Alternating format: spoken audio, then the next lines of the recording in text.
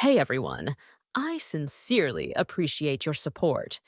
If you enjoy my audiobooks, I would be truly grateful if you could subscribe to the channel.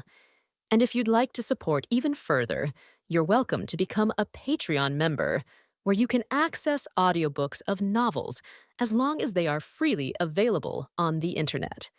Your kindness and support mean so much. Thank you. What did you say? Is it true? In the courtyard, a skinny old man with a goatee gawped at Lisa. You shouldn't joke about this sort of thing. Lisa had already anticipated he would react this way. She opened the black wooden box in her hand, revealing the 4 Langshan grass plants inside. The old man's eyes nearly popped out of his head. He glanced at Lisa before half squatting down to pick up a pot of Langshan grass. His breaths quickening, he carefully examined it under the sunlight. Lisa was hit with an eerie sense of déjà vu as she watched him. Wasn't this how Li Wei presented the Langshan grass to her? But who could blame him? A Langshan grass site would be life-changing for the Wind Elephant Sect. It's real. After a moment, the old man raised his head, staring intently at his disciple. His eyes were brimming with excitement and uncontrollable joy. Why are our reactions exactly the same? Lisa muttered to herself. She had already prepared for this. Without waiting for her master, to ask, she began recounting the story Cassius had told her. It covered everything with minute detail, from Cassius returning to his hometown to pay his respects to his parents, hopping on a train, to accidentally discovering a wild Langshan grass site in the mountains. In the brilliant sunlight, the courtyard with some flowers planted around the white wall edges seemed quite spacious. The old man with the goatee paced back and forth, muttering excitedly to himself. There's more than 100 meters of this, and such good quality. He froze and stared at Lisa. Your disciple, my grand disciple, is truly a blessing for the Wind Elephant Sect. Moreover, he's your blessing. Omai stepped forward.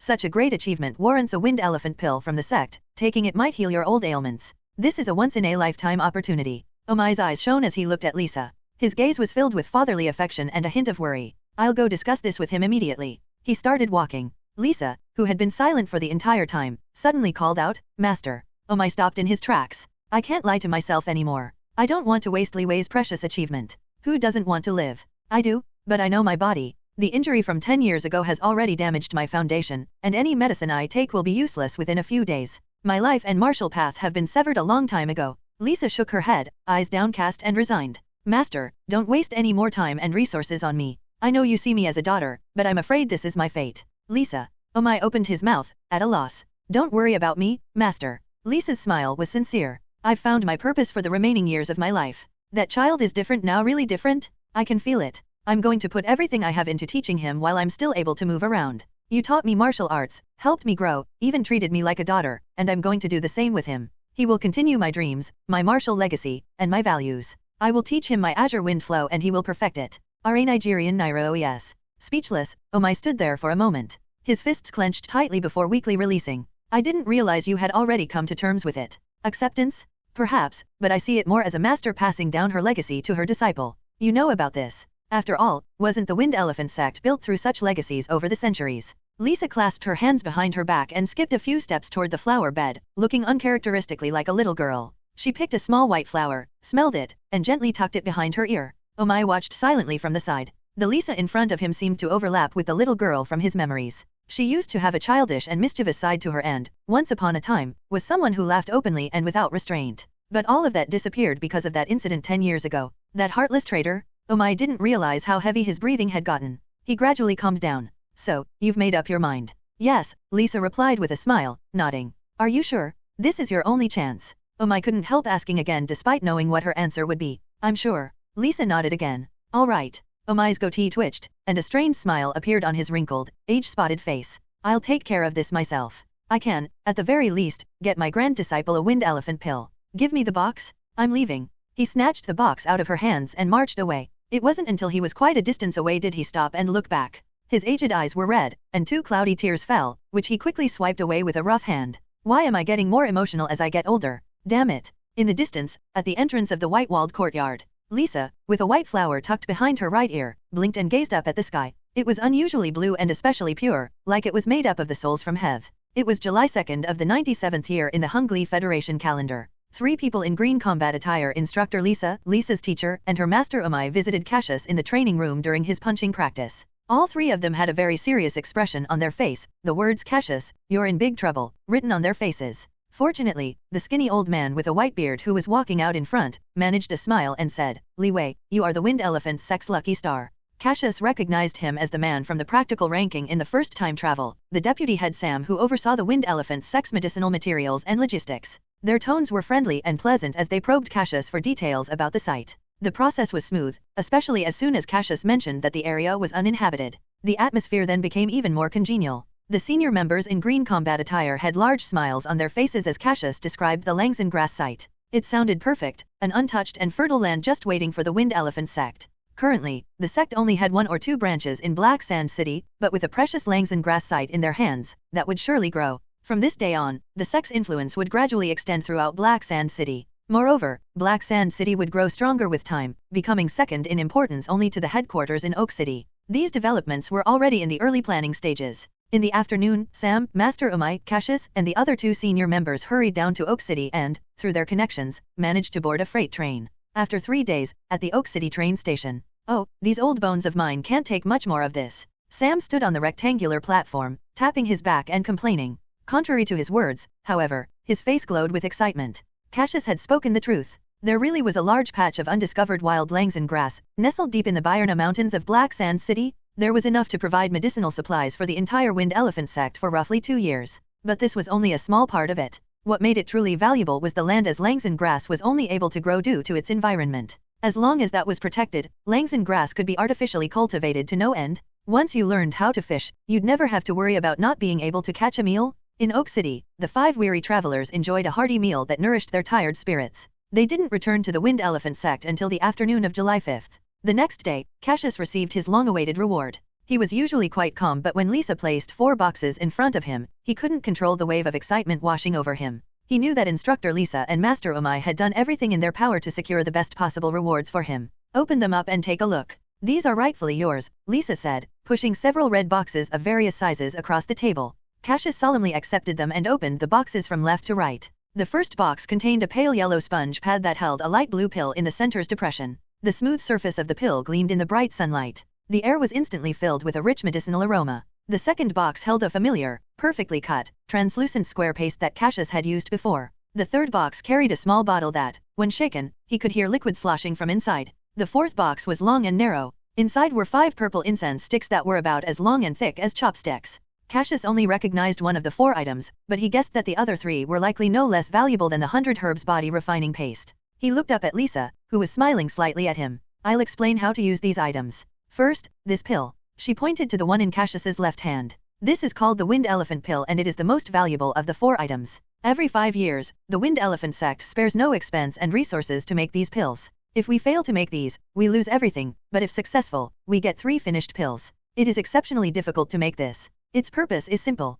It enhances the constitution of anyone below the realm of a pugilist. It's especially effective for those under 20, like you, Li Wei. Your constitution is above average, but after taking the Wind Elephant Pill, they might become exceptional. But this, of course, varies from person to person. Lisa paused, then continued. Diligence determines the lower limit of a covert martial artist's path, while the quality of their constitution determines the upper limit. If you have great ambitions in martial arts, your constitution being just above average isn't enough. So, I asked my master to get you a Wind Elephant Pill.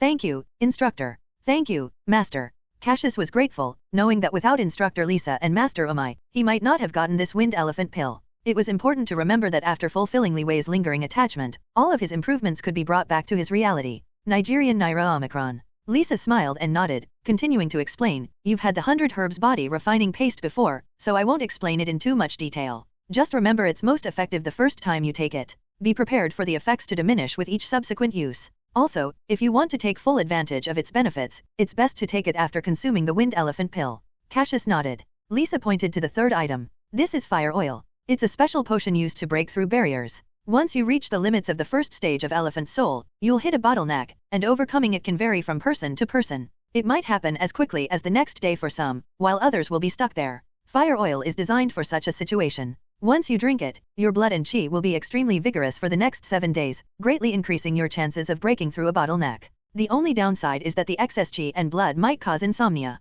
Lisa then pointed to the last item. Calming incense can really help with training, specifically for Wind Elephant fist practice. Light a small piece before training, inhale for a while, then put it out. This will improve your clarity of thought, memory, and learning ability. You've got 5 sticks of calming incense. If you use them sparingly, they'll last 6 months to a year. After she finished explaining, Lisa couldn't help emphasizing, make sure you use them sparingly and don't waste them. This calming incense isn't made in the Hungly Federation. The Wind Elephant Sect only imports about a dozen sticks a year, and now you have almost half of them. Her tone soured when she remembered that her annual supply was only a thumb's length, and all of a sudden, Cassius had 5 sticks. Perhaps out of courtesy or because he sensed Lisa's bitterness, Cassius said, Instructor, why don't you take some? I don't think I'll use all 5. To his surprise, Lisa didn't look happy at Cassius's offer. She frowned and said coldly, the things you earn are for you to use, and you alone. Keep the good stuff for yourself. I'm warning you, don't share these with anyone. You better take them in front of me, or I'll beat you up. Yes. Cassius immediately straightened up.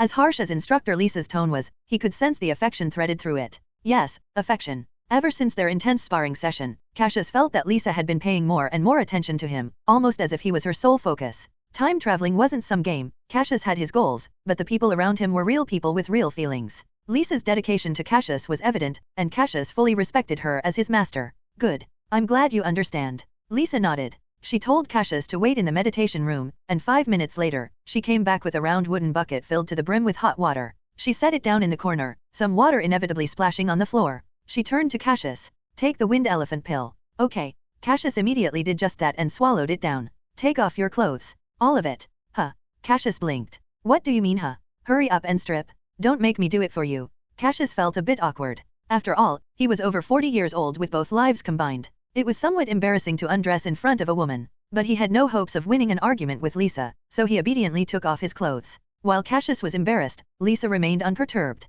She even nodded approvingly. Nice muscles. You've been training regularly. Keep it up. Now, get in.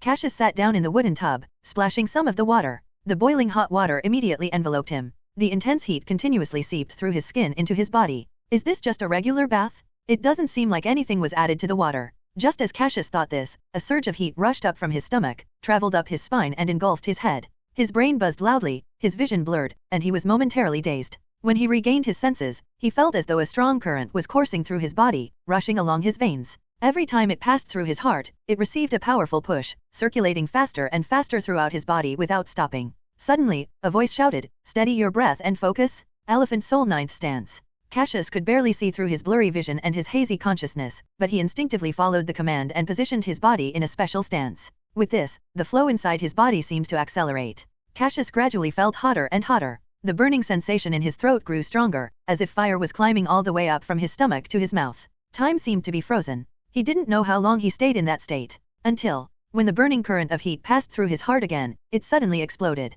Heat surged through every single inch of his body before scattering like a shower of stars. Cassius could feel something in his body was being nourished and reinforced, while other things were being expelled from his skin. He drifted off. When he opened his eyes again, he saw 2 beams of dim light shining through the open window in the meditation room. Fresh air gently blew in through the gaps. Lisa, dressed in yellow training attire, was sitting cross-legged across from him. Cassius could tell his senses had sharpened. If he concentrated, he could detect tiny dust particles in the air and hear every little movement in the training field over 100 meters away from the meditation room. Instinctively, he sprang to his feet, and water cascaded down. Upon remembering he was stark naked and Instructor Lisa was right there, Cassius awkwardly sat back down. Sitting cross-legged, Lisa opened her eyes. Are you done? If you are, why are you still sitting in there? Look at how filthy the water is. Go shower now. Cassius looked down at the tub. The once clear, boiling water was now murky and cold. It had turned into a mix of black and red as if it had dissolved many impurities. A layer of dirt-like scum floated on the surface. It must have stunk, but he had been in there long enough to get used to the smell, so he wasn't really sure.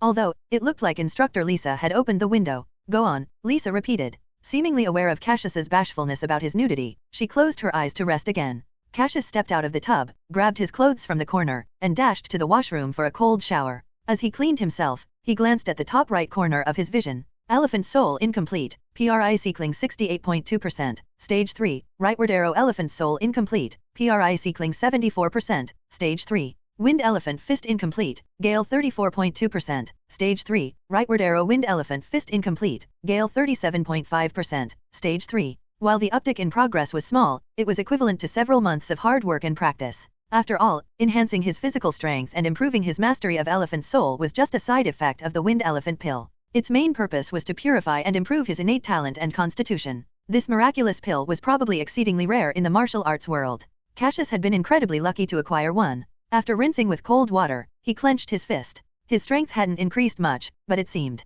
Cassius suddenly punched. His fist jabbed forward, then froze midair. The water droplets on his arm flew off due to inertia, splattering the wall. From punching to retracting his fist, his movements had been smooth and without hesitation. His control over his body and strength had greatly improved. Suppressing his joy, Cassius dressed and returned to the meditation room. Lisa wasn't there. After a few minutes, he saw her come back in with a clean wooden bucket, which she gently placed to the side.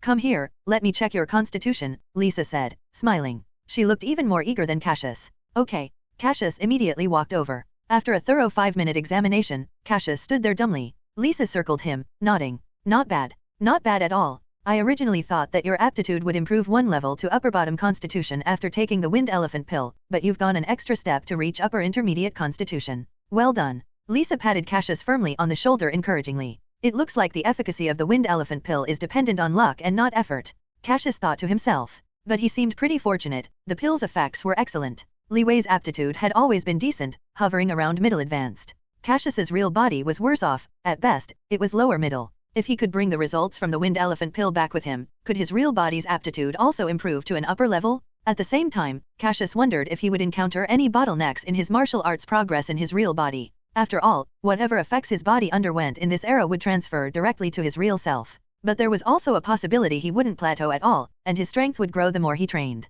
See, he didn't have a clear answer. However, what was obvious was that he should continue improving his aptitude, and that he needed to spend more time in his real body. Cassius snapped back to reality. Lisa was gazing at him proudly. "Even though your constitution has improved to an upper level, don't even think about slacking off in your daily training. Talent alone won't make you great, you still need to work hard. Starting tomorrow, you will be under a different training regime than your junior brothers and sisters. You're going to train with me, and I'll teach you what I know." "Yes," Cassius said. That seemed to be all Cassius could say, as he wasn't the expressive type to begin with. That being said, he always remembered those who treated him well and would repay them tenfold when he could. "All right, that's it for today. Go back and get a good night's sleep." Lisa waved her hand.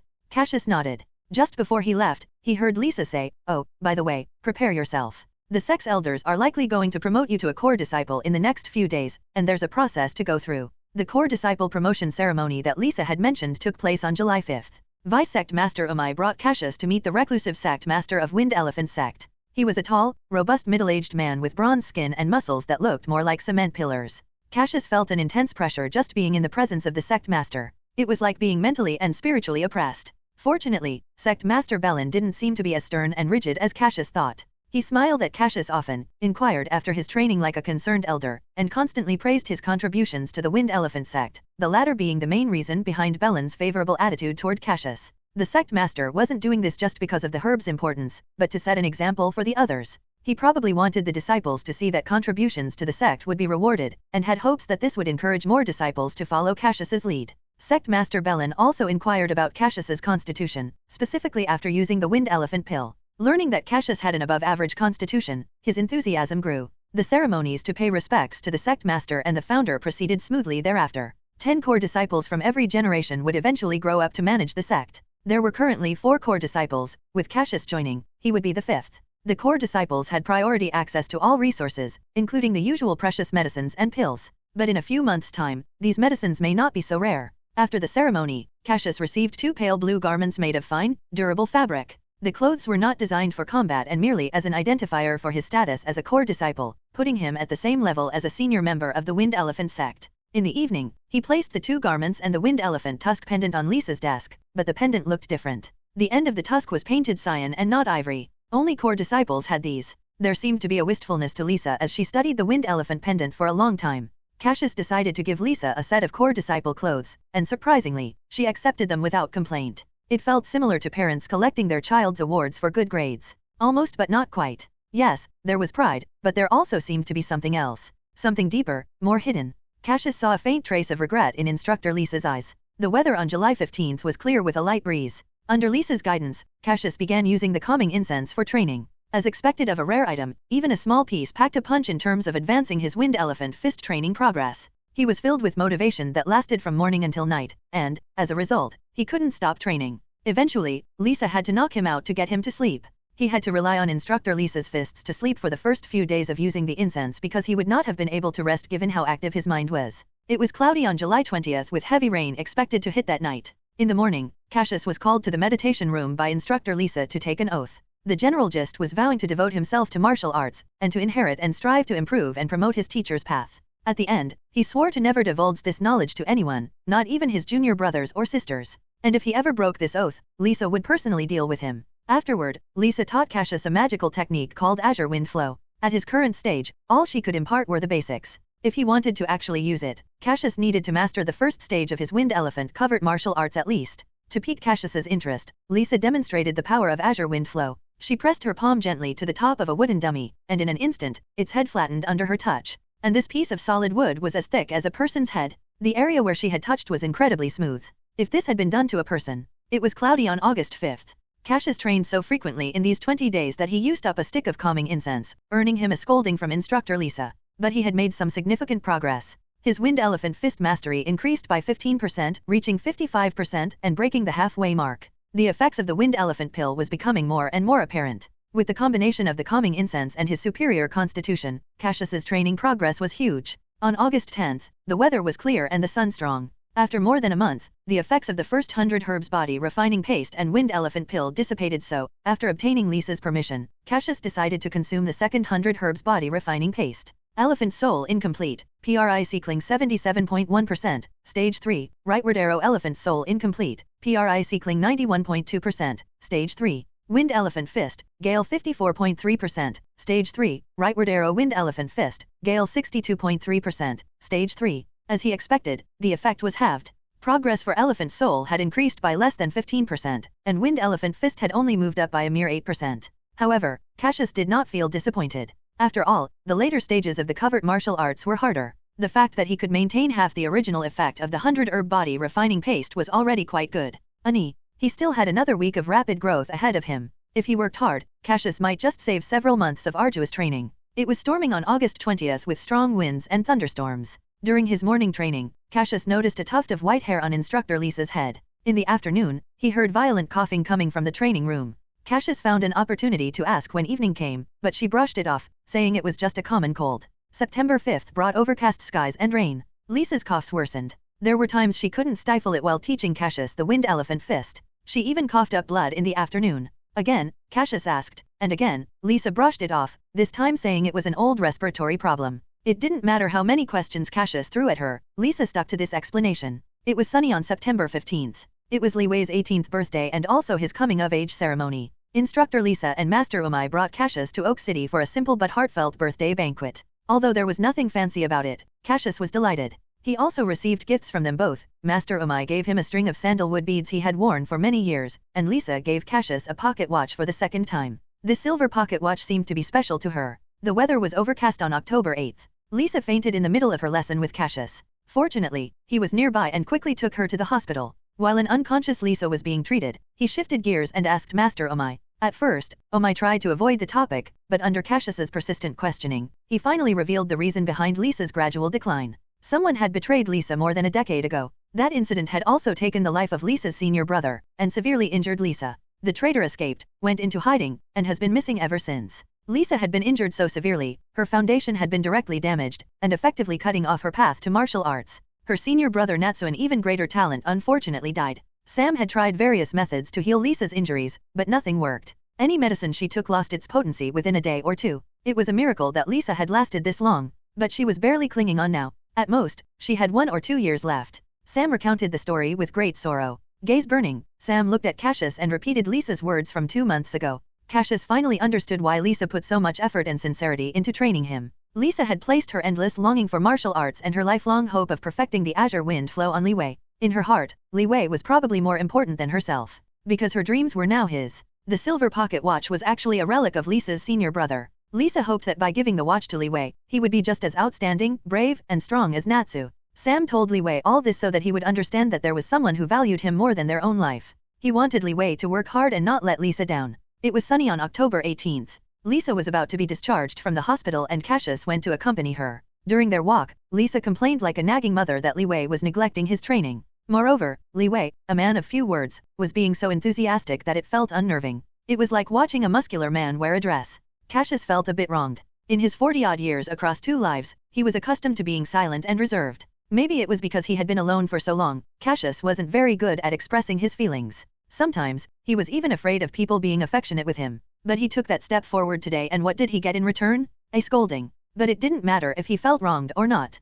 He had to do what needed to be done. He wasn't the kind of person who knew how to sweet-talk others and make them happy. He could only learn by taking one step at a time, fumbling and stumbling through it, until he got better at it. That was Cassius. The weather was clear on November 4th. Cassius finished his third stick of calming incense, but Lisa didn't scold him this time because he had made some significant improvement in the Wind Elephant Fist. In the last 10 days, Cassius was making progress much faster than before. He was giving it his all now. He learned and understood the concepts faster, and his movements became more precise so that Lisa didn't have to repeat her instructions over and over. She would then have more time to rest, and with how quickly Cassius was moving in his training, Lisa also felt happier. In the past, Cassius had to occasionally rely on other people to whip himself into shape, but now he was the one holding the whip. No one wanted to improve more than he did. 2 months passed, and it was January 7th of the 98th year of the Li Federation. The strong and unpleasant smell of medicinal water filled the air in the meditation room. In the corner was a large pale yellow wooden tub. Only Cassius's head peeked out of the water. His eyes were closed, and his body assumed the special posture of elephant soul, which he had practiced countless times.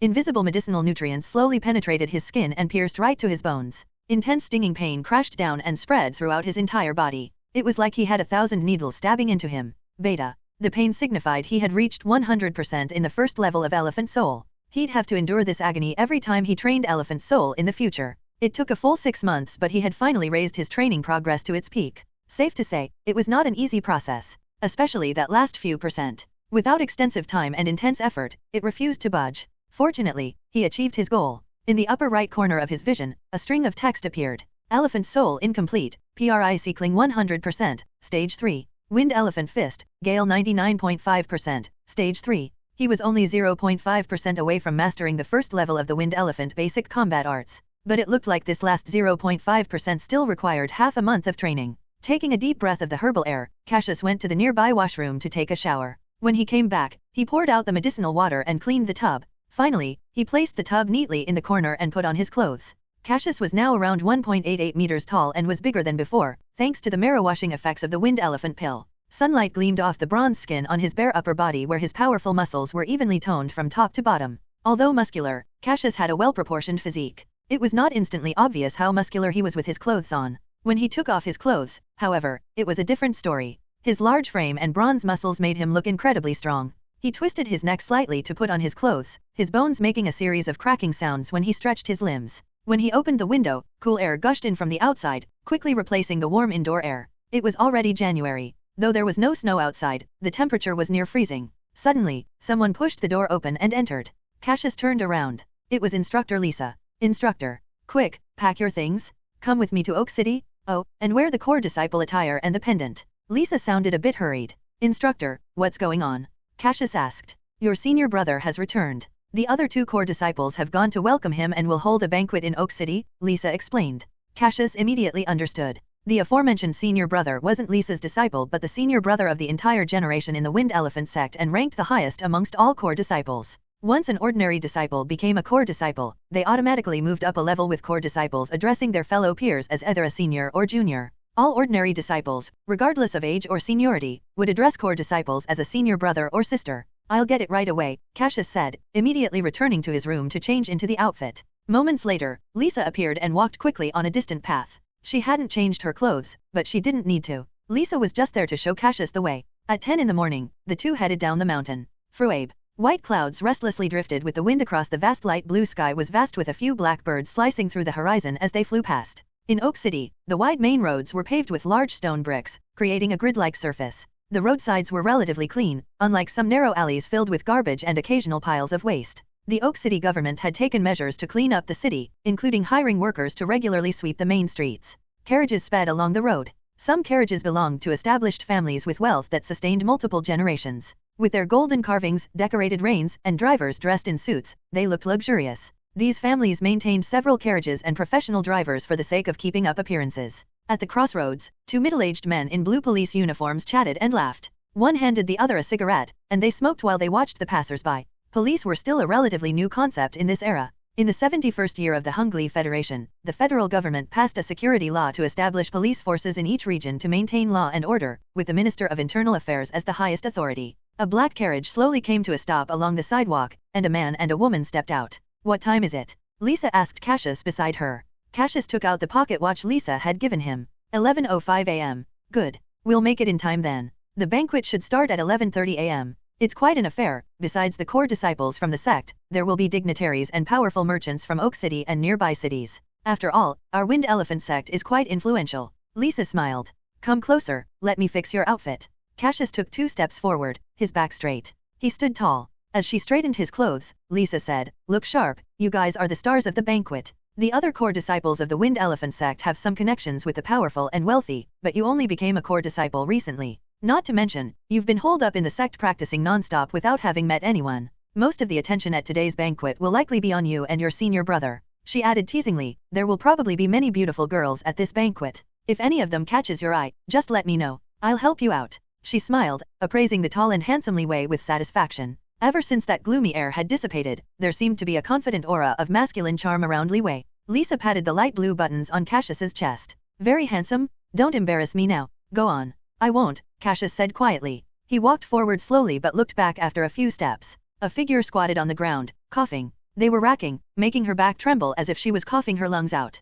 Cassius paused and looked on, an inscrutable look in his eyes, until Lisa seemed to notice. He then turned and continued walking. He knew he couldn't save her. He knew she practically had one foot in the grave. There was no point in being mired in helpless sorrow. So what did Lisa want to see the most? A confident, determined, brave, diligent, and bright Li Wei. Cassius decided he was going to be that person, at least until this journey ended. It wouldn't hurt, right? 10 minutes later, Cassius stopped and looked up. A tall, theater-like building with a high spire loomed in front of him. Its exterior was intricately and grandly decorated. It had a huge sign at the main entrance that said Farewell Hall in golden letters. Pure white walls surrounded the building with some ornamental trees peeking over the top. 2 burly men dressed in black stood guard at the entrance. Cassius glanced at them and walked over confidently. They didn't stop him and even respectfully called him senior brother as he passed through the gate. It turned out these 2 were fellow disciples of the Wind Elephant Sect. Stop right there. Where's your invitation? One of the burly men suddenly called out. A pale young man dressed in a suit and high hat froze at the entrance, his black cane held aloft.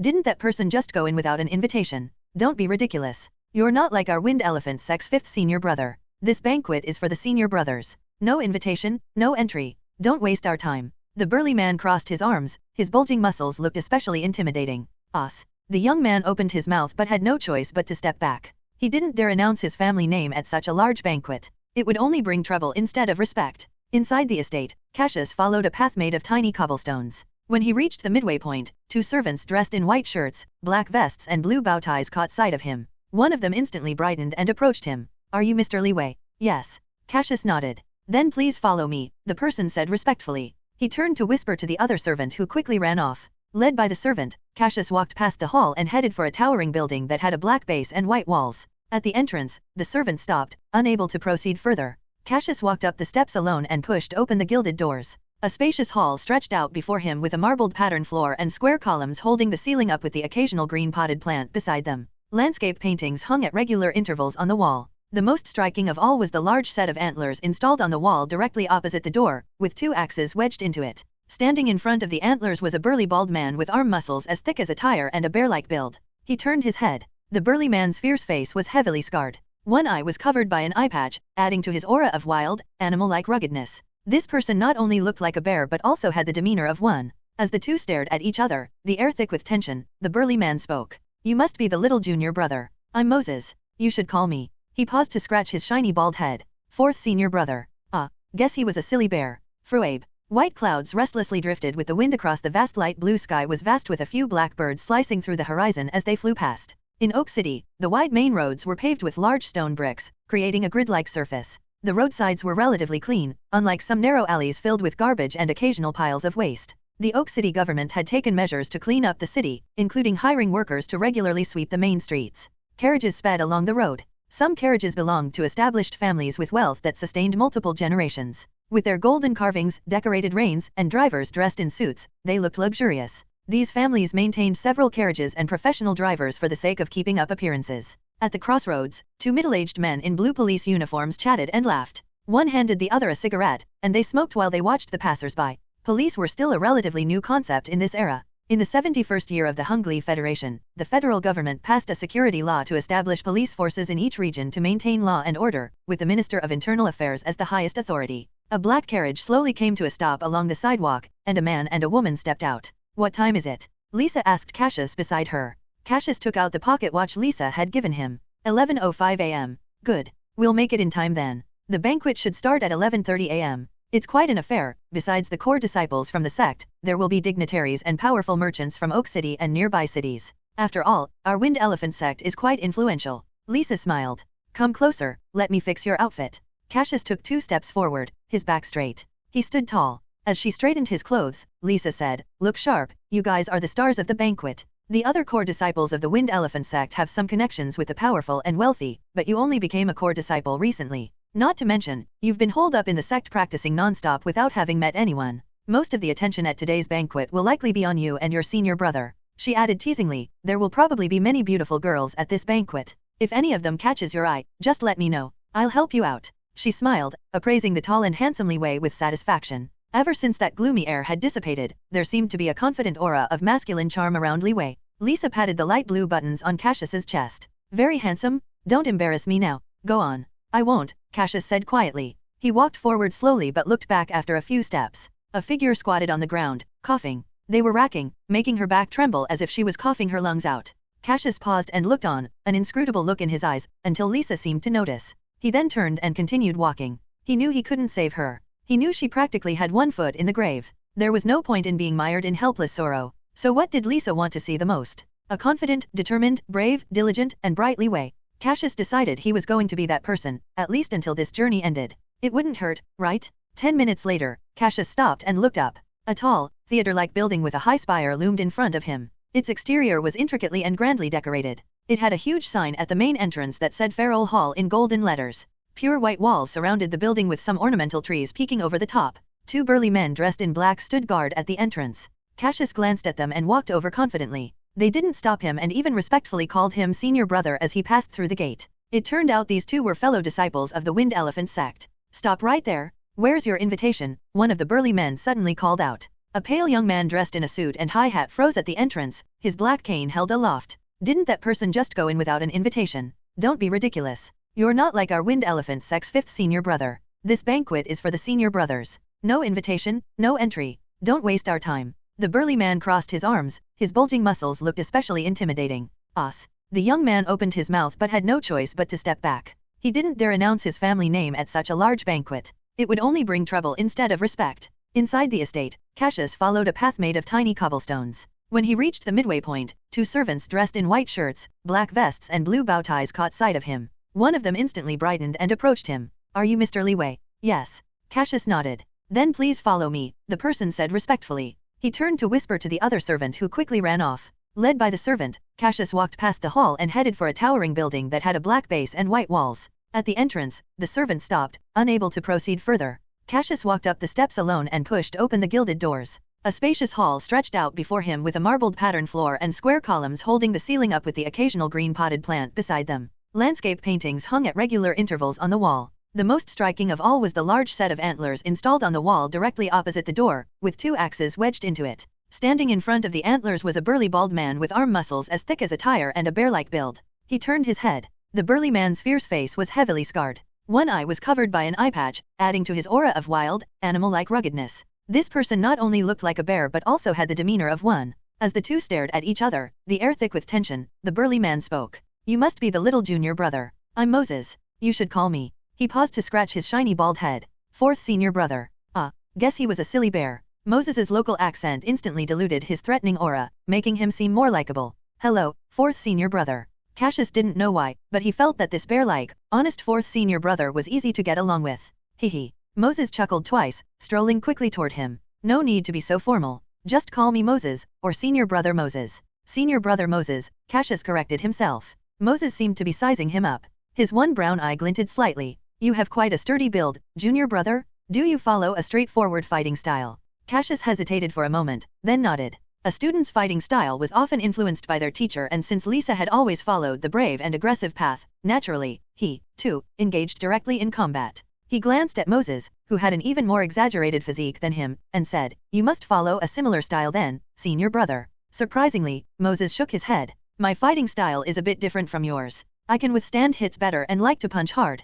Cassius glanced at Moses's tire-like muscular shoulders. That sounded about right. With such muscles, he'd certainly be resilient against other people's punches. Just the thought of his forceful punches was terrifying. Noticing Cassius's stare, Moses deliberately flexed his arm, making his already thick biceps bulge even more. This fourth senior brother seemed particularly pleased with his muscles. In that case, junior brother, both our styles should be rather manly, but the only way to see if that's true is through a fight. There's a ring behind the hall. Why don't I test your skills out in a sparring match? Moses suggested. He had a friendly smile on his face. Cassius hesitated, but this seemed like a common occurrence for senior brothers to appraise their junior brother's skills. Moreover, Moses seemed to be a defensive type, and Cassius had never faced this type of opponent, so he was itching to try. He was just about to agree when he heard a gentle voice coming from the staircase. Don't be fooled by that big bear, junior brother. A beautiful person, tall and slender, descended the brass spiral staircase. They had tea-green short hair, a prominent fair face, and slender, enchanting eyes. But there was a hint of sharpness in their expression. Seeing Cassius, the beauty smiled slightly and said, "Nice to meet you, junior brother.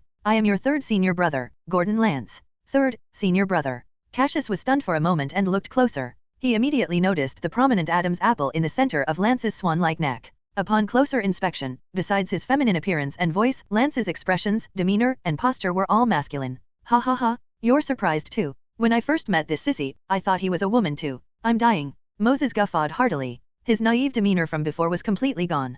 "Humph." Ignoring Moses, Lance snorted coldly and sauntered to Cassius. "Did Moses try to act all innocent and try to spar with you as soon as he met you?" Cassius nodded truthfully. "I knew it. Don't be fooled by this big bear. When the three of us, me along with the first senior brother and second senior sister, first met him, we all thought he was honest and simple, but this big bear disguised himself well. Later on, he couldn't hold it in anymore, it was like he was addicted or something, and came to spar with me. I never expected." With Lance's description, the image of a bear, honest but cunning as a fox, came to life. Clearly, Moses's guileless countenance when he met Cassius had all been an act to set up a sparring match. Moses was 24 years old and bore the nickname Big Bear. He was a martial arts fanatic who loved to fight. Actually, to be more precise, he liked getting beat up. He relished being able to hold up against hits using his tough body and steel-like muscles, often pestering his opponents to hit him harder. Not only did he like getting hit, but he also liked tearing his clothes. Oftentimes, in the middle of a fight, he would flex his muscles until his clothes ripped apart, resulting in him wearing nothing but his shorts. The purpose? To show off his muscles. Hey, sissy. Don't spill people's secrets like that on the first meeting." Moses stopped laughing, looking annoyed. "And what's this about me having a thing for showing off muscles? Are there any men in this world who don't like muscles?" He cast a hopeful glance over at Li Wei as he said this. He seemed to think the two had a shared kinship over their muscles. Ahem. Cassius coughed awkwardly a few times. He didn't know if it was his imagination, but both senior brothers were unusually warm and friendly even though they had only just met. Was it their natural disposition? Or was it because of the Langzan grass? Are Nigerian Naira? It turned out Cassius was right. It was indeed because of the Langzan grass. Imagine a scenario where the core disciples of the Wind Elephant Sect receive a monthly supply of only 3 bottles of medicine, which is barely enough for 3 days of training. One day, a message arrives, saying some lucky guy had found a Langzan grass site for the sect. Suddenly, their medical supply went from 3 bottles to 30, a tenfold increase that completely replaced the need for ointments. Moreover, the wild Langzan grass from that site was full and rich, making each bottle more effective than before. Training their body and martial arts were of utmost importance to the core disciples, so naturally, even without having met Cassius, Moses and Lance already thought quite highly of him. Especially after seeing the difference in their martial arts progress after receiving 30 bottles of medicine. While they didn't see much progress in the first half of the year, it quickly went up in the second half. The source behind all this was obvious. In the first floor hall, Lance and Moses suddenly started arguing with each other.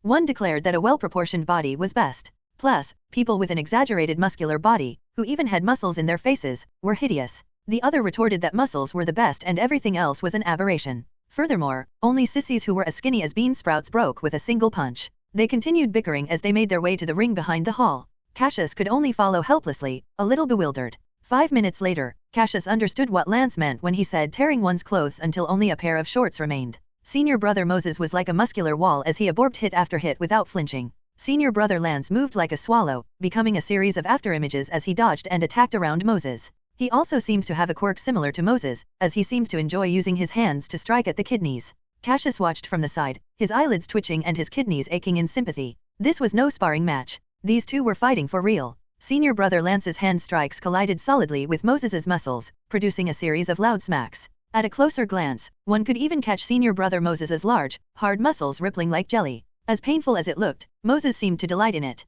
Lance was right. Fourth senior brother truly enjoyed being someone's punching bag. Standing ringside, Cassius could see the differences in their styles. One had great strength, strong defense, but slower attack speed. The other had fast attack speed, high agility, but was weaker. Of course, things like slow attack speed and weaker strength were all relative. If one of Lance's hand strike were to hit the average strong man, he'd likely be done for. After another 2 to 3 minutes, the two in the ring eventually stopped. Wiping the sweat from his forehead with a reddened hand, senior brother Lance muttered, "Stupid thick bear skin." He. Senior brother Moses grinned cheekily. His skin-tight clothing had ripped apart, leaving him in only his gray shorts. His bulging muscles looked like a fortress, giving off an inexplicably oppressive aura. Moses's build was akin to those steroid-using bodybuilders Cassius had known in his previous life. He really did look like one with the way he posed this way and that, displaying the muscles in his arms. His upper body was impressive, resembling an inverted triangle, though his muscles were somewhat red. There was a smattering of handprints all over his body. Moses turned and caught Cassius's eye. Raising an eyebrow, he then switched to posing like an ape.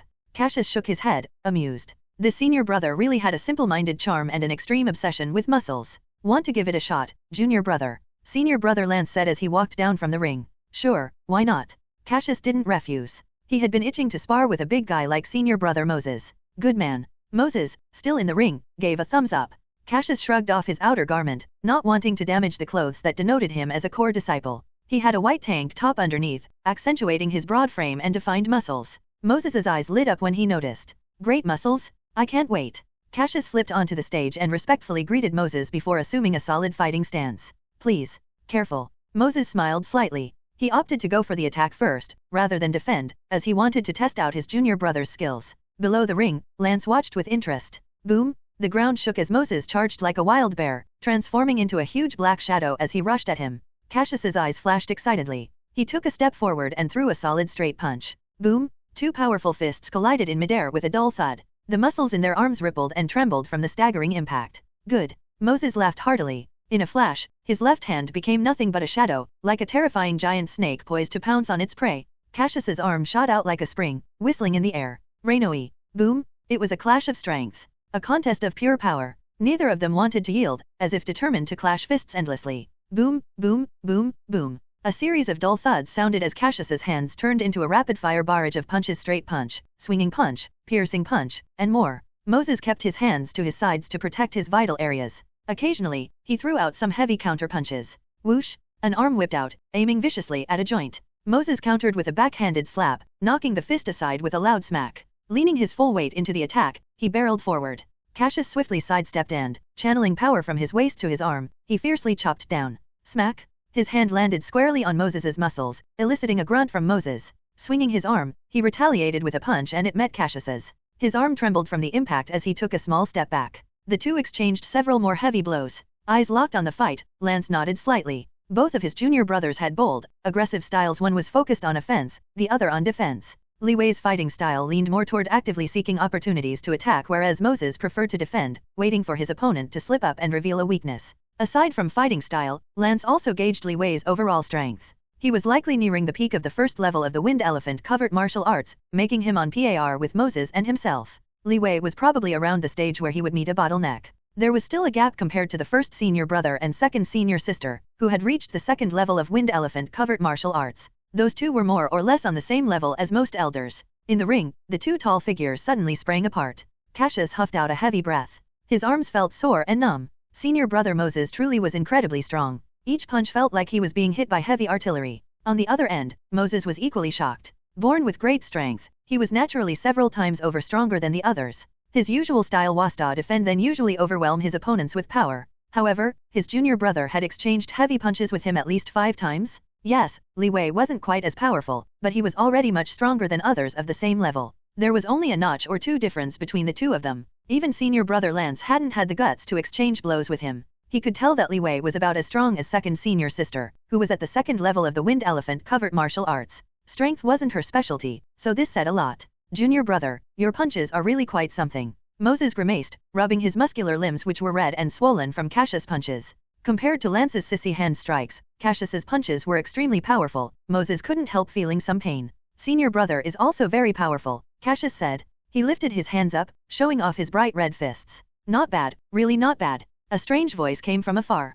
Cassius turned and saw a white-haired young man strolling over from the first-floor hall. He was of a medium build and not overly muscular. He had quite a plain face with no distinguishing features. The only notable thing was his calm demeanor and composed confidence. The way he carried himself gave off a scholarly air. It was rare to see such a refined martial artist. It wasn't until the young man got closer that Cassius noticed something. His left shoulder was empty. This man had only one arm. Senior brother. Senior brother. Lance and Moses both greeted him respectfully. Senior brother, Cassius echoed, quietly observing the white-haired young man. The young man looked rather ordinary. He imitated Cassius, sizing him up as well. After a few seconds, he said, "You must be junior brother Li Wei. Nice to meet you, I'm Hikal." His tone was slow, almost gentle. "Hello, senior brother Hikal," Cassius responded smoothly. "Want to have a match?" Huh. Cassius was stunned. He stared at senior brother Hikal, unsure if it was really him who said it. "I asked if you wanted to fight with me." Hikal squinted and smiled. He was emitting a completely different aura now. The slender bamboo from before had now transformed into a sharp sword, just waiting to be unsheathed. "Here he comes." Squinty eyes. Lance gloated inwardly as he watched from the sidelines. The senior brother's daily sparring had begun. If Moses was born with physical prowess, then senior brother Hikal was born with the ability to grasp concepts easily, as he was able to learn any combat technique quickly. He was one of the few who had reached the bottleneck of Wind Elephant Fist before completing the first stage of Elephant Soul. Despite having only one hand and an average physique, his boxing technique was as refined as a veteran who had been practicing for decades, if not better. Hikal had defeated some elders using just Wind Elephant Fist combat. This seasoned boxing technique was honed through countless instances of real-life combat. Hikal loved sparring, and he had fought almost everyone he knew at least once. Moses, who also liked to spar, liked to fight everyone but Hikal. Back when he was still an arrogant and unruly young man, he had faced off against Hikal and lost to him too many times. His thick skin and tough muscles were no match against the invincible Iron Fist. Even if Hikal only had one of them. Seeing senior brother Hikal's smile, Moses couldn't help recalling those past events, and he involuntarily shivered. He wanted to warn Li Wei but was too late. "Okay," Cassius agreed eagerly. He regretted it 5 minutes later. Senior brother Hikal seemed to have perfected the Wind Elephant Fist and seamlessly integrated it with his one-arm condition, creating a sharp and peculiar one-arm boxing style. Every time the two clashed, Cassius found himself suppressed. Hikal saw through every single one of his moves. Cassius couldn't land a single punch on his senior brother throughout the entire fight. Instead, he was poked several times and felt pain all over. Frustrated, he cupped hands, admitting defeat. Hikal's smile never left his face as he regarded Cassius with narrowed eyes. The senior brother was rather sly. "Haha, don't be mad, junior brother. This is just how I fight. If you still feel down, why don't you go fight Moses? He'd be the first to volunteer as your punching bag." Hikal smiled slightly. His fist clenched, still unsatisfied. "Hee, any day, anytime, anywhere," Moses said gleefully. His chest muscles bounced in invitation to Cassius. "How about a fight with me now?" Hikal rotated his shoulder, already warmed up. "Please, senior brother? I was talking to junior brother." Moses shook his head rapidly, changing the subject. "Hey, it's almost noon, right? We should get ready and head to the banquet." Arnu Beta. 10 minutes later, at the entrance of the tall Pharaoh Lay Hall, several black-clad burly men shouted as one, "Hello, senior brothers." Cassius followed Hikal and the others inside, and they soon arrived at a grand domed hall. The space inside was vast and the floor was covered in soft red carpets. The hall was divided into multiple areas, with the center occupied by several long tables draped in fine white tablecloths. The surface was decorated with silver candelabras and laden with various foods. To the side was a lounge area with sofas, coffee tables, and potted plants. A band played music in the corner, the soothing sound of the saxophone adding to the elegant atmosphere. As they walked in, Cassius saw many men and women dressed in suits and evening gowns. Most held wine glasses and chatted with one another, smiles on their faces. Everyone was wearing their best and exuded an air of refined elegance. "They're here." Someone with sharp eyes spotted Cassius and his group, their hushed voice alerting the people around them. The once tranquil atmosphere instantly became lively.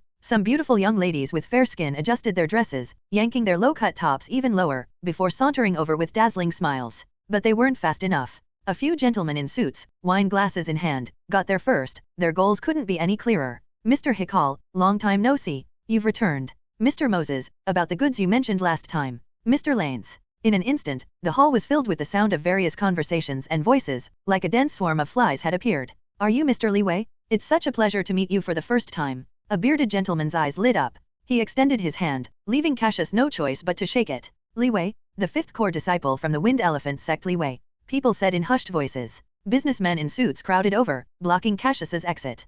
Cassius followed what his senior brothers were doing. He helplessly shook their hands and greeted them all one by one. Despite how different they were, in situations like these, they all wore identical fake smiles. They knew how to manage themselves in a formal setting. 20 minutes later, Cassius finally managed to extricate himself from the mass. In the corner, Lance looked at him, a faint smile teasing his lips. "It seems our handsome junior brother is quite popular." Moses and Hikal laughed. Cassius smiled wryly. "Senior brother Lance, please don't tease. I like being by myself, I can't handle these types of situations. Just take it one step at a time. I couldn't handle it at first either, but it got better over time, Hikal said, patting Cassius on the shoulder with his sole hand. Some things are unavoidable when you're a core disciple. Cassius sighed and shook his head. Compared to this luxurious banquet, I still think hitting the punching bag in the training room suits me better. I feel the same, senior brother Moses suddenly agreed. Me too, Lance said, smiling and shaking his head. Who doesn't? Hikal helplessly shook his head and slapped his hand over his face. Ha ha ha. For some reason, the four brothers all burst into laughter.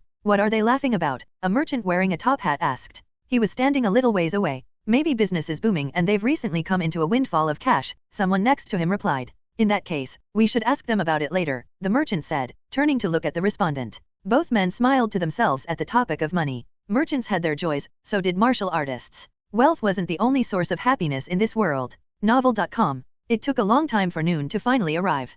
Hikal wore a specially tailored blue suit that, without a left sleeve, looked like a waistcoat. This way, it wasn't so obvious that he was missing an arm. He quickly walked to the center of the hall and with his glass goblet raised, loudly announced the start of the banquet before downing the contents in one go. Everyone else followed suit. Some people lingered at the long tables full of food, placing a few things on their plates, but it was all for show. Others couldn't be bothered to go through that effort and simply scouted around for conversation partners, never letting go of their wine glasses. The main purpose of the banquet was not to fill their stomachs, but to network. At one glance, the entire banquet of around 80 people was divided into several circles. One of the circles consisted of older men who were mostly owners of manufacturing companies, gathered together to discuss serious business. Another group was composed of charming noble women who spoke and laughed quietly with their hands covering their mouths, mostly gossiping about high society or the latest luxury items. The last circle was full of attractive young men and women who chatted and laughed with occasional exclamations and boastful remarks. On the other side of the long table, Moses and Cassius were inhaling the food, each armed with a fork and a plate overflowing with various delicacies. Moses ripped off half a juicy smoked pork leg in a single bite. He chewed contentedly, glancing approvingly at Cassius who was also gnawing on a leg. Cassius seemed to sense his senior brother's gaze, and when their eyes met, they flashed a smile at each other. Hey, you gluttons, stop eating and come help, Lance complained jokingly, his face weary from the never-ending conversations. At least let us eat our fill first. Moses looked up. Lance was speechless. Humph, being a little hungry won't kill you. Moses chuckled. Meanwhile, Cassius was focused on chewing on a large piece of meat. He had always eaten in the canteen, and while it was good, it definitely paled in comparison to the banquet's dishes. His mouth was smothered in oil and grease.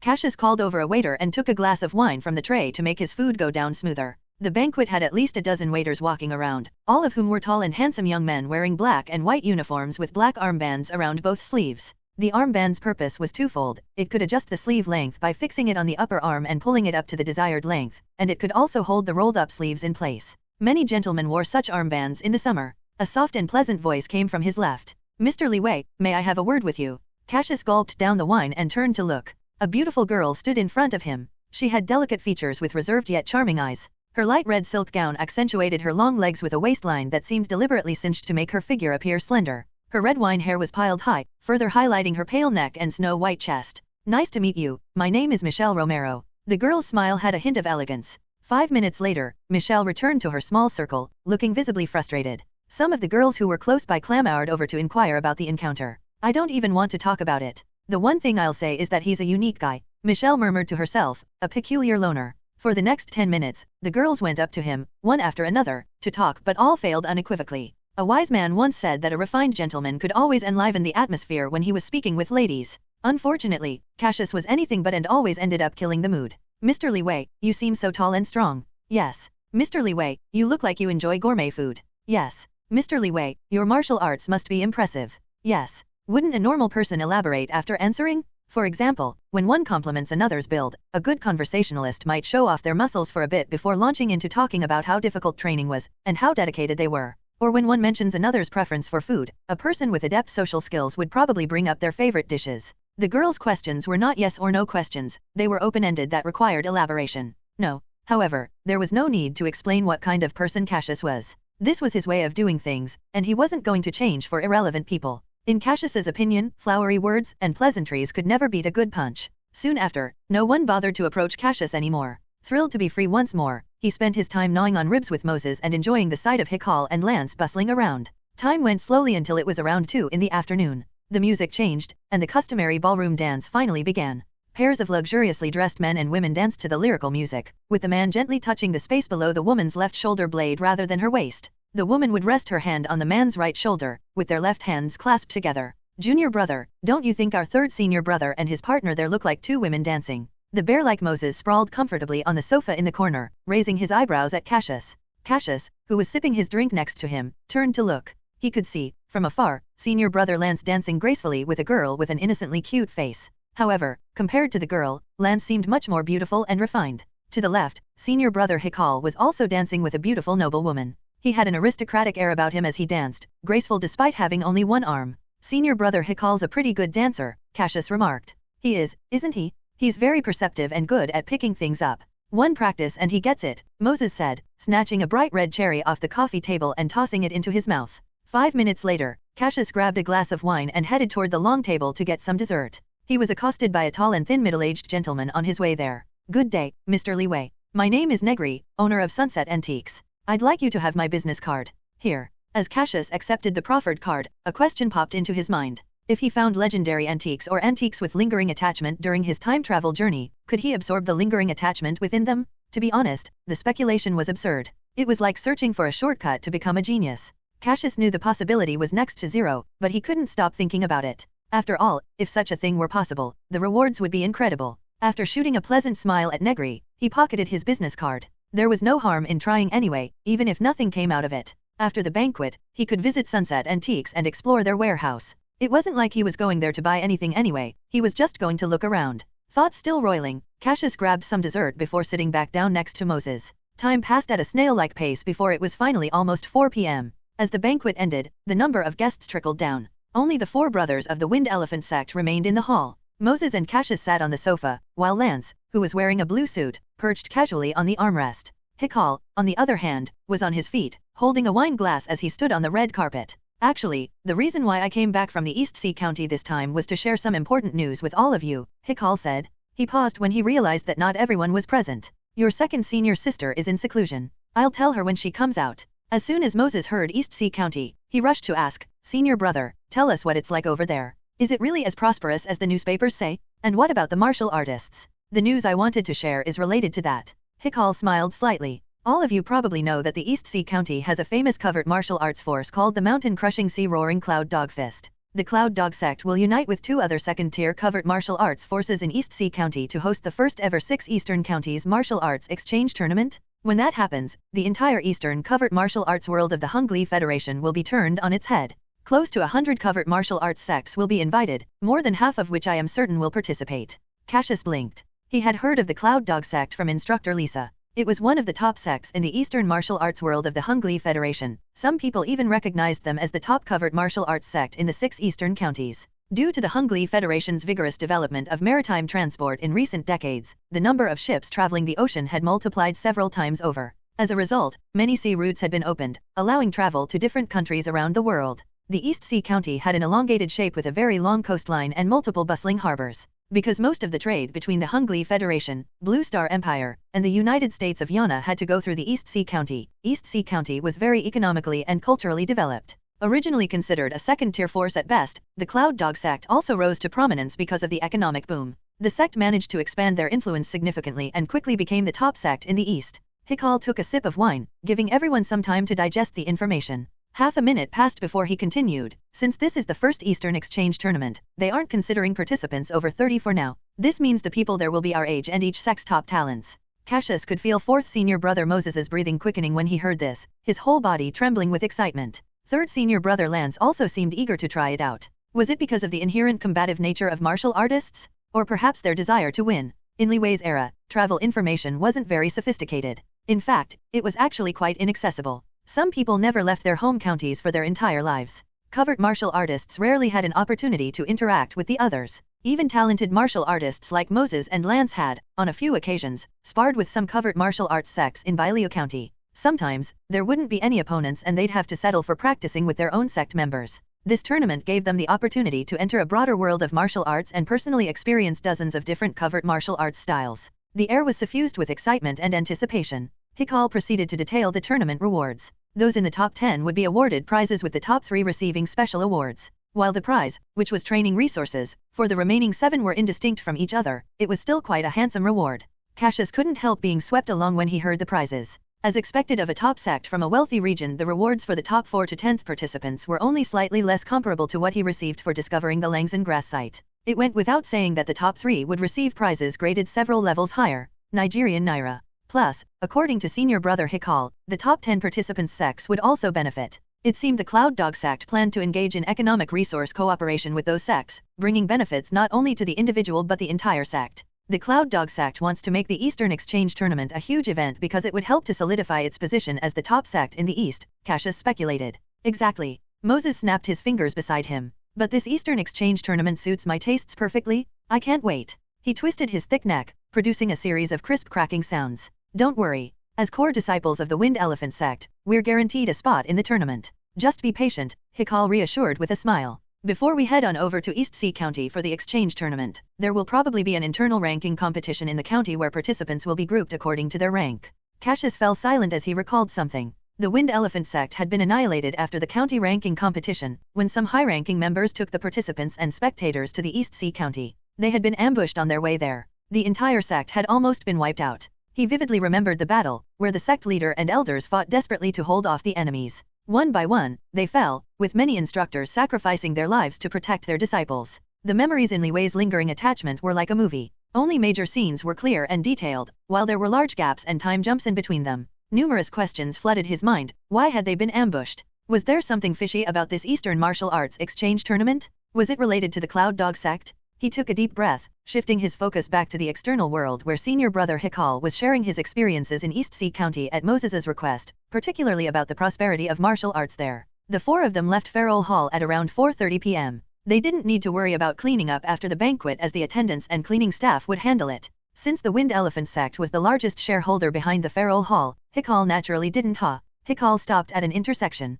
There's something I need to deal with first, so I won't be heading back. I need to go home too. It's been almost 6 months since I saw my parents, Lance said, running his fingers through his dark green hair. The Wind Elephant Sect had 4 core disciples before Cassius. The first senior brother went to the East Sea County for a year-long exchange study, while the third and fourth senior brothers were at 2 important branches in Bilia County. As for the second senior sister, she was at the Wind Elephant Sect headquarters and lived in seclusion most of the time, so she rarely engaged in the sect's activities. As such, it was normal for them to go about their own activities when they returned. I don't have much to do, so I guess I'll just go back to the main sect with junior brother. It's been a while since I last visited, Moses said, scratching an itch around his black eye patch. The 4 went their separate ways, leaving Cassius and Moses to wait for a carriage. 5 minutes later, they were in one, then a half-hour later, they arrived at the gate of the Wind Elephant Sect. Moses looked wistfully at the slightly rusty black iron gate. Back when he was in the youth training camp, he had been so hungry that, at one point, he had climbed the gate to sneak into the city to buy food. Unfortunately, he had been caught, and in his panic, he ended up dismantling the entire gate.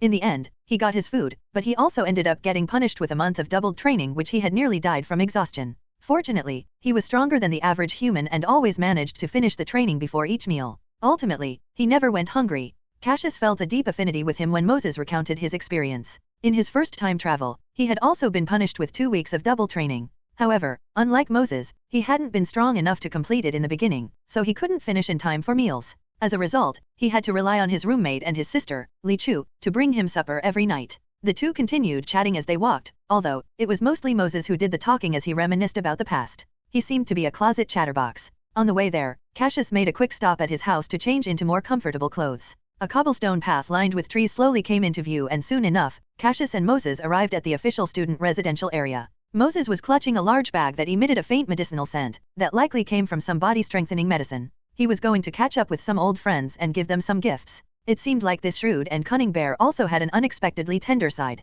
Of course, it was just as possible that this was all a prank. As the Wind Elephant Sect had not yet publicly disclosed the discovery of the Langson grass site, medicine was still only supplied to their core disciples. In 6 months' time, the artificial cultivation of Langson grass would be close to completion, and eventually, whether it be in a day or a month, all disciples would have access to it. But since that hadn't happened yet, any disciple not in the know would be deeply moved, possibly even brought to tears, at receiving medicine from Moses.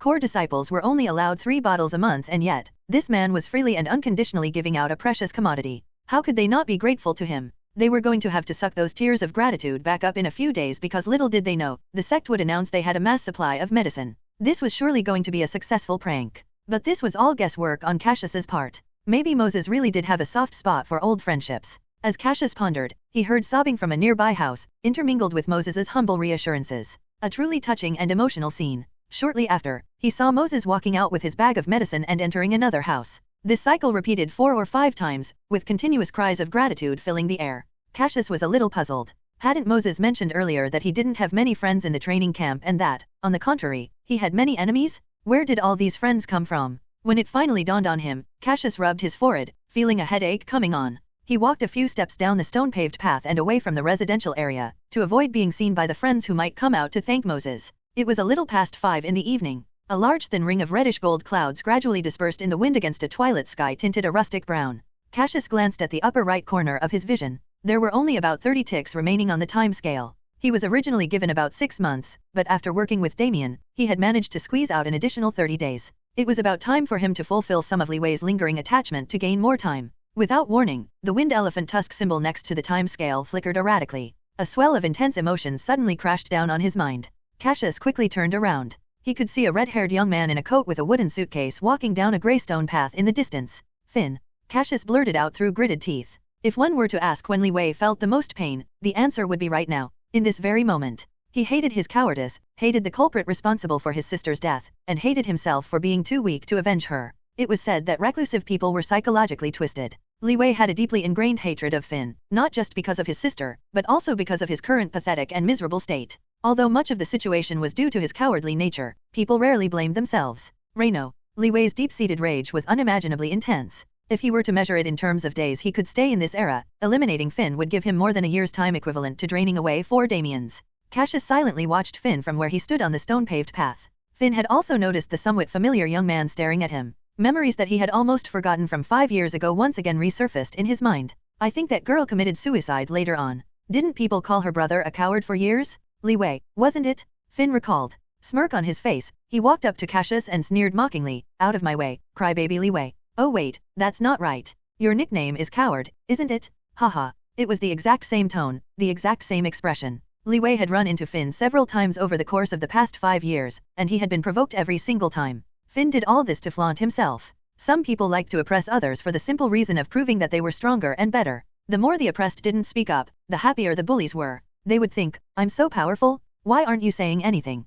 Hehe. Just as Finn was about to continue, a tall figure radiating a huge wave of heat appeared behind him. He felt a massive, violent aura directed right at him. The hairs on his back stood on end, and his knees nearly buckled.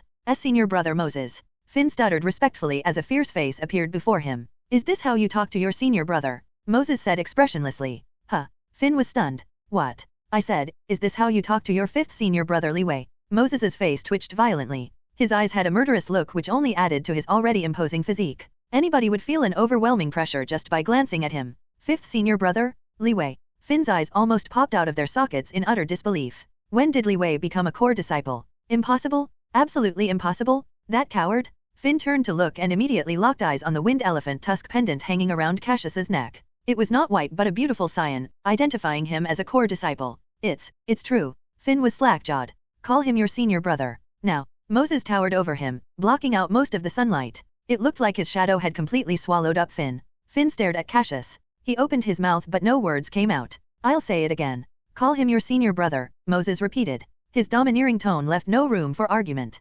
Senior brother, Finn stammered. Make it sound more natural. Senior brother. His voice was small. Louder. Senior brother. Finn shouted. Good, now go. Moses's go sounded more like scram. But how could Finn dare to defy him? He quickly tucked his tail in and scurried away. Under the crimson sunlight, only Moses and Cassius remained on the grey stone path. The atmosphere around them was slightly tense. Moses broke the silence abruptly. You want to kill him, don't you? He might have said it with a questioning tone, but it seemed more like a statement. Cassius was silent for a beat. How did you know? The killing intent is practically oozing out of you. You can barely hide it, Moses said with a smile, snapping his fingers crisply. Don't do anything when you're still on sect grounds. Wait until he's outside. There will be plenty of chances. Moses shot a meaningful look at Li Wei. I can help you. After all, we're brothers. Cassius said, isn't Finn also your brother? You'd be punished for killing him according to sect rules. So he said, but he didn't seem particularly concerned. Brother? What brother? I only have 2 senior brothers, 1 senior sister, and 1 junior brother. Just tell me if you want to cut him down.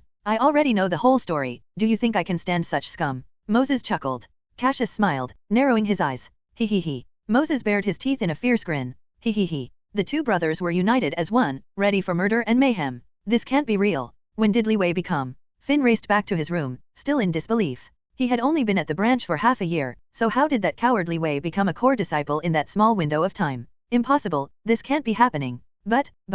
Finn shuddered when he recalled Moses's vicious expression. Everyone knew Moses, the fourth core disciple of the Wind Elephant Sect. His past nickname had been Evil Bear because he was known for his violent temper, brutal fighting style, and for breaking many fellow disciples' limbs. His notorious reputation was a known fact amongst the disciples in the sect. It was the same Moses who proclaimed that Li Wei was the fifth core disciple of the Wind Elephant Sect. Plus, there was that Wind Elephant Tusk pendant which basically confirmed his identity as a core disciple. He couldn't have possibly faked it. Who? Finn stood at his door. He let out a heavy breath before grabbing the door handle with sweaty palms and opening it. The inside of his room looked the same as it did half a year ago. A cloud of dust and a faintly rancid smell assaulted his nostrils. Finn walked in and hefted his suitcase onto the bed. He felt uneasy. In a single night, someone he used to bully had turned into his fifth senior brother. There was no guarantee that Li Wei wouldn't seek revenge. What's more, Finn had just provoked him again? No, Finn couldn't stay here anymore. He had to leave for the branch tonight. Finn's throat went dry. He forced himself to swallow. If Li Wei really wanted revenge, not even his connections with his uncle would save him. Moreover, a core disciple in the Wind Elephant Sect was directly equivalent to that of the High Elders. It wasn't just him, not even his uncle would be safe from Li Wei. Finn started pacing around the room as his anxiety skyrocketed at the thought of this. He stopped and pulled back the curtain to look outside. The sky had grown dark and dim. In half an hour, the moon would rise. No, I have to leave tonight. I'm getting out of here as soon as it gets dark. Seemingly making up his mind, he quickly returned to his bedroom and opened his suitcase. He changed out of his clothes and chose a black outfit he had rarely worn from the suitcase. Finn hadn't had dinner since he returned, but there was no time for that now. He had to leave the Wind Elephant Sect headquarters first. Time ticked by. A black veil gradually shrouded the entire sky. Huge dark clouds stretched across the sky, blocking the moonlight. Creak. A young man in black with a suitcase stood briefly in front of a wooden door before hurrying down the stone path. 5 minutes later, at the Wind Elephant Sect gate, a gatekeeper was leaning against the black iron gate. He must have finished dinner as he had a yellow toothpick wiggling in his mouth. Heading out so late, junior brother. Yeah, I've got urgent business at the branch.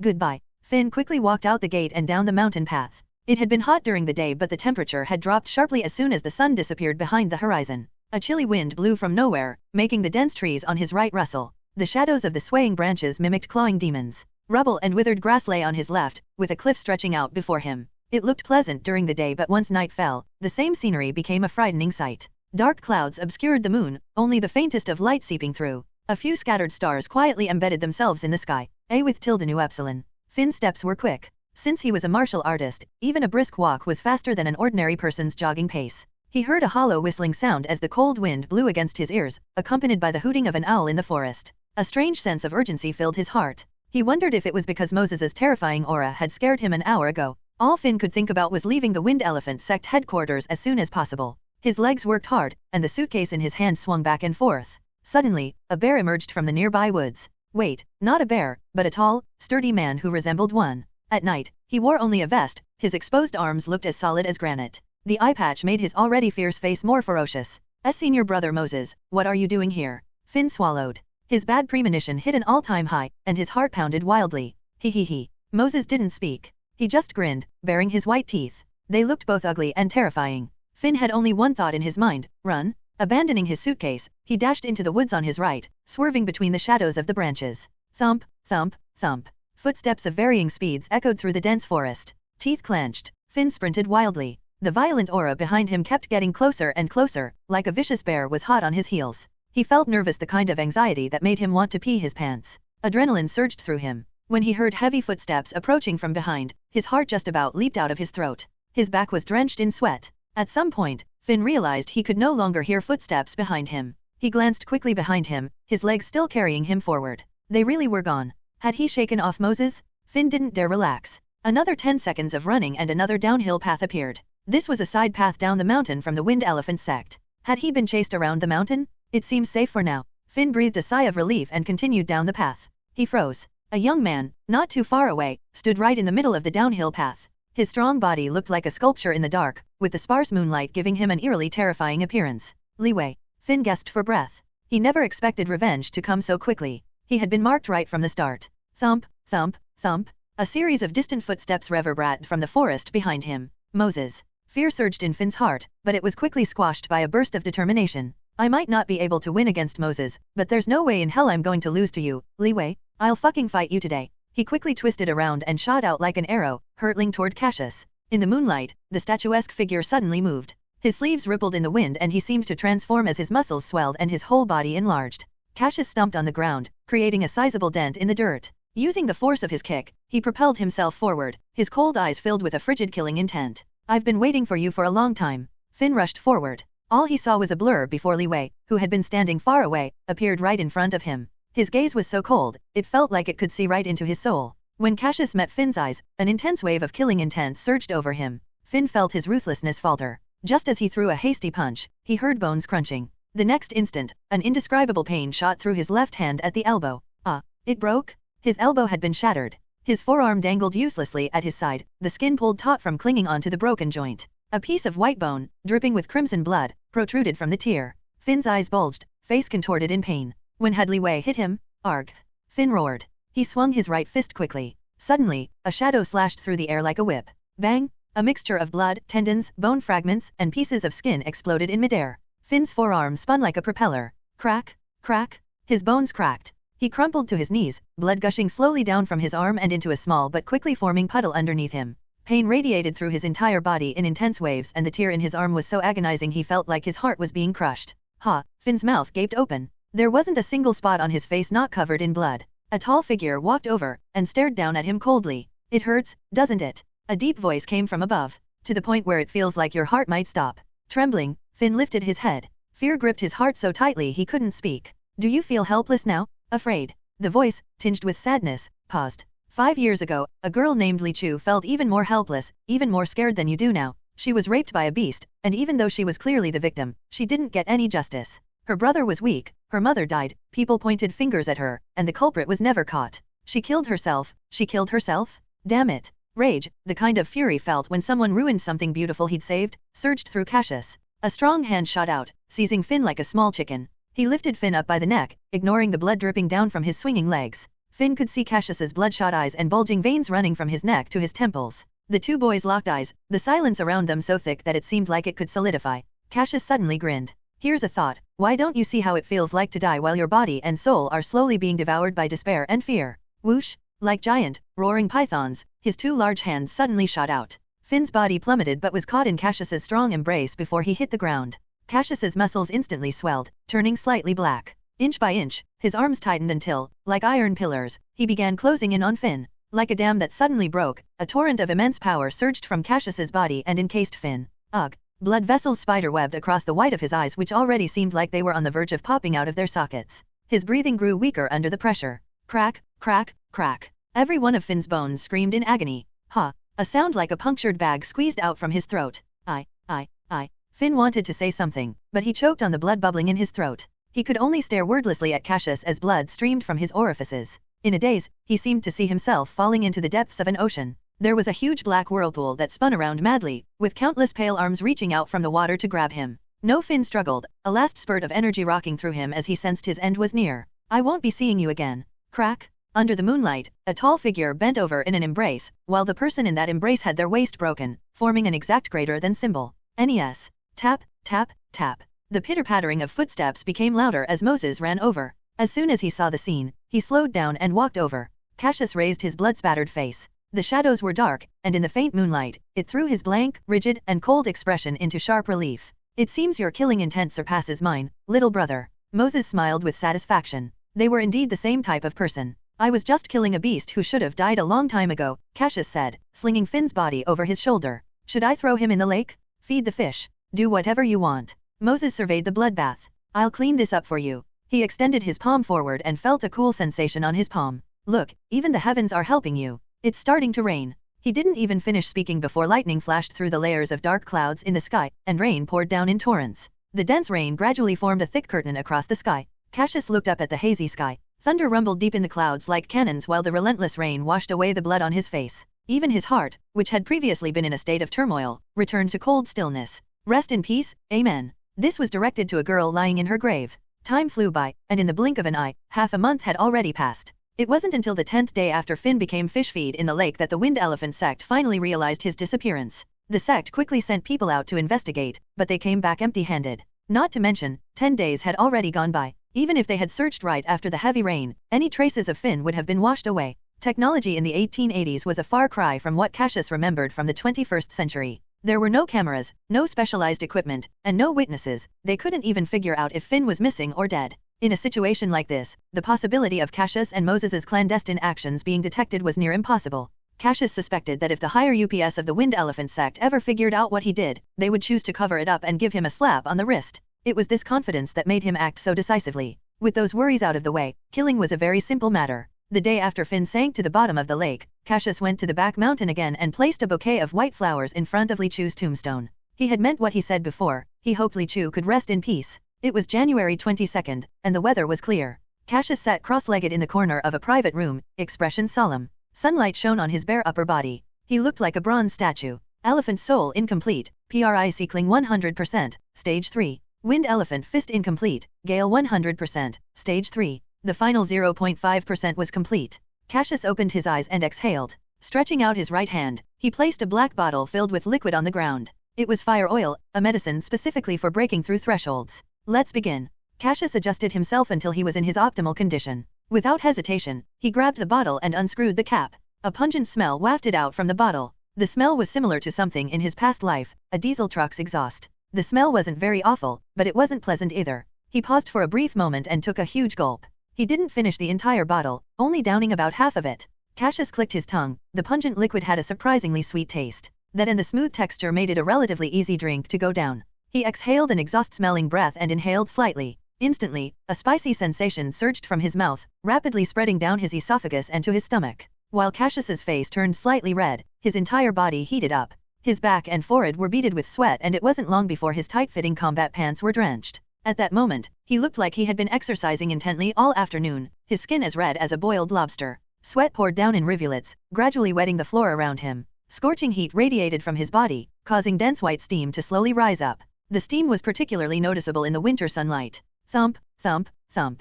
Pounding like a drum, his heart pumped blood throughout his entire body faster than usual. Cassius recalled what instructor Lisa told him. Calm your mind and focus. Cycle through the 10 stances of Elephant Soul, PRIC cling. He immediately began the movements. In the sunlit room, a tall, bare-chested young man sweated profusely, striking various peculiar poses in silence. Cassius trained from dawn until noon, meticulously following instructor Lisa's teachings. He only took 3 breaks through the entire process, each lasting only 5 minutes, which he used to hydrate and recover his stamina. The room was sealed shut, with only a small crack in the window allowing some airflow in, so it stunk of sweat. The gray floorboards in the corner dried and dampened over and over again, almost as though salt crystals were forming in the gaps. At that moment, Cassius stood on tiptoe, his calf and thigh muscles tense and trembling. His hands were clasped behind his back, his chest held high. He was exhausted and hot. The whole thing was getting more and more unbearable. But how could one achieve progress without enduring pain? He considered himself extremely lucky, as he had gotten the fire oil, a supplementary item that could help him achieve a breakthrough. Other ordinary martial artists might never achieve this level, no matter how hard they trained for the rest of their lives. Cassius was incredibly lucky compared to them. This psychological boost helped with maintaining a steady focus. He endured the fatigue, searching for an opportunity for a breakthrough amidst the chaotic sensations. He waited for that flash of inspiration. Creak. The door opened. Lisa tiptoed in, carrying a lunchbox in her left hand and 3 large cans of salted water in her right. She moved silently, setting the items down and collecting a few empty cans from the corner before leaving. Cassius knew that in a critical moment like this, instructor Lisa would stay outside the door, waiting until he either succeeded or failed. 10 minutes later, he exhaled a breath of murky air and stopped moving. He opened the window to ventilate the room before opening the lunchbox to eat. Even if one possessed an extraordinary physique, it was still important to replenish energy. In addition, covert martial artists needed to consume more food than ordinary people. Bess. For a while, the only sound in the room was chewing. His muscles were so sore and tired that he couldn't grasp the knife and fork properly. Fortunately, his thumb and index finger were fine, so he ate the sausage and meat with just those 2 fingers. After finishing, he placed the lunchbox in the corner and drank a can of salted water. Cassius paced around the room for 20 minutes to stretch and relax his tense muscles before sitting cross-legged on the floor for another 10 minutes to rest. He then repeated his morning routine. Just like that, an entire day passed. From morning all the way to evening, he worked on breaking through his limits. Although he had yet to succeed, Cassius could feel that he was getting ever so closer, which was a good sign. In the evening, he showered and changed his clothes to get ready for bed. However, due to the fire oil's side effects, his vitality was extremely vigorous, rendering him unable to fall asleep. After tossing and turning for an hour, Cassius finally sought help from instructor Lisa's sleep-inducing hand chop. A single strike to his neck and he was out like a light. The next day, he repeated the previous day's routine. Cassius was inching closer to the barrier between Stage 1 and Stage 2 of the Wind Elephant covered martial arts. By the third day, he was very close to the bottleneck. It was noon on the fourth day. Cassius had entered a meditative state since the morning. He sat there with his eyes shut and his head bowed, and his breathing was even and steady. He hadn't touched the lunchbox or the salted water in the corner. Lisa had come in once while this was happening but immediately left upon noticing the situation. She placed her items aside and waited outside the door. She knew that Cassius was on the verge of a breakthrough. No one could be allowed to disturb him. Thump, thump, thump. Huff, huff, huff. The only audible sounds were his heartbeat and breathing. The frequencies of the two were different. A normal adult at rest breathes 12 to 20 times per minute, with a breath-to-pulse ratio of 1 to 4. But right now, Cassius was breathing faster, while his heartbeat was slowing down. Until they fully synchronized. FFFT. Cassius's nose emitted a sound like a leaking bellows. Inexplicably, a pressure came out of nowhere and engulfed him. His skin tightened and it was getting difficult to breathe. His cheeks swelled and turned a purplish red. He felt an increasingly painful sensation on his left chest. Cassius's heart felt like it was about to explode. His muscles and veins pulsed violently, his blood pumping frantically. Though his heartbeats had slowed, each contraction was only getting stronger and faster, causing his blood vessels to feel like they were about to burst. Overwhelmed, his chest made a noise. Pfft. Cassius spat a mouthful of blood. A faint creak came from the door, as if someone had opened it slightly. He spat another mouthful, staining his clothes and splattering the floor with blood in the process. After spitting out that blood, Cassius felt somewhat relieved. As he relaxed, a sound of muffled thunder suddenly exploded in his ears. Boom! His heart contracted violently, sending thick, viscous blood shooting throughout his body like bullets, forcing it into every vessel. Cassius looked horrifying as droplets of blood the color of red grape seeped out and hung from his pores. The blood slid along the contours of his muscles and dripped to the ground. Under the golden sunlight, a blood-soaked figure sat cross-legged on the ground. With how still he was, he looked like a statue, or rather a dead man. His breath was so weak that he didn't even seem like he was breathing. Gradually, the blood started to clot and formed scabs. An hour passed, and nothing changed. 2 hours passed, and still, there was no movement. After 3 hours, 4 hours, 5 hours. Suddenly, a crisp cracking sound was heard. The scabs on Cassius's body began to crack. A series of fine cracking sounds immediately followed. The scabs completely shattered and flaked off his body as the tall figure rose from the ground. His skin had a warm bronze luster when light reflected off it, resembling tough leather. The boy who was originally over 1.8 meters tall had grown to 1.9 meters. And that wasn't all. His bones and muscles had been enhanced, making them more optimal for movement. Though he was much stronger than before, his body was leaner and his muscles were more compact, which granted him greater agility. Every time he moved, his well-defined muscles would bulge and sway, evoking a sense of strength and power. Cassius's eyes were bright and spirited. His senses had heightened to the extreme and he was in the best condition he had ever been in. He felt extremely satisfied and fulfilled. I think I made it. Wind Elephant Covered Martial Arts, Stage 2. Wind Elephant Covered Martial Arts, Stage 2, total 3 stages. Elephant Soul incomplete, Bug Bite 5.8%, total 3 stages. Wind Elephant Fist incomplete, Elephant Herd 5.1%, total 3 stages. When he clenched his fists tightly, he felt unprecedented power gathering in his palms. It felt completely different from before. Cassius had a vague sense that the breakthrough wasn't the only change he had undergone. As he tried to get a sense of his internal state, he could see his blood flowing within him. Starting from the upper chambers of his heart, the warm blood circulated through his entire body, before finally returning to its original place. Cassius's eyes widened. When he focused just then, his blood seemed to flow faster in his veins. He tested it again. He was right. It really accelerated. Cassius felt like he knew what he had to do. Following his heart's faint guidance, Cassius instinctively sucked in a quick breath, his whole body bent like a bowstring. His chest puffed up, and the quick flow of air formed a vortex at his nose and mouth as he breathed in. Hew. Thump, thump. His heart started to pump violently, and his blood went on a rampage, traveling through his veins at twice the usual speed. As heat surged within, Cassius felt an immense power gushing out like a tide in his body. He had never experienced this before. As if he was releasing all of the rage inside, he roared and swung out his fist. A huge black shadow swept through the air, and with a fierce whistling sound, his fist slammed into the wall with immense speed and power. Thud! The high wall trembled from the force of his fist crashing through the brick wall, leaving behind a large hole that looked like it was created by an iron rod. With a crash, rubble crumbled to the ground in a cloud of dust. Cassius withdrew his arm and looked incredulously at his palm. Not only was his punching speed twice as fast as before, his strength had also doubled. He had punched right through the wall. The walls in the Wind Elephant Sect's training rooms and private rooms were made of the best and hardest bricks in the market, joined together by extremely adhesive clay. Even if it wasn't as strong as modern concrete or steel walls, it was still undoubtedly hard. Yet, he managed to break it with a single punch. Clap, clap, clap. He heard clapping coming from the doorway. Congratulations, Li Wei. Today, you have finally stepped into the true beginnings of martial arts, a pugilist. Instructor Lisa walked over slowly, smiling. You have surpassed human limits. You should have felt it when you punched just now. That power you felt from the accelerated blood flow?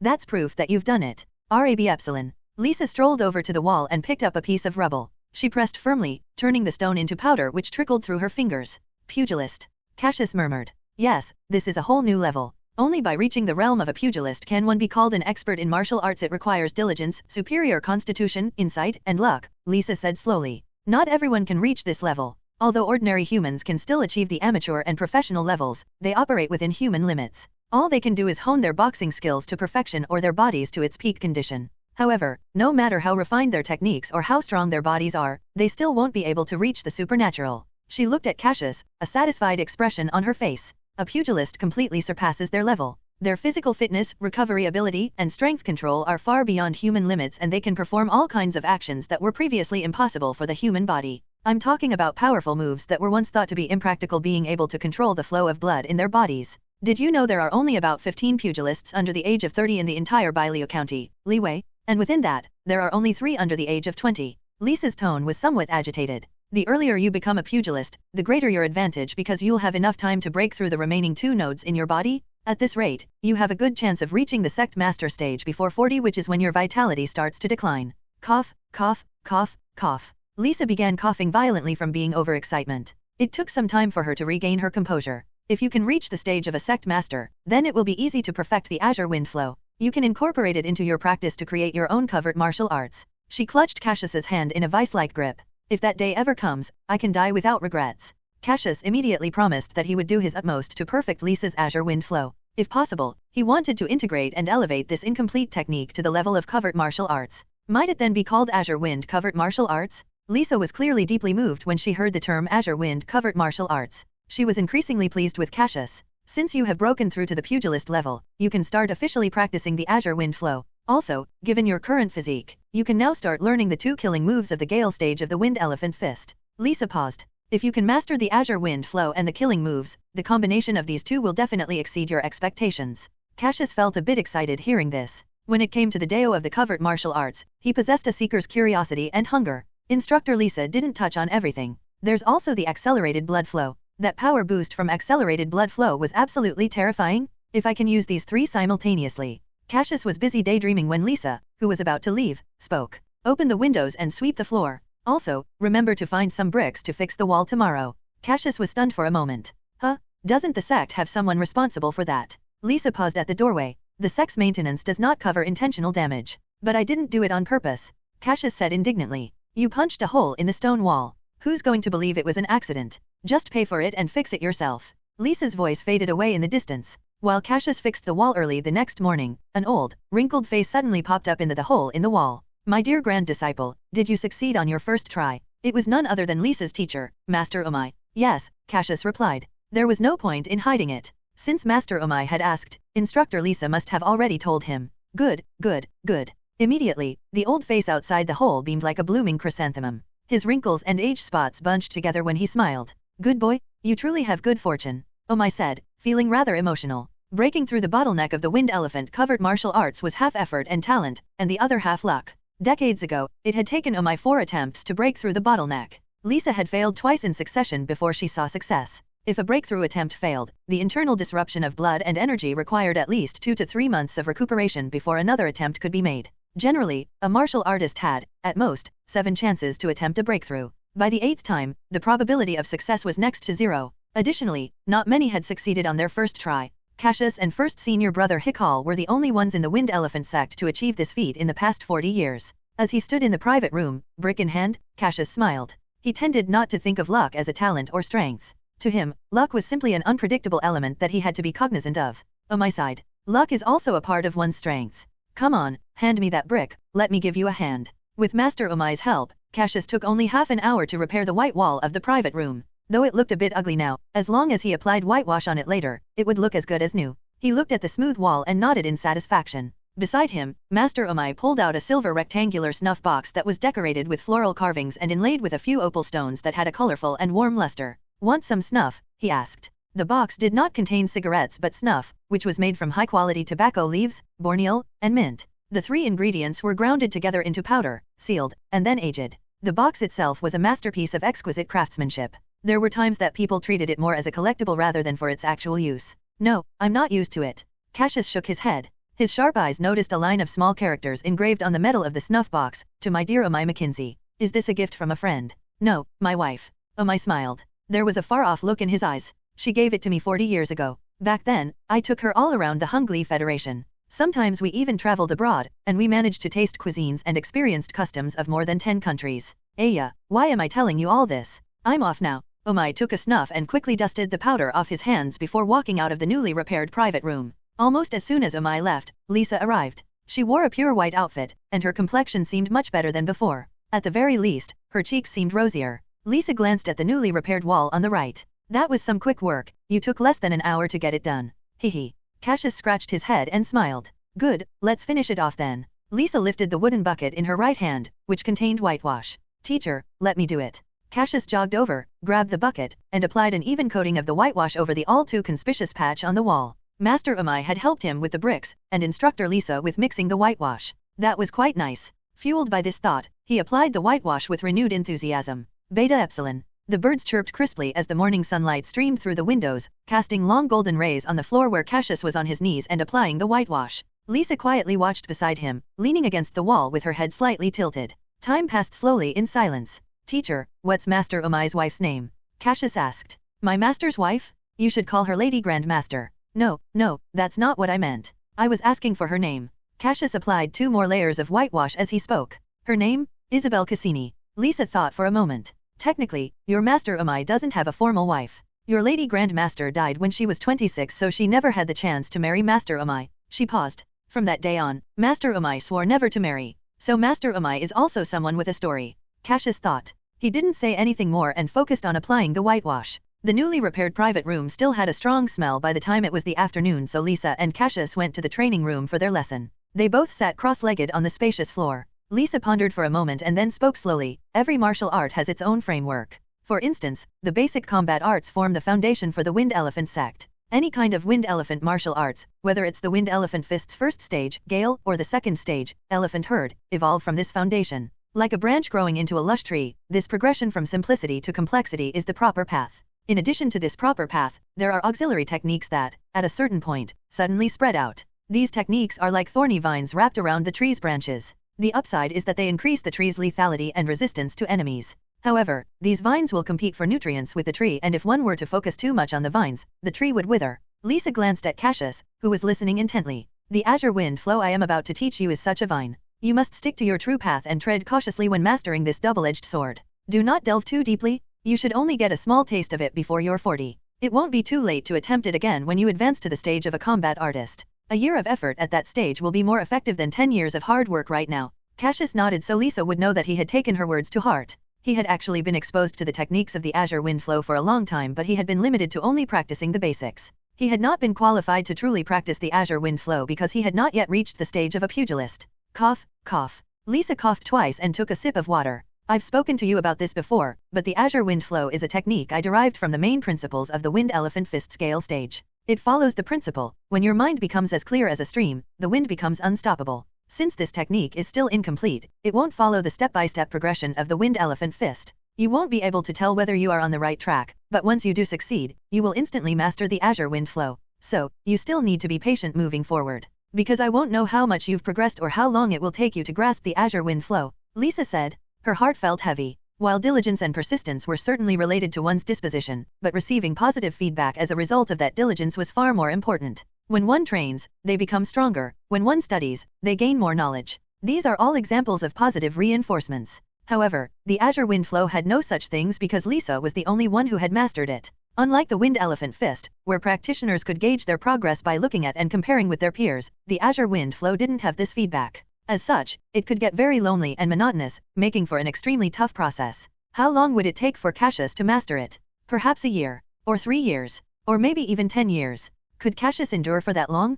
Probably not. If Lisa were to ask herself the same question, she had to admit that she wouldn't be able to do it either. "Don't worry, teacher. I may not be good at many things, but I am patient," Cassius assured her while he flicked a glance at the upper right corner. Azure wind flow, first stage 59%, total 2 stages. It didn't matter what covert martial arts or technique he was attempting because so long as there was a progress bar, Cassius would grind it out until the end of time. After all, when he time traveled, the time in his real world would come to a standstill. Theoretically, if he accumulated a lot of time, Cassius could push himself and train all the different kinds of covert martial arts to the extreme levels. Regardless of his talent or constitution, he had excellent perseverance. He received positive feedback every morning when he woke up. Good. Lisa nodded in approval. She had an acute understanding of Cassius's immense patience over the past 6 months. I envisioned the Azure Wind flow as having 5 stages. So far, I have only perfected 2. The remaining 3 stages will be up to you in the future, Lisa said with a sigh. Her expression turned serious. She meticulously began teaching Cassius the Azure Wind flow's various characteristics and key points.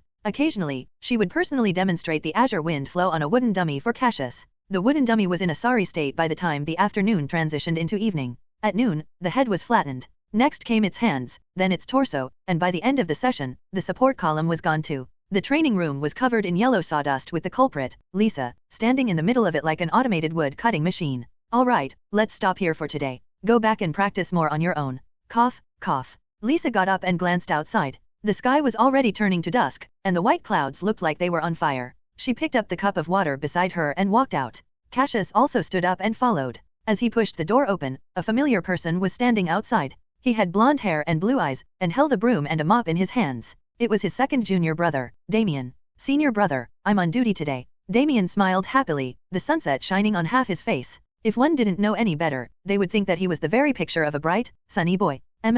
Cassius stared at him strangely. When did Damien become so chipper? Did he develop Stockholm Syndrome as a result of Li Wei beating him up for the past 6 months? It was weird, but Cassius still needed to eat, so he ignored Damien and headed to the canteen to fill his stomach up. Damien remained standing there, a polite smile still on his face. Of course, he didn't have Stockholm Syndrome. He had other reasons for why he was behaving this way. Ever since the core disciples banquet ended half a month ago, nobody could keep the news of Li Wei becoming the 5th core disciple a secret, and soon everyone knew. What did a core disciple entail? As long as they didn't die a premature death, they were bound to become elders. Who cared how Li Wei became a core disciple, or how he used to employ his fists to discipline Damien? A core disciple was a core disciple, and everyone was to call him senior brother. So what if Damien was trying to curry favor with Li Wei? They shared the same teacher, after all. Those close to the well naturally got the first sip. None of that fertile water would be allowed to flow to outsiders. As for their past little tiffs and disagreements, those were nothing in Damien's mind. Obviously, senior brother was testing him. Senior brother was clearly expressing how much he valued him when he chose him to be his sparring partner. Others wouldn't get this opportunity even if they tried to. Damien smiled proudly at this epiphany and muttered to himself, I should find some time for senior brother Li Wei to beat me up again. The training room door creaked open and Damien walked in. The smile on his face instantly froze as soon as his eyes landed on the floor. Did they open a sawmill in here? How long was it going to take to clean this up? 2 days later, on January 28th. That morning, Cassius knocked on senior brother Moses's door where he was temporarily staying at the headquarters. He heard heavy footsteps from within before a burly, muscular man opened the door. The two exchanged a glance before heading into the room. Nigerian Naira. How's it going? Moses took out a tea set and brewed 2 hot cups of red tea as he stood near the sofa in the second-floor hall. Cassius leaned against the balcony, the sunlight warming one side of his body. He gazed at Moses, smiling faintly, and said, Want to give it a try? Sure. Full power. Moses grinned. Full power. All right, let's do it. Let's go. No sooner had the words been spoken, a boom echoed in the living room. It was like a muffled thunderclap. Waves of air pressure dispersed out in layers, blowing away the gray newspaper on the shoe rack downstairs. More than half of the red tea spilled out onto the coffee table. Moses backed up 3 steps, looking in amazement at his slightly numb fist. This power, this speed, a pugilist. That's right. Cassius clenched his hand, confirming it. When did you break through? 2 days ago. Cassius reached into his coat and suddenly tossed over a black bottle to Moses, whose sharp reflexes allowed him to catch it midair. Fire oil. I used about half and there's half of it left. Cassius turned his head around. You won't let me down, right, senior brother? Rest assured. I was already quite confident going into my 3rd attempt to break through to the realm of pugilist, but I'm practically guaranteed success now that I have your fire oil. Moses couldn't help but laugh heartily. Ha ha ha, I'm already excited at the thought of achieving a breakthrough before that sissy. I can't wait to see his face. He's going to be shocked, ha ha ha. Cassius's expression was a bit odd. The way 4th senior brother Moses and 3rd senior brother Lance were always trying to one-up each other made it seem as though they were a pair of happy rivals. It certainly explained why Moses was so delighted now. Thanks, little junior brother. I'll go into seclusion now. Moses wrapped Cassius up in a bear hug. He gazed longingly at the black bottle in his hand, the yearning in his eyes seemingly stronger than when he had his eyes on a beautiful woman. On February 1st, Moses emerged from seclusion. The first thing he did was spar with Cassius, where they fought to their heart's content. Just as Moses said, his breakthrough had been within his reach and he had finally succeeded. That day, Moses made Cassius promise to keep their breakthroughs a secret. They were going to reveal their full strength once the Eastern Exchange Tournament started. Lance was going to be dumbstruck when he found out that 4 out of the 5 core disciples were pugilists. Surprised, Lance? Didn't expect this, did you? Regardless, Cassius didn't want to comment on Moses's twisted sense of humor. Time flew by, and a month and a half passed. On March 15th, the temperature rose, signaling the arrival of spring. Senior brother Hikal, who had been traveling around the Bailu County, suddenly returned to the Wind Elephant Sect headquarters and summoned the sect's core disciples. In the hall, he uttered his first words: "The 6 Eastern Counties Martial Arts Exchange Tournament has begun. More specifically, it's happening in about 2 weeks, starting with the county-level competition in Bailu County. Because each martial arts sect can only send 10 disciples to compete, they would need to hold its own competition to decide who to pick. However, we don't need to waste time doing that since the 5 slots have already been reserved for the core disciples." Senior brother Hikal glanced at everyone before his gaze settled on Cassius. This county-level exchange competition will gather dozens of martial arts sects from all over Bailu County, some with only a few members, while there will be others bigger than our sect. We need to keep a close eye on 3 in particular: Golden Fist Sect, Black Crane Sect, and Singing Water Sect. All of them are top 3rd-tier covert martial arts sects, comparable to our Wind Elephant Sect. They have formidable techniques and numerous talented experts, Hikal said as he walked to the window, drawing back the curtain to let the sunlight in. Do not lose just because you underestimated your opponents, thinking they're inferior to you. You are representing the Wind Elephant Sect. Understood, the core disciples responded in unison. Half an hour later, the 4 of them left the 3-story building where senior brother Hikal lived. The morning sun shone across their faces. Cassius walked on the far left, sneaking glances at senior brother Moses and senior brother Lance, who were up ahead. They seemed to be excitedly betting on the number of opponents they would defeat in the county competition. If Lance lost, he would have to call his junior brother Moses senior brother. If Moses lost, he would have to call Lance 3rd senior brother every time they met. The stakes seemed lopsided, but the fact of the matter was, Moses never called Lance 3rd senior brother and always called him things like sissy instead. This annoyed Lance to no end, and sometimes, he secretly gritted his teeth in frustration. Therefore Lance thought the bet was quite fair. This is the perfect opportunity to make Moses acknowledge the dignity of the 3rd senior brother, Lance chuckled to himself. Meanwhile, Moses shot Cassius a sly smile. He was determined to have the last laugh this time. Cassius shook his head and glanced to the right. 27-year-old second senior sister Jadis was silent and loved seclusion. Perhaps because of her long years in seclusion, her skin was very fair. She wore a blue combat attire that highlighted her well-proportioned and graceful figure, particularly her long legs. Her looks were above average, with deep and formidable facial features that gave the impression that she was a cool, older sister from the royal palace. Her black short hair was neatly trimmed, grazing just below her ears. Noticing Cassius looking at her, Jadis glanced back. Her lake blue eyes seemed to inquire, "Is there something you need?" Cassius quickly shook his head and looked away, sighing. He wasn't good at socializing with the opposite sex. A few fights here and there brought him closer to 3rd and 4th senior brothers, but there would always be some kind of barrier with 2nd senior sister. Although, to be honest, he wouldn't be able to beat 2nd senior sister in a fight.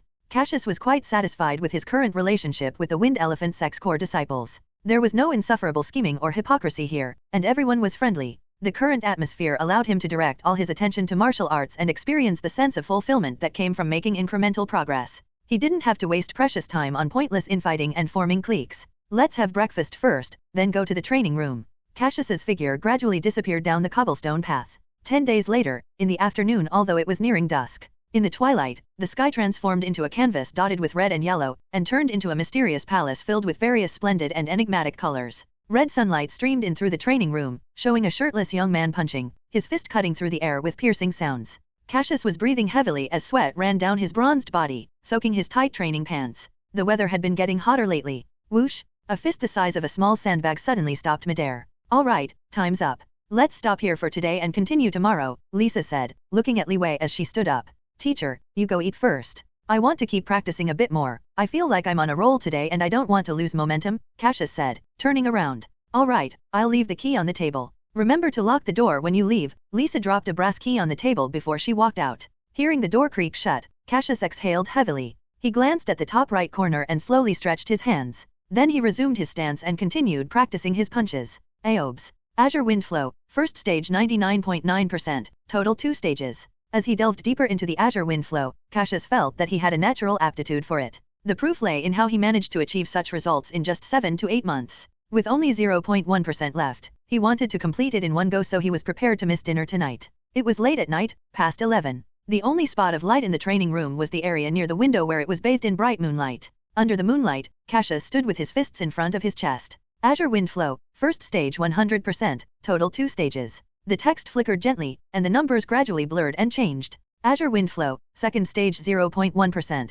total 2 stages. He opened his eyes and looked down at his calloused hands. It felt like there was a layer of liquid seeping in from every inch of his palms. A stream of air that rapidly moved in all directions enveloped Cassius's hands like flowing sand. What a marvelous feeling. Cassius didn't even have to think as he controlled the appearance and disappearance of this stream of air. It was almost like he was moving instinctively. Let's test its power. He glanced up and strode over to the wooden dummy in the distant corner. Without hesitation, he struck his palm outward. The moment his palm touched the wood, a layer of wind about a centimeter thick rapidly moved, creating friction in all directions, and instantly enveloping his hand in a mass of wood chips. When he released his hand, the wooden dummy had a palm print about 5 or 6 centimeters deep. That wasn't my full strength. Let's try it with full power. Cassius took a deep breath and clenched his palm into a fist. The muscles in his entire arm swelled. As his fist sliced through the air, it released a burst of energy, and smashed into the wooden dummy. Drill punch. Wood chips flying everywhere, Cassius pulled back his fist. At the center of the wooden post, which was half the width of a man, there was a black hole which had almost penetrated through to the other side. This was what a full burst of power could do. His fist had drove through the tough wood like a drill. This power is much greater than I imagined. It's not without its side effects, though. Cassius squeezed his hand, feeling the soreness climb up his entire arm. His muscles felt numb, and he had no strength. He tried to perform Azure Wind Flow again, but all he could muster was a light breeze in the center of his rough palm. Looks like I still need to keep training and getting stronger. Cassius sighed. After cleaning up the training room, he left. The next day, Cassius told instructor Lisa that he had mastered the Azure Wind Flow. Lisa was overjoyed and, after they finished training for the day, took him out for a big meal in Oak City. She even invited Master Amai to join them. From that moment on, Cassius became Lisa's inheriting disciple where, unlike a regular disciple, he was responsible for carrying on her legacy. There was a heaviness behind that word, inheriting. A passing down of one person's philosophy, ideals, and achievements to another in the hopes that, even after death, a part of the master's spirit could live on, flourishing and expanding, in their disciple. As grim as it sounded, the moment Cassius mastered the Azure Wind Flow, Lisa had no more regrets. 5 days later, the dull thuds of sandbags being hit resounded in a large, rarely used training area within the Wind Elephant Sect. The elders had specifically prepared a fully equipped, well-lit, and spacious training room for the core disciples. Unfortunately, half of the core disciples did not stay at headquarters and the remaining half either preferred seclusion or training at their instructors' places. And so, the largest training room was left unused.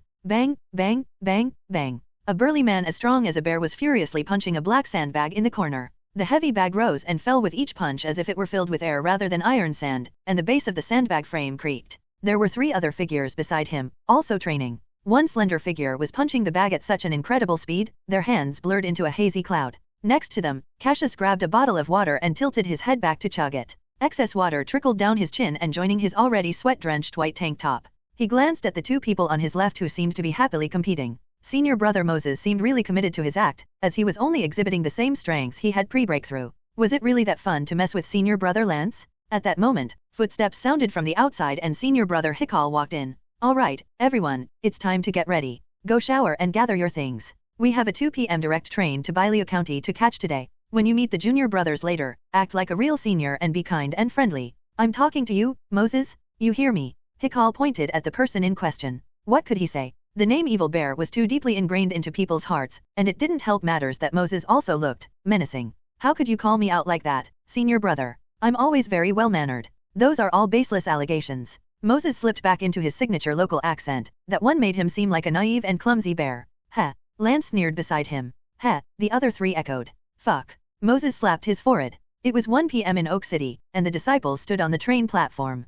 Close to 20 people were waiting for the train that would take them into Bailiu City. Besides the 10 participating disciples, several elders and spectating disciples were also tagging along. Oak City only had trains that carried cargo and not passengers, but the Wind Elephant Sect had such an immense influence, securing a train ride wasn't a problem. In total, it would take about 2 days and nights to reach Bailiu City. Soon, a black square-head train appeared before them, spewing steam and pulling along a line of cargo. The Wind Elephant Sect group boarded the 2 carriages they were assigned to. The conditions were a bit rough, but they couldn't afford to be picky. The fact that they could squeeze over 20 people on the train was already a big win. The journey was uneventful, with the most memorable sounds mainly coming from the clanking of the steam train. 2 days later, Cassius and the others finally arrived in Bailiu City. Bailiu City was the administrative, economic, and cultural center of Bailiu County, and it was the most prosperous in terms of urban development. Accompanied by the shrill train whistle, the group disembarked and found their attention immediately drawn to the many tall buildings in the distance. Cassius raised his head and gazed far ahead where he spotted huge chimneys piercing the sky, spire-topped clock towers that glinted with a metallic sheen, and a vast array of buildings of varying heights.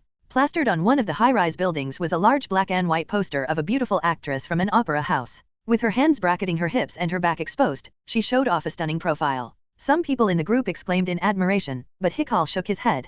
Bailuo City's development was impressive, but it was still far behind the East Sea County's center, Cloud Sea City. The group from the Wind Elephant Sect stepped off the platform and joined the other passengers as they exiting the train station. There were around 5 strong men waiting at the entrance, and upon seeing the group from the Wind Elephant Sect, the leader quickly approached and greeted the 3 leading sect elders. With circumflex knew. They were from the Wind Elephant Sect's Bailuo City branch. Unlike other smaller sects who had to find their own accommodations, the Wind Elephant Sect's team could stay in the branch's building and use their facilities. When the group left the train station, they found 3 large carriages waiting outside, roomy enough that it could accommodate quite a lot of people. As the carriages started moving forward, Cassius pulled back the curtain to look outside. The streets were bustling with people, the population density at least several times that of Oak City. Some pedestrians were dressed particularly formally, with their high hats and bow-tied suits, looking somewhat aloof as they carried fancy canes. Their lady partners were also fashionably dressed, wearing seductive fox fur coats that showed off their fair legs. The carriages sped up, gradually leaving the bustling area behind. When they reached a building that looked like a martial arts gym, the carriage stopped and everyone disembarked.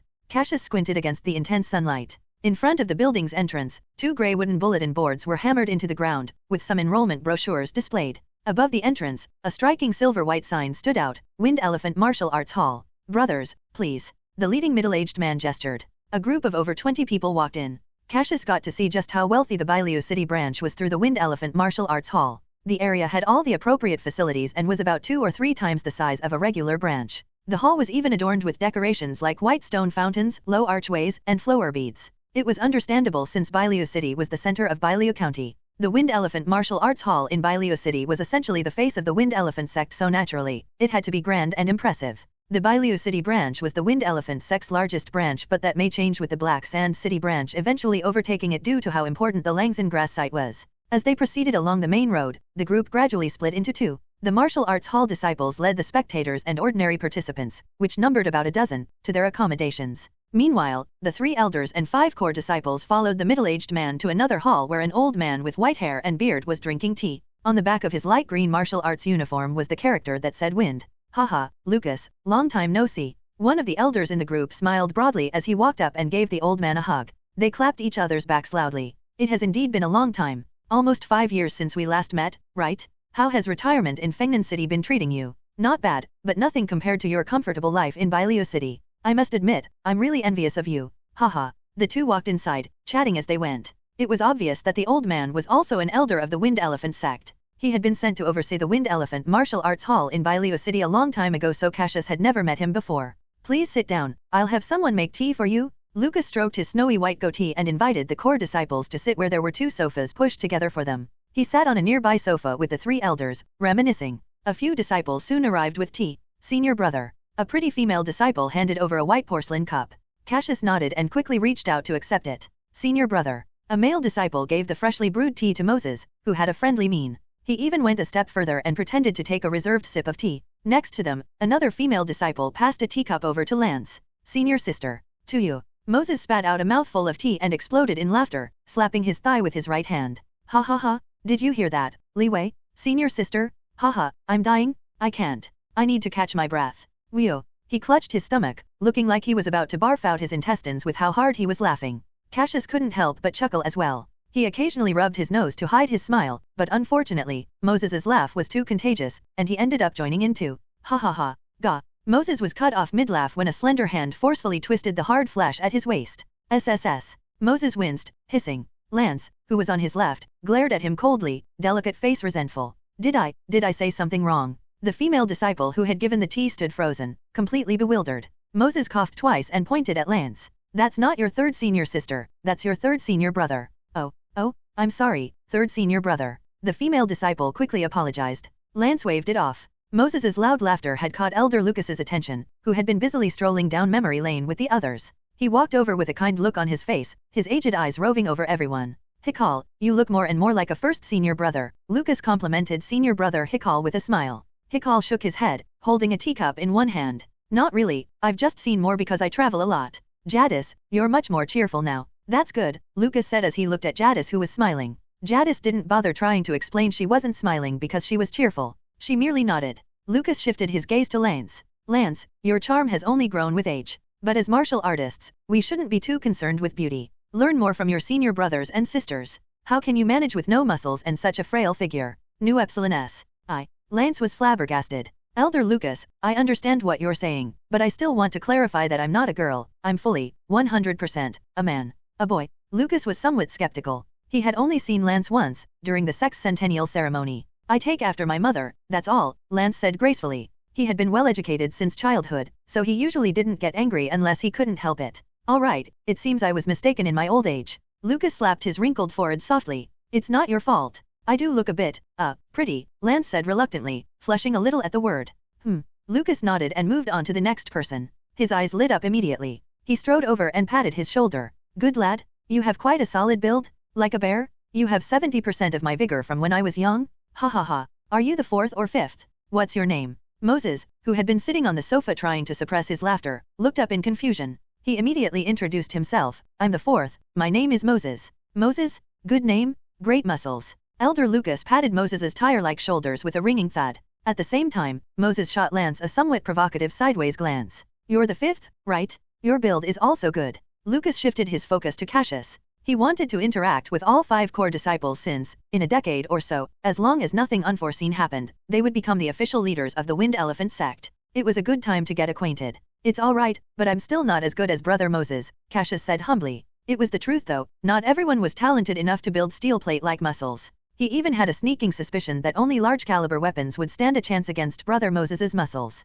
Brother Moses would be able to face off against small firearm, like a pistol, easily. After complimenting Cassius, Lucas chatted with the young people. Finally, he extended an invitation to the 5. There are a few brats in my martial arts hall who insisted on sparring with you as soon as they heard that the core disciples from the main sect were coming to compete. What say you? 10 minutes later, at the combat arena of the Wind Elephant Martial Arts Hall, a couple young men in yellow combat attires were having a discussion below the ring. They were the elite disciples of the Wind Elephant Martial Arts Hall. Do you think senior brother Reed can beat the 5th-ranked core disciple? What's his name? Li Wei. A freckled-faced young man whispered. He should be able to. After all, Brother Reed is the face of our martial arts hall. Just recently, he defeated all the experts at the Golden Fist Martial Arts Hall all by himself, another young man said. Right? Hikal and Jadis might be tough, but senior brother Reed should have no problem handling the other 3 core disciples. After making some reasonable assumptions, the disciple announced his analysis confidently. Even if he can't pull off the win, he probably won't lose either. Worst case scenario, it'll be a draw. I think senior brother Reed will definitely beat that core disciple Li Wei. I heard he became a core disciple less than a year ago. He may just be talented, but not strong in actual combat, a pretty female disciple with a black ponytail said. She seemed to greatly admire the elite disciple named Reed. The group of elite disciples from the Wind Elephant Martial Arts Hall weren't very friendly toward the core disciples from the main sect, with some being openly disgruntled. Because this was the first time the Eastern Exchange Tournament was being held, the Wind Elephant Sect had rushed the selection, only choosing those from the main sect. It was normal for the other branch disciples to harbor such opinions. On the platform, Cassius looked down at his opponent. Reed stood about 1.85 meters tall and wore a tight-fitting set of combat attire. He was muscular, tall, and handsome, with bright golden hair that just flopped down over his ears. He exuded a calm and confident air, with sharp eyes that made whoever he was looking at feel an intense pressure. You may begin, an elder's voice sounded beside them. Cassius cupped his fists and announced his name, Li Wei. Reed. His opponent did the same. I'm starting. His eyes narrowed, and a powerful aura rose from him. Reed immediately took an offensive stance.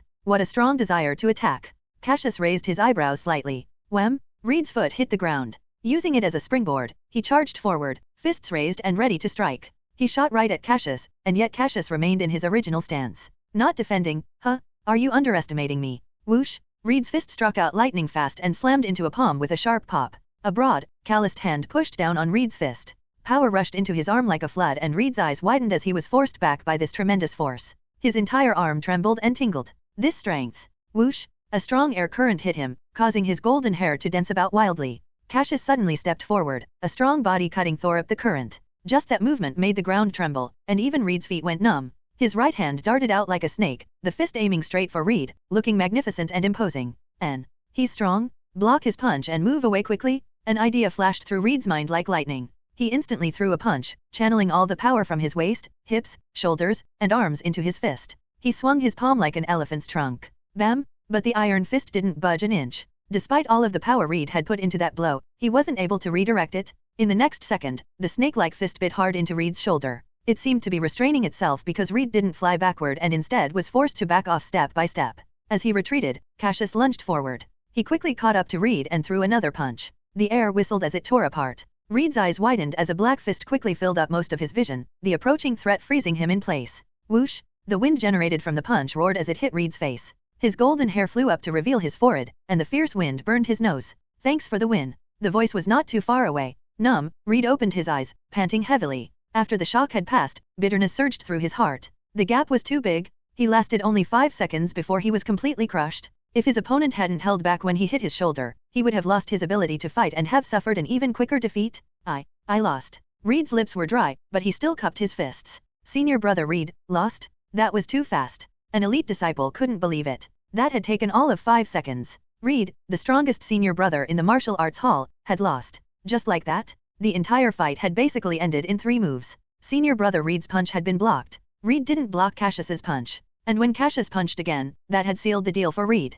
The female disciple gaped, not knowing what to say. The tall and dignified image of Reed in her heart had collapsed. Cassius quickly stepped off the stage. Reed was actually quite strong, and was probably equivalent to someone who had made 80% progress in the first stage of the Wind Elephant covered martial arts. If Cassius hadn't broken through that threshold, Reed would have lasted a few more moves. But he had, and now there was an insurmountable gap. Plus, the only reason why Reed had made it past a single move was because he had held back his strength. They were still fellow disciples, so he should let Reed save some face. That was Cassius's line of thought, but Moses was different. As soon as he got on stage, Moses pulled off his shirt, revealing a body as impenetrable as a tank. His big hands pounded on his chest like a drum, making a loud booming sound. Those who want to challenge me, come on up. I won't dodge. The elite disciples hesitantly exchanged glances with each other, before going up, one by one, to announce their names. Sophia, Brian, Norman. All right. Come at me, all of you. Moses grinned menacingly, showing his terrifying white teeth. A few elite disciples instantly surrounded Moses and launched a barrage of attacks using their fists, elbows, and feet.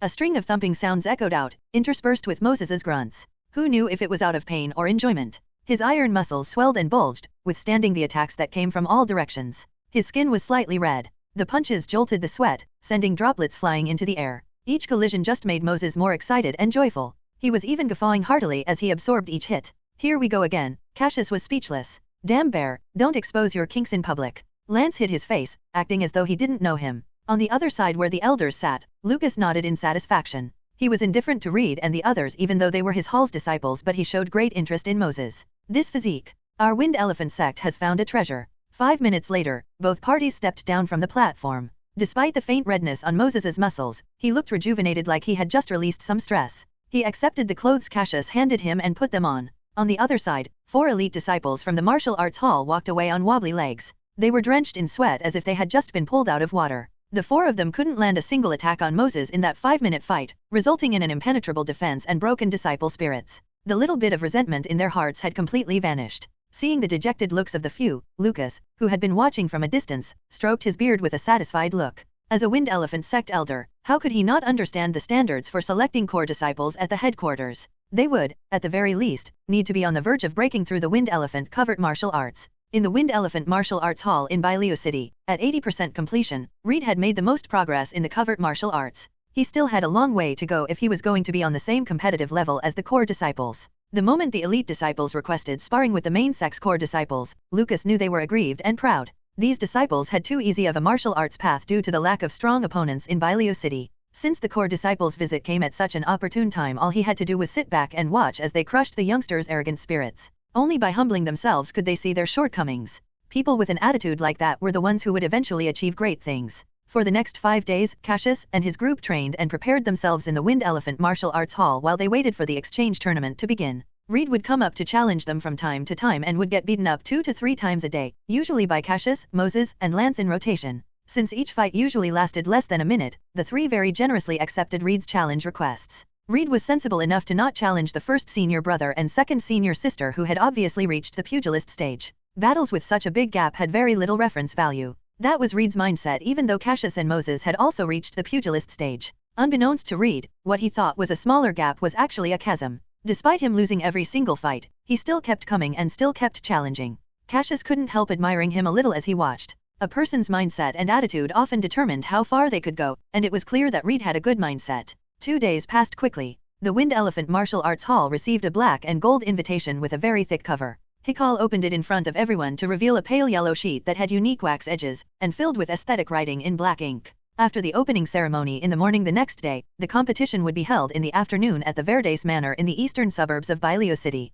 Below the text was the list of the disciples that would represent the Wind Elephant Sect. Sleep early tonight, everyone. The exchange tournament starts tomorrow. The next morning, Cassius woke up at the crack of dawn and he went to wash up. He opened the door and walked along the corridor. When he reached the courtyard, he came to a halt. Senior brother Lance was practicing in the courtyard, flitting around. His long hands resembled steel knives that shot out like springs. The air in front of him whistled for a split second, and suddenly, there were afterimages of his hand blades around him. The burst in that instance was clearly indicative of someone at the pugilist stage. Cassius's eyes widened, his thoughts instantly jumping to Moses and Lance's bet. Wow, birds of a feather really do flock together. They had all been faking it, even though they had clearly already broken through. He originally thought that the honest brother Lance would be fooled by the cunning Moses. Who would have expected that with age came wisdom? The more handsome the man, the better he was at deception. Li Wei. Lance noticed Cassius at the arched gate, his delicate eyebrows raised. He glared murderously. Cassius raised his hands, playing dumb. Senior brother, I didn't see anything. I don't know anything.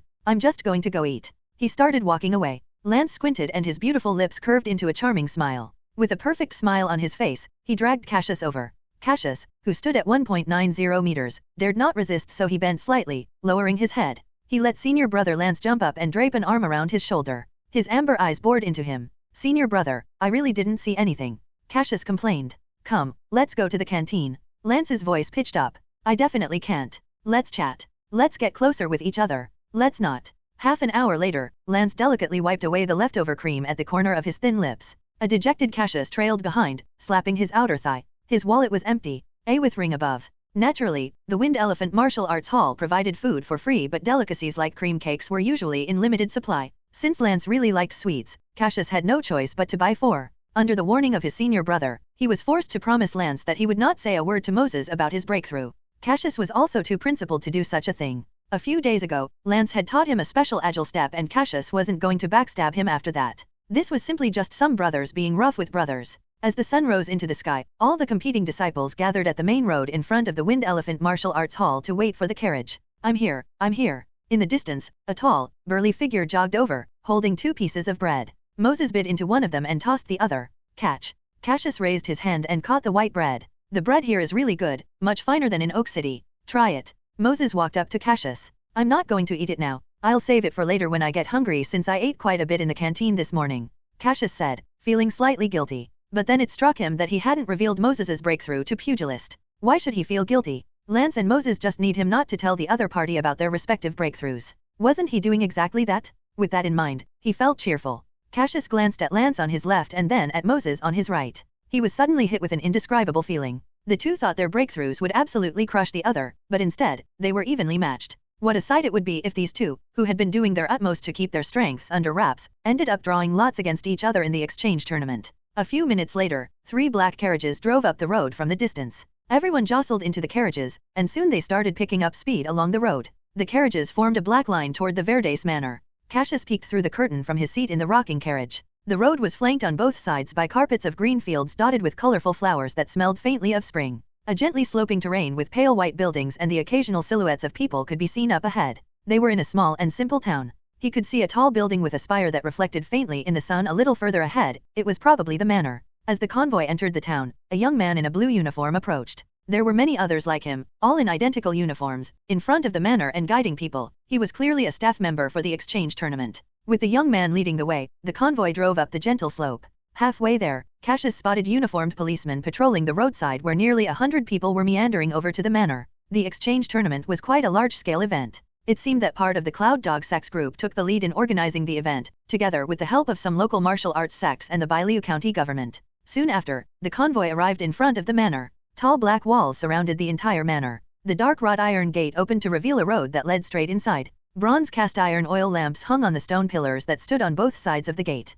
It was quite an old manor. After giving a cursory glance at the invitation, the guards at the gate immediately cleared the way for the convoy from the Wind Elephant Sect to drive in. They stopped at an open area with a white canopy. Cassius stepped out of the carriage and looked around. It wasn't the old-fashioned historical building he imagined but a very exquisite and beautiful manor. To his right was a large area that had short grass that had been deliberately planted. He could see people in the distance playing a trendy sport that had been recently introduced from abroad called golf. Just a little past the grass, sunlight reflected on an artificial lake, creating a canvas of white and green. "Everyone, please follow me," said the young man beside them. The group immediately followed him to the left, stepping on solid, clean, white stone slabs. The scent of fresh grass lingered in the air. Every few meters, there were black lamp holders similar to candlesticks lighting up the night. 2 more staff members joined them at an intersection, and from there, the Wind Elephant Sect team temporarily split into 3 groups: the Elders, the Ordinary Disciples, and the Core Disciples. Each group went their separate paths and into different buildings. A minute later, Cassius followed the group into the corridor, glancing at the vast white building beside him.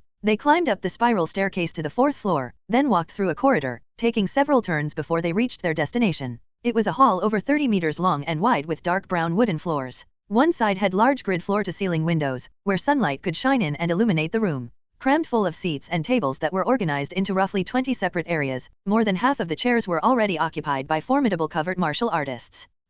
The Wind Elephant Sect is here. Numerous pairs of eyes swiveled around to look. It didn't matter what their original personalities were. In that moment, the 5 core disciples all showed a cold and dignified front. Their expressions were serious and calm, and they gave off the aura of the strong. They sat down by a window. Some people were still talking about them. "That's one-armed Hikal. He's back from East Sea County. Who's the one built like a bear?" There are 2 unfamiliar faces. "Doesn't the Wind Elephant Sect only have 1 female core disciple? Why are there 2? Was the information wrong? Or did they?" As one of the largest covert martial arts forces in Bailiu County, it was natural for there to be so many eyes on the Wind Elephant Sect. Plus, this exchange tournament was held only in Bailiu County. If it were the Eastern Exchange Tournament, there probably wouldn't be this much attention. "Atmosphere's not bad," Moses said, leaning back in his chair, staring through the nearby window at the grass below. "They obviously had to make it a huge spectacle for their reputation's sake since this is the inaugural event," Cassius chimed in. Teams from various covert martial arts sects, led by the staff, strolled in continuous streams through the hall's many entrances.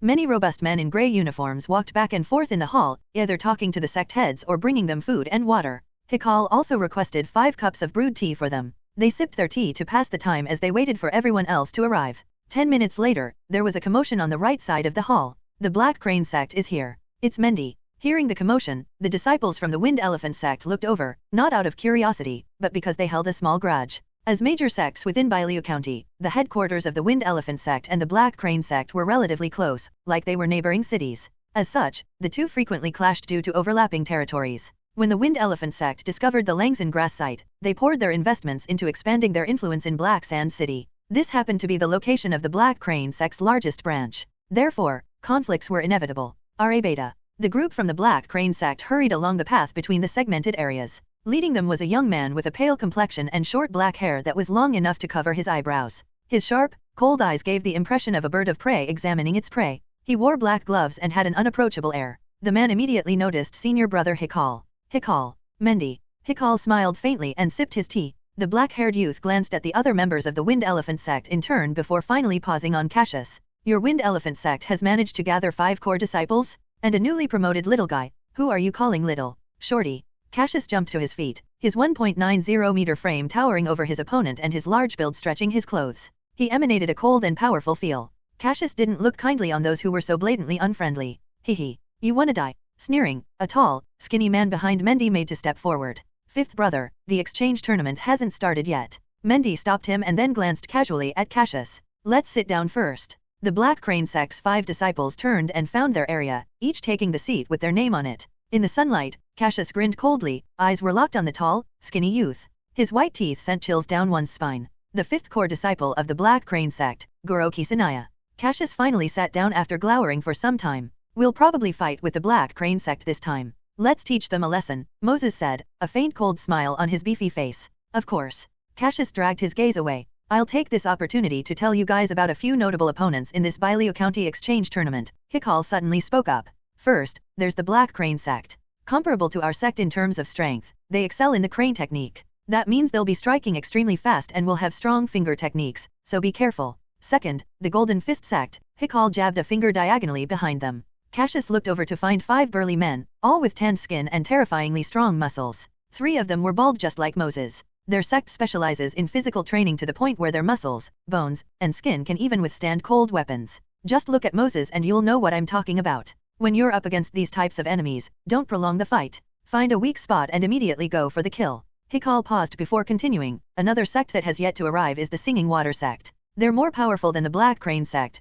Golden Fist Sect, even ours. Some say that they're the top covert martial arts sect in Bailiu County. Needless to say, their Singing Water covert martial arts are incredibly powerful. Their area of expertise lies in using gentleness to overcome strength, similar to jiu-jitsu. They specialize in close combat. I once fought their senior sister and she had the ability to concentrate most of her strength on her opponent's specific weak spots, forcing them to fight with only a fraction of their power. In such cases, their opponent could be incapacitated if they continue to exert strength. Did you win, senior brother? Lance asked curiously. No, Hikal smiled. But I didn't lose either. In recent years, the Singing Water Sect has produced a top genius who has already realized the second stage of the Singing Water covered martial arts, although her physique hasn't reached the pugilist level yet. She may act as the Singing Water Sect's representative in this competition for combat experience, so we may encounter her later. Is that her? Moses suddenly turned his head to the ruckus happening at the entrance. The others imitated him. A group of 5, dressed in identical blue combat attires, walked over. Composed of 2 men and 3 women who all looked serene, there was a girl noticeably shorter than the others near the back of the group. She had delicate features and fair skin, but her facial features hadn't fully matured yet, so she still possessed a youthful cuteness. Her big, watery eyes scanned her surroundings curiously. Is that Heidi, the first prodigy of the Singing Water Sect in 100 years? She's said to be only 15 this year. Such talent. She'll probably reach the pugilist stage by next year. I'm really envious. I might not ever reach that level in my lifetime, yet this little girl has a chance of doing it by the time she's 16. The hall was momentarily filled with chatter. Hikal then shared with his 4 junior brothers and sister information and the current affairs of the covert martial arts world. He had traveled far and wide these past few years and experienced all sorts of things. Cassius found it very enlightening. Additionally, Hikal reminded the 4 of them that although it was called an exchange tournament, it was possible for combat to sometimes get out of hand. If they couldn't defeat their opponents in the ring, they shouldn't stubbornly hold on, and instead, surrender immediately. After all, everyone at the tournament was a covert martial arts practitioner. Many were pugilists with physiques beyond the human limit. The damage caused by a heavy blow to a vital area was no less than being shot.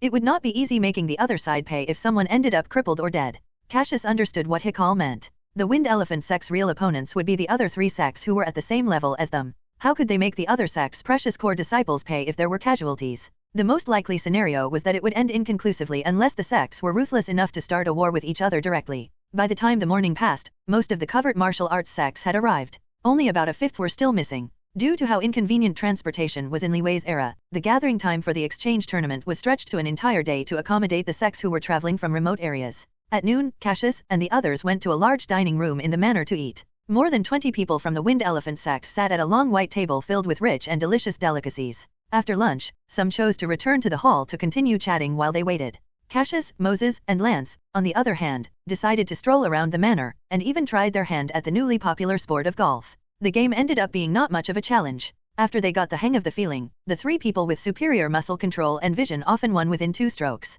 Sometimes, they would even hit a hole in one. Everyone finally arrived at around 8 in the evening. It turned out that the original plan outlined in the invitation about a morning opening ceremony and afternoon competition was wholly idealistic. After dinner, all the participants were taken to a luxurious hall in the manor. It was set up like an opera house, with a red curtain blocking everyone's view. The crowd sat on the tiered steps that stretched upward in a spiral. After a while, the host of the exchange competition appeared to give a speech. Like any other official talk, the whole process was tedious and boring. After half an hour, the speaker finally stepped down. Suddenly, the lights dimmed. When they came back on, the curtain on the stage had been pulled open from both sides, revealing a large group of vibrant, young, and sexy girls in tight dresses that accentuated their curvy figures. Instantly, they attracted the attention of many covert martial artists. The beautiful figure leading the group of dancers seemed familiar. After a moment of pondering, Cassius remembered the large poster he had seen when he first arrived in Bailiu City. She seemed to be an opera star who had recently risen in popularity. The organizers of the exchange tournament had surprisingly invited her to perform. Cassius recalled that a junior brother at the Wind Elephant Martial Arts Hall was especially fond of the dignified and elegant actress. There was nothing dignified about the star tap dancing on stage with makeup caked on her face and moving suggestively. Cassius scratched his head helplessly. It turned out that the goddess of elegance and aloofness in the young man's eyes had a gaudy side. Someone that was cold to one yesterday, but turned into a sycophant the next day. All he could say was, having power, influence, and strength was truly great. The opening ceremony ended in the evening. Early the next morning, all the covert martial arts sects gathered in a large and spacious warehouse. 2 rings stood in the center of the warehouse, each about half a meter above the ground with a black over covering the edges. The area around the rings was arranged similarly to the hall from the previous day, with a designated area for each sect. Staff members in blue uniforms stood waiting at the edges of the warehouse. On both sides of the warehouse, medical personnel dressed in white had stretchers, bandages, and medical kits at the ready. The Wind Elephant Sect's area was right at the front on the left. The Black Crane Sect was right next to them. After a quick scan around the warehouse, Cassius estimated there were at least a few hundred people present. The large sects, like the Wind Elephant Sect, alone had over 100 people, making the place rather rowdy. Quiet. Suddenly, an old man leaped onto the ring. Despite his small stature, his voice was incredibly loud and resonated throughout the warehouse. Everyone gradually quieted down. The Bailu County Martial Arts Exchange Tournament has officially begun. According to the competition rules and procedures that were explained yesterday, the first core disciple of each sect will come up to draw lots in order. The old man took out a black box with an opening in the middle for drawing lots. Hikal stood up without hesitation and walked over to draw a lot. Moments later, he returned with a yellow cardboard square in his hand. A number was written in black, 11.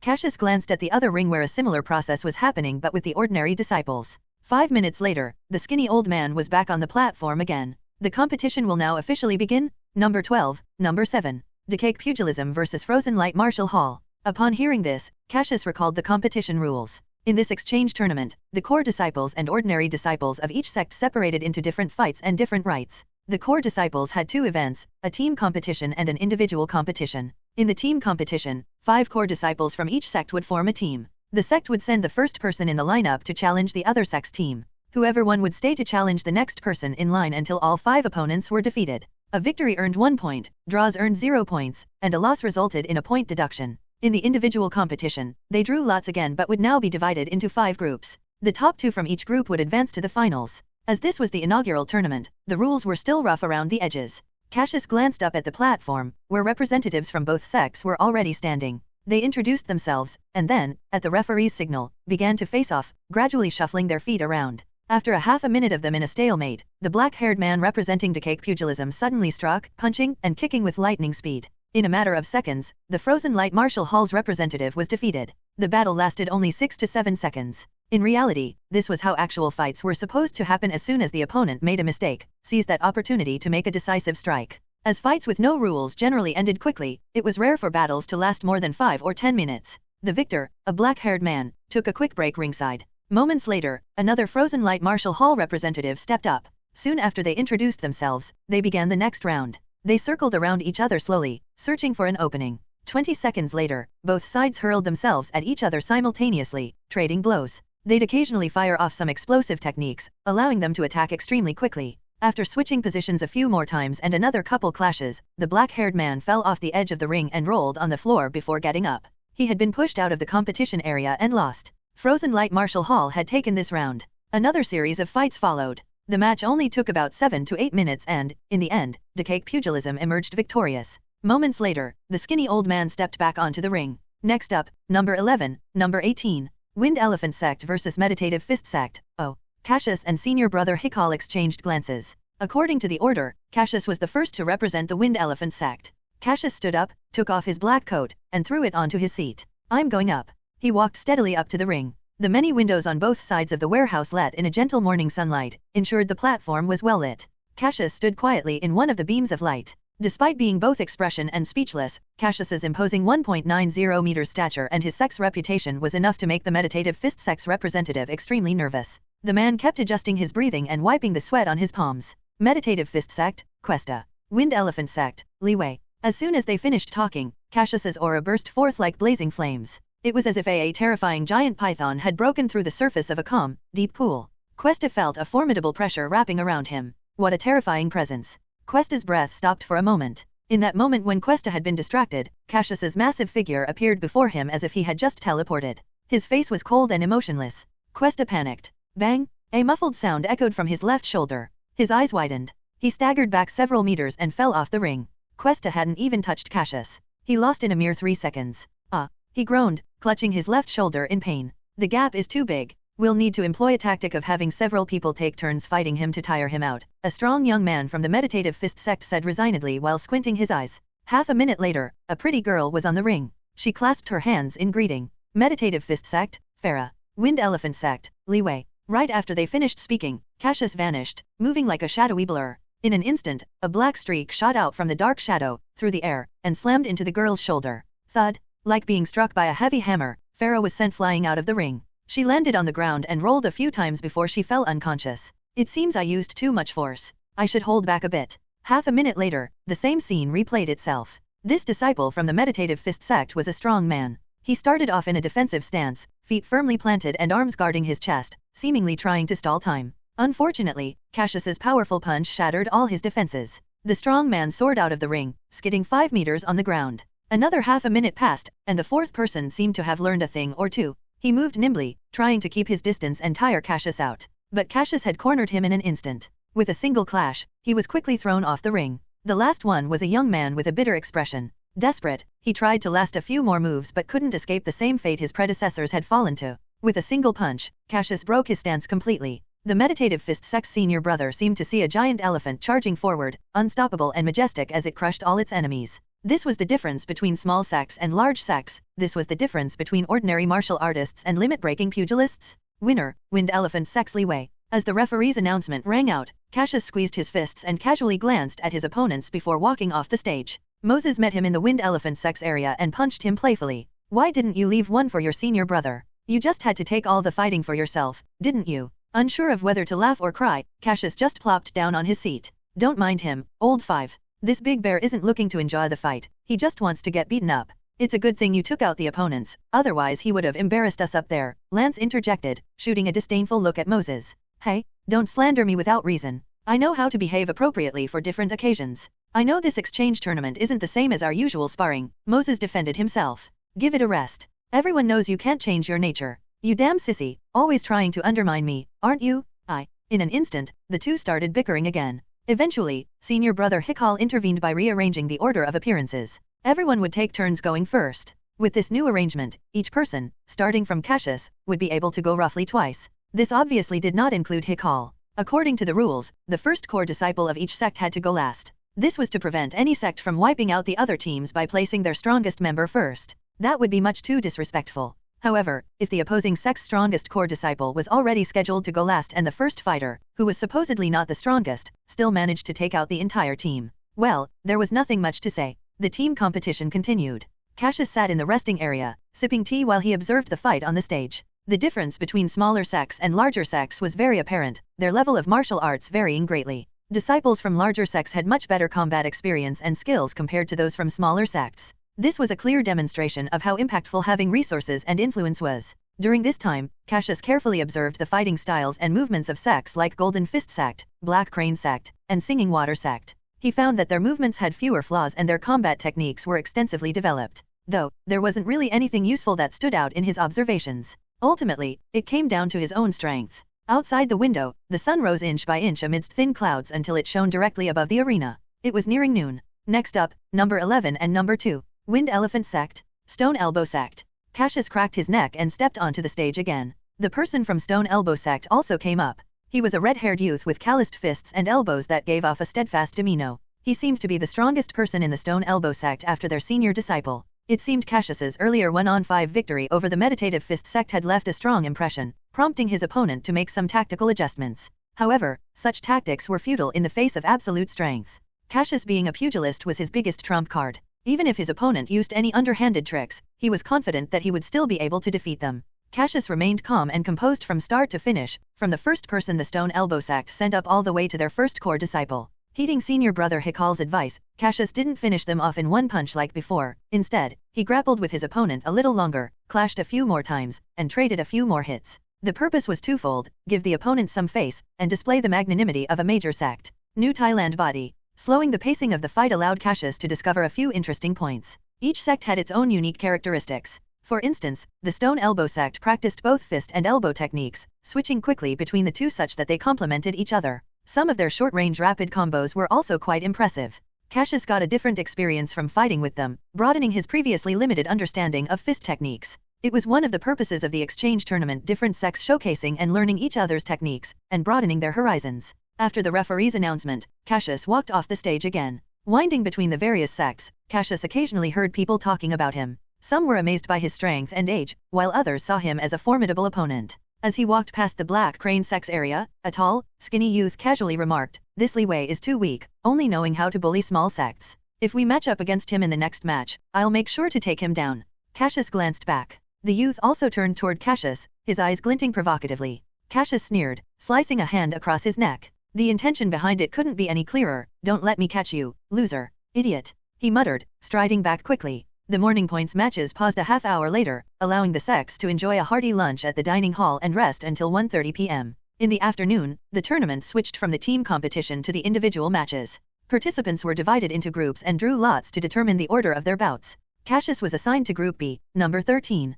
This number was engraved on a thumb-sized brass identification nameplate and was pinned to their chests. The competition venue didn't take place in the same location as before but in another warehouse next to the White Building. The warehouse was divided into more than a dozen areas, allowing multiple matches to take place simultaneously to save time. At the warehouse entrance, Cassius parted ways with his senior brothers and sisters, and headed down the path to the right by himself. Every so often, a staff member pointed the way for him. "Walk a bit further down, then turn right." Cassius nodded, continuing along the tiled path. A moment later, he stopped and glanced around. There were a few people who looked like spectators gathered at the entrance of the competition area. After confirming he was in the right place, Cassius pushed his way through the crowd. Initially annoyed at being shoved aside, the crowd fell silent upon seeing his tall, imposing figure. The setup of the room was simple though the space was quite open. A small elevated stage was set in the middle with a referee standing on it. There was a whole row of red wooden seats next to the stop. As Cassius sat down, the referee asked, "Are you a contestant? This area is for contestants to rest. What's your number?" Cassius paused, then pulled out his nameplate and pinned it to his chest. "Group B, number 13. Li Wei from the Wind Elephant Sect." "All right." The middle-aged referee nodded. "Just sit there and rest for a while. Your opponent hasn't arrived yet." 2 minutes later, a lean and muscular young man, about 1.85 meters tall, walked in. He also had a nameplate on his chest, denoting him as Group B, number 4. After confirming their identities, the referee announced that the match could begin. The young man leaped onto the stage. Cassius followed suit, vaulting over. "Wind Elephant Sect, Li Wei," he introduced himself. "Ironbone Sect, Nino," the young man said slowly. Cassius squinted at him under the sunlight. His short-sleeved shirt and shorts revealed arms and ankles wrapped in alternating red and white bands. His muscles were visibly strong, and his skin had a bronze tint. Some parts of his skin, like his knees and elbows, had a darker hue. Those places had a thick layer of calluses and unusually large bones. "The match will now begin," the referee announced as he jumped off the stage. Immediately, 2 auras rose up. One was the majestic grandeur of the wind elephant, the other was like a silent underwater volcano poised to erupt. With one side tall and magnificent, and the other side lean and fierce, the two faced off. Cassius looked at him, slightly surprised. This disciple from an unknown small sect had an impressive aura and seemed quite strong. To test just how strong his opponent was, he took huge strides forward, breaking into a sprint once he got close enough. The muscles in his right shoulder bulged, channeling a formidable force into his arm. Cassius swung his right hand fiercely, a whistling sound tearing through the air. "Dong!" Nino took a step back. "Oh?" Cassius raised an eyebrow in surprise. The opponent had blocked him with his elbow rather than his fist. His elbow seemed to be made of very hard bone as it was solid and heavy as a rock. "Let's try again." Cassius stepped forward, his tall body pushing forcefully ahead. At the same time, he threw a piercing punch. Nino swiftly dodged to the side, using his elbow to deflect his fist. He then stumped his right foot before thrusting his hard knee forward. Cassius's eyes gleamed as he shoved his large hand down and slammed into Nino's darkened knee. Bang! A loud sound exploded on the stage. Nino winced as he hopped back on one foot. His right leg had gone numb after being forcibly pushed back by such a tremendous force. At the same time, Nino grew increasingly vigilant. The iron bone secret technique he trained in was aimed at making bones and joints as hard as iron. Thanks to the sex ointments and a decade of relentless bone training, he could break a banana tree with a kick or a knee strike. However, the man standing before him had barely flinched. Nino looked over and saw the tall figure reassuming the wind elephant combat stance, his hands slightly raised at his sides. That composed and majestic posture remained steady. "You're pretty tough? I'll have no choice but to give it my all." He rotated his ankle slightly to ease the numbness in his foot. Without warning, he darted forward, his body swaying as he charged straight at Cassius's waist. Perhaps Cassius had been taken aback by Nino's attack because he didn't react until Nino got very close. Nino stomped his foot, channeling all his power into one of his iron legs. His darkened leg sliced fiercely through the air, aiming right for Cassius. Perfect time to test the Gale Stage's ultimate move. Cassius took a deep breath, his muscles bulging, and the outline of his entire hand tinged black. Severing flow. In an instant, a black line tore through the air. Crack! The hand blade struck the iron leg. There was a sharp cracking sound. Nino screamed as he flew backward. He landed heavily, rolling several times along the stage. His brain was engulfed in a maelstrom of pain from his muscles tearing apart. A with ring above Omicron BS. His leg was broken. What a strange yet familiar feeling. Nino had not broken his leg since mastering his covert martial arts. But here he was, experiencing that intense pain once more. Number 13 wins, the referee announced. Soon, a few medical team members in white coats came in and lifted Nino onto a stretcher. As Cassius stepped down from the stage, he glanced at his hand. During the battle, he had kept his strength below that of a pugilist. Still, the Wind Elephant combat moves were well-rounded enough that he could suppress the Ironbone Sect opponent. The finishing move was from the first stage of the Wind Elephant Fist, Gale, which emphasized speed. To be so fast that the opponent couldn't even react? While the primary purpose was speed rather than dealing damage, it still managed to break his opponent's leg. The Wind Elephant Fist consisted of 4 ultimate moves. Gale Stage, Severing Flow, Hand Blade, Wind Owl, Ultra Fast Swinging Punch, Elephant Herd Stage, Elephant's Roar, Straight Punch, and Wind Elephant Torrent, Swinging Punch. These 4 represented the pinnacle of the 4 basic techniques of Wind Elephant combat. One had to be at the pugilist level in order to master and use them however they wanted. Cassius had already mastered the 2 moves of the Gale Stage and was now learning the Elephant Herd Stage. As expected, the 2 ultimate moves did not disappoint. The speed and power of Severing Flow's explosive Hand Blade were astonishing. If he combined that with the Azure Wind Flow and the explosive power from accelerating his blood flow, one Hand Blade could potentially split a person in half. Cassius's next opponent came from a small sect again, but this opponent was much weaker and lasted only 1 move. While he waited, Cassius realized he had fought a total of 4 battles in the arena. Only 2 opponents remained. After sitting for less than 3 minutes, a familiar figure appeared at the entrance. Cold smile on his face, Cassius immediately stood up, a strong and domineering aura expanding outward. Black Crane Sect's 5th core disciple, Guro. They truly lived in a small world. Heh. At the entrance, the tall and thin Guro also sneered when he saw Cassius. He made a slicing motion across his throat, seemingly in response to the morning's gesture. Cassius felt inexplicably excited. He rubbed his thumb and forefinger together, his palms sweaty. When was the last time he felt like this? When the Duststorm assassins ambushed him in the real world. At that time, Cassius, who had believed that he had been acting under the Shadow Demon's influence, had killed all the enemies. What would be Guro's fate? The referee announced that the match could begin. Group B, number 13 and number 1. Wind Elephant Sect, Black Crane Sect. As soon as the sect names were mentioned, the surrounding spectators started to buzz with excitement. A fight between the core disciples of 2 major sects in Bailiu County obviously drew quite a lot of attention and interest. 3 more people squeezed in from outside amidst the chatter. One was a sinister man wearing black gloves, the Black Crane Sect's 1st core disciple, Mendy. The other 2 were young girls in distinctive blue combat attire. One was in her 20s, and had exquisitely beautiful features and a voluptuous figure. Her blue hair was tied up into a ponytail, draped lightly over one shoulder. She was the 2nd core disciple of the Singing Water Sect. As for the other girl, her distinctly youthful teenage face was a dead giveaway, the Singing Water Sect's prodigy, Heidi. Senior sister, what's so interesting about this? Let's go watch our first senior sisters match. Heidi blinked. Don't underestimate the core disciples from the major sects, Heidi. They are all close to the level of a pugilist. The 2nd senior sister shook her head. Their strength should be similar to yours, and they all have an abundant amount of practical combat experience. Let's watch closely. The air was thick with tension as the 2 opponents, both of similar heights, stared each other down. Don't think that breaking 2 small sex teams is something to be proud of, kid. Let me teach you a lesson in humility. Guro sneered, remembering yesterday's events. Careful. You don't want me to beat you to death later. I might not be able to hold back, Cassius said, clenching his fist and grinning broadly. Begin, the referee announced, jumping off the stage. In the sunlight, as Cassius twisted his neck, a series of cracking sounds echoed. He said calmly, try not to die from my punches. There was a completely different meaning when he calmly repeated it for the 2nd time. Sneering, Guro was about to retort when he felt an extremely menacing aura lock onto him, akin to suddenly being targeted by a tiger while trekking through the jungle. His heart skipped a beat. Remember the name of the person who's about to defeat you? Li Wei from the Wind Elephant Sect. As soon as he finished speaking, the entire round stage shook violently.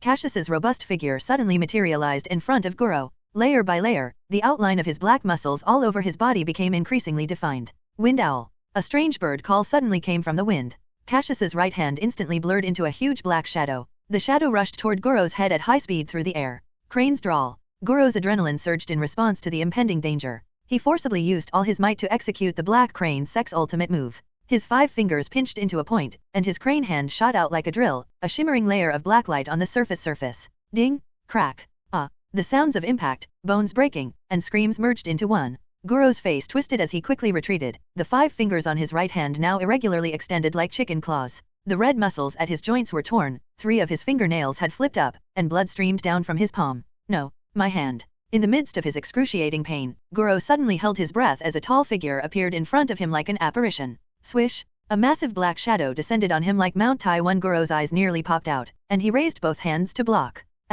Dong! The entire stage shook violently. In the sunlight, Guro was on his knees, trembling. His arms were still crossed and raised above his head. He could acutely feel the bones of his forearms fracturing painfully. It was the kind of shuddering feeling of bone fragments piercing into his muscles. Blood from his wounded arms dripped onto his face. Completely stunned, Guro had just managed to take a breath when he felt an overwhelming force press down on him again. Inch by inch, bit by bit. It was as if a steamroller was flattening the ground, heavy and absolute, and without any care of what was underneath it. He trembled. He could practically hear his muscles and bones groaning. Guro's whole body was forced down, his spine bending inch by inch while his head shook like a leaf. Cassius's bloodshot eyes flashed before him. Accelerated blood flow? A pugilist? He roared, I surrender? I surrender. The humongous arm that was pressing down on Guro paused for a moment, and then it pulled away. Cassius shook his head expressionlessly. I thought you'd last longer than that. You shouldn't act so arrogant when you're only at this level. For a moment, the entire stage fell into an eerie silence. Then the audience erupted into a frenzy. Despite both parties being core disciples of major sects, the actual gap in combat was astonishingly vast. Guro's opponent had crushed him like a child, forcing him to surrender in just 2 moves. It's actually a pugilist. Mendy squinted at Cassius below the stage, ignoring Guro's serious injuries. He muttered to himself, Wind Elephant Sect really lucked out with 3 pugilists. Seems like I'll have to adjust the order. On the other side, Heidi couldn't bear to look at the stage due to Guro's terrifying bloody appearance. Her second senior sister patted her shoulder. This is why I wanted you to watch the others' matches. It's impossible to not get injured or bleed when you're in real combat. You're still too young and don't have enough practical combat training. Every covert martial artist must overcome this, Heidi. The second core disciple of the Singing Water Sect gazed at Cassius standing on the stage with her beautiful eyes. But I never expected the Wind Elephant Sect to have another pugilist. And an 18-year-old at that? No wonder that guy from the Black Crane Sect was beaten down in just 2 moves. A pugilist and those below are like night and day, so it's normal for the results to be this crushing. That person looks quite scary when he's being ruthless, Heidi said, glancing at the stage. The image of the formidable figure with the terrifying statue on that stage was deeply etched in her somewhat still immature mind. Guro had already been taken down for treatment, leaving only Cassius and the referee. The referee declared Cassius as the victor. Cassius nodded slightly, then said, let's start the next match right away. I don't want to waste any time. I saw my opponent. He stopped talking. The young man who had just been sitting in the row of red wooden chairs to his right was suddenly gone. Had he been seeing things? Contestant number 13. Contestant number 5 told me he forfeited just now. He's already left. The referee beside him had a strained smile. He forfeited. Yes. Then I'm leaving, Cassius said, flipping off the stage and walking towards the door. Since he had no opponent to fight, he had the gift of time back. The crowd blocking the door parted fearfully, creating a path for him as he walked past. 5 minutes later, Cassius headed to a distant arena, on a staff member's directions, where his 4th senior brother Moses was competing. Bored, Cassius decided to take a look. As soon as he squeezed through the crowd and saw what was happening, a peculiar smile appeared on his face.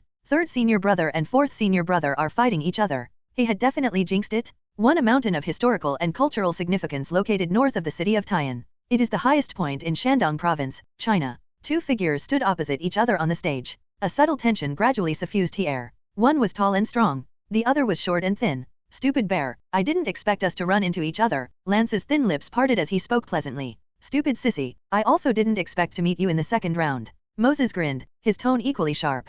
Perfect, shall we have a go? Lance tilted his head slightly. I was thinking the same. We haven't sparred for months. The last time we fought was at the last banquet. Just so you know, I've improved a lot, so I hope you won't disappoint me. Moses puffed his chest out slightly, which made his body look even larger. What a coincidence, I've improved a lot too. I hope I don't make you cry with my hand chop later. Lance slowly raised his right hand. Hearing this, Moses sneered inwardly. Improved a lot? Had he improved to the point where he could achieve a breakthrough and become a pugilist? That wasn't an easy threshold to cross. Moses himself only made it through with the help of the fire oil. There was no way Lance could be that lucky. A pugilist fighting against someone at a lower level? That was like a father fighting a son. Lance wouldn't be able to break through his defense even if Moses didn't move.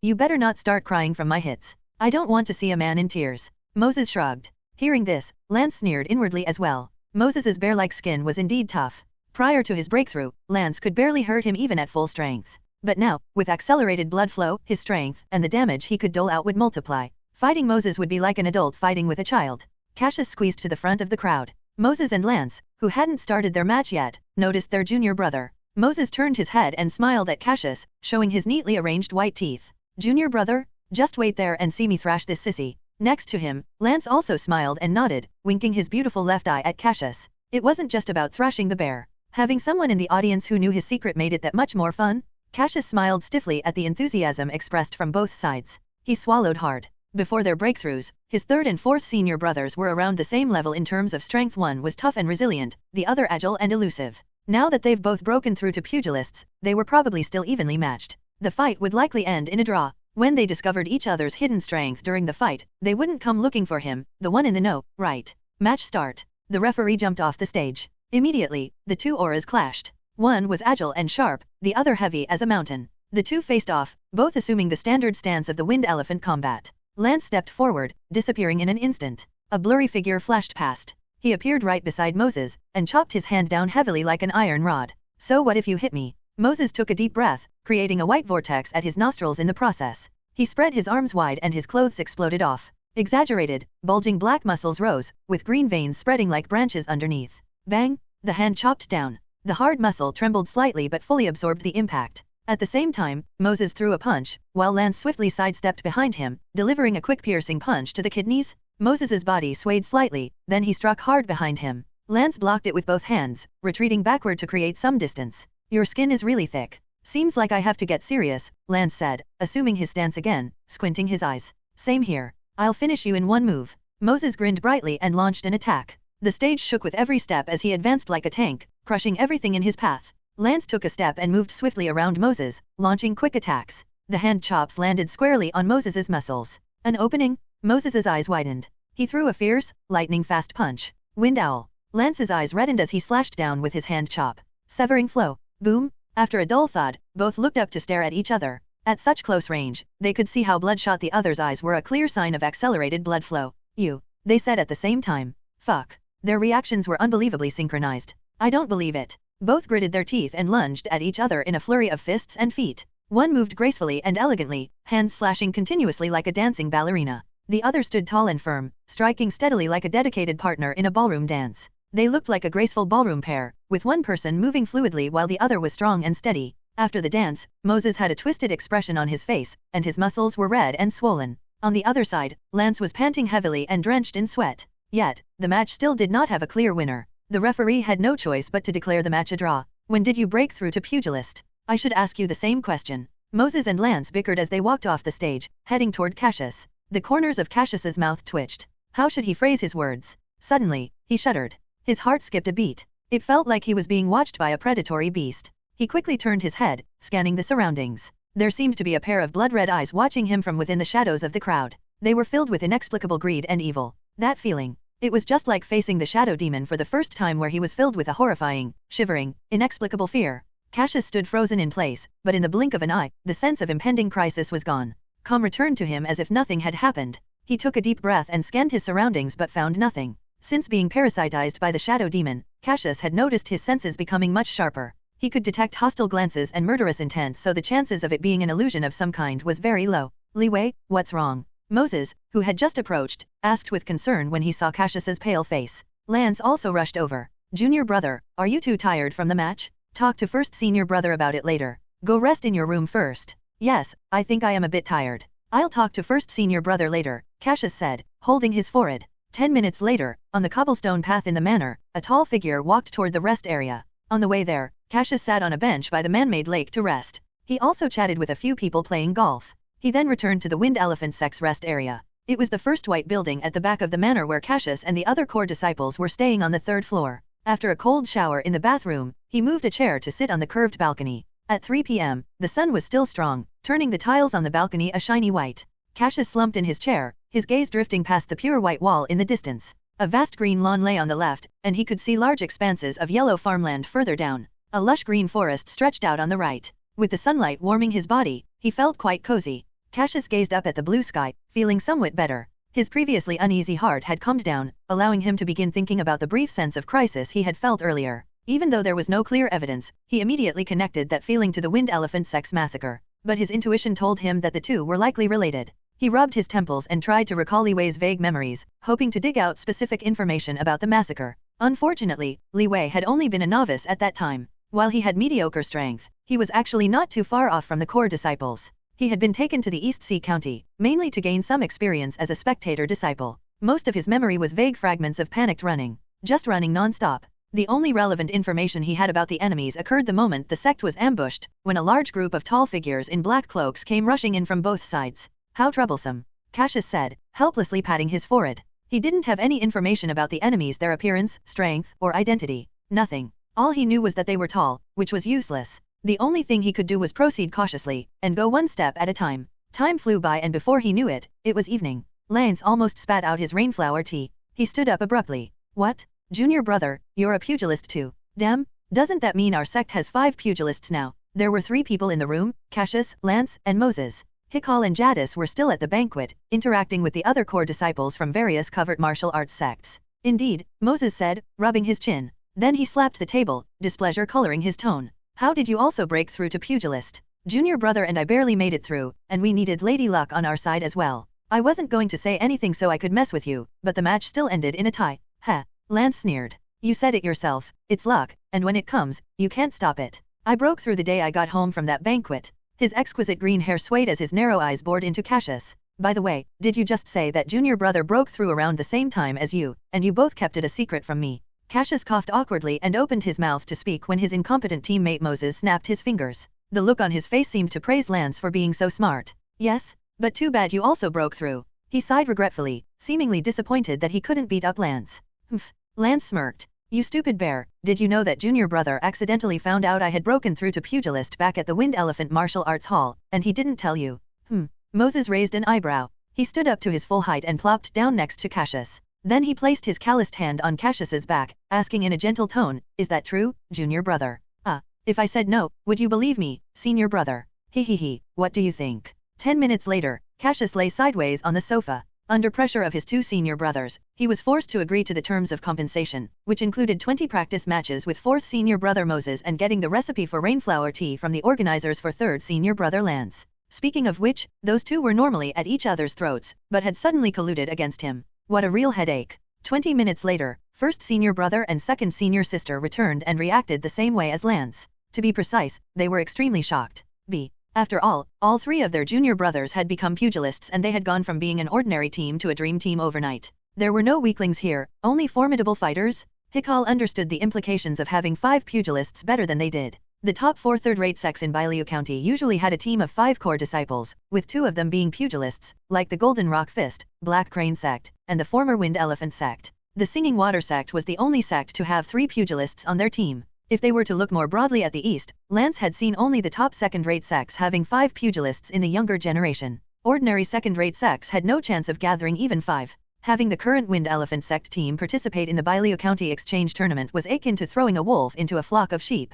A top second-rate sect bullying a bunch of third-rate and unranked sects. Bullying people from another tier could prove fatal. Hikal could already imagine the other 3 sects being collectively crushed. Lance chuckled. Haha. Moses also chuckled.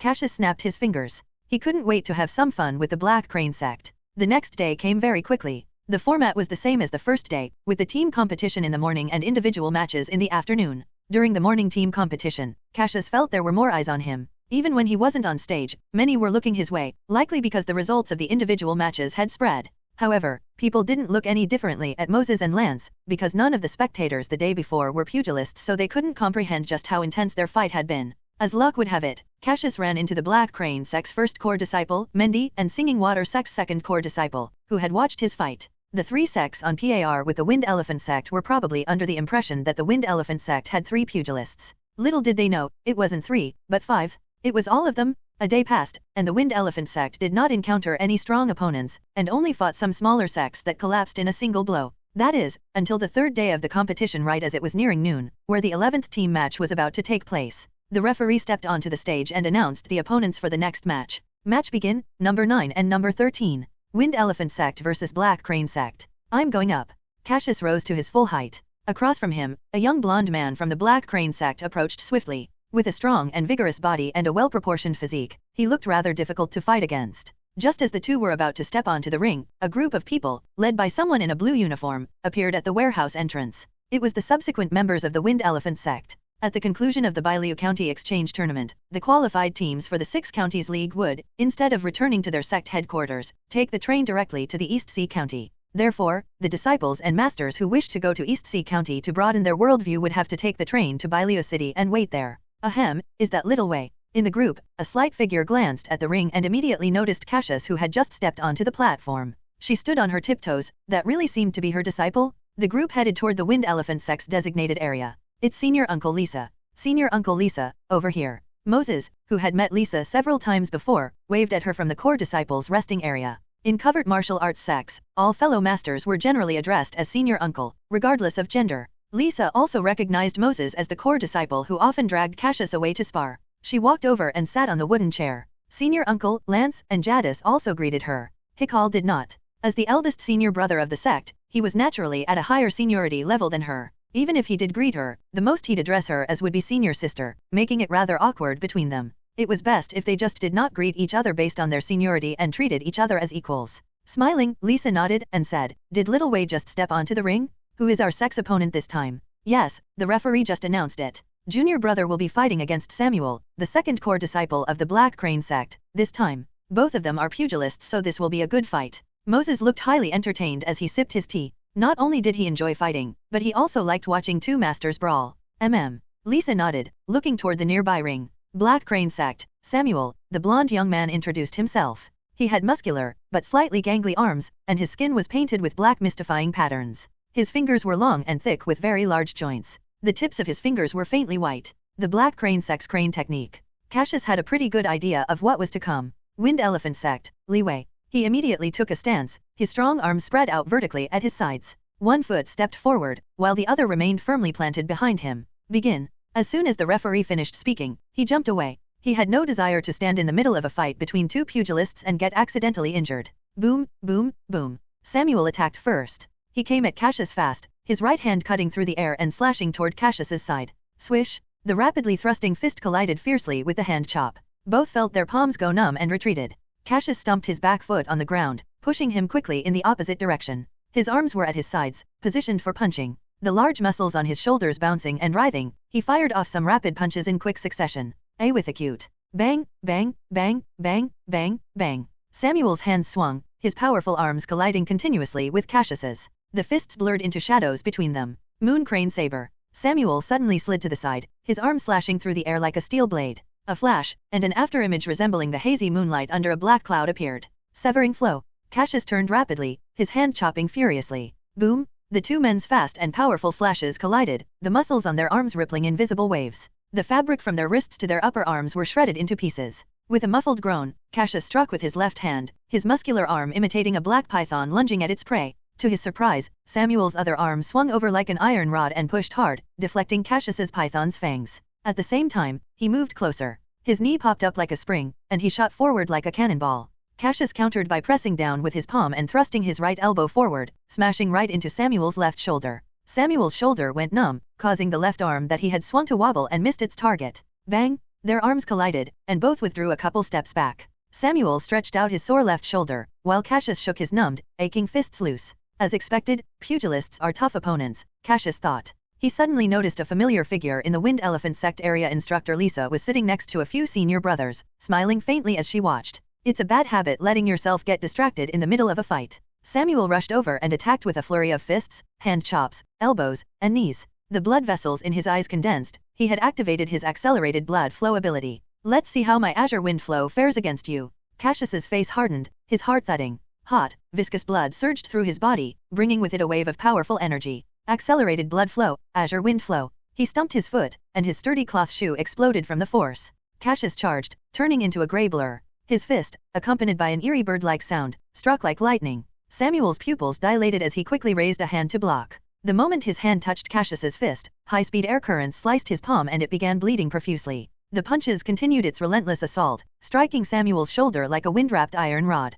"Ah!" Samuel screamed. He stumbled and tumbled off the stage. When he got up, his face was pale, and his forehead was peppered with cold sweat. There was an exposed bloody fist imprint on his left shoulder. The skin had scraped off, revealing red muscles beneath. Blood dripped down the edges, soaking his clothes. "Good fight," Cassius said from the edge of the ring. "What technique was that?" Samuel panted. "I suppose there's no harm in telling you. It's called Azure Wind Flow." Cassius spread his fingers out slightly, and a high-speed rotating air current flicked off all the blood on his skin. Right hand clean once again, he let it hang lightly by his leg. At this moment, the referee climbed onto the platform and announced, "The winner is Wind Elephant Sect's Li Wei." Cassius locked eyes with Lisa on the stage before turning to look at his next opponent. The Black Crane Sect had only 2 pugilists, one of whom had just been defeated by Cassius. The other, Mendy, was the final opponent, which meant Cassius would have to fight against those at the fist fighters level. It was no different from a wolf among sheep.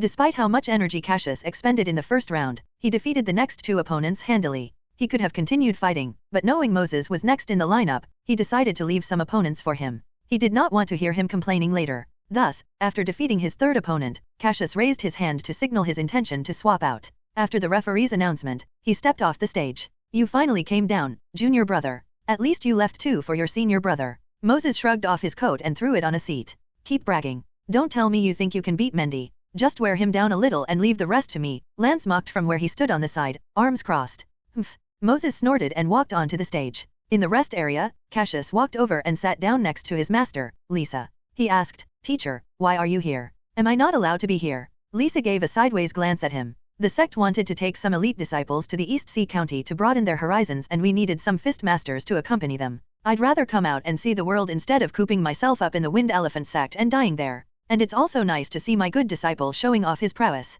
Lisa smiled and patted Cassius's shoulder, as if her death was already certain and there wasn't anything special about the word itself. Cassius opened his mouth but didn't know what to say. After a long pause, he finally squeezed out, "Teacher, you've lost weight." Lisa ruffled Cassius's hair for the very first time.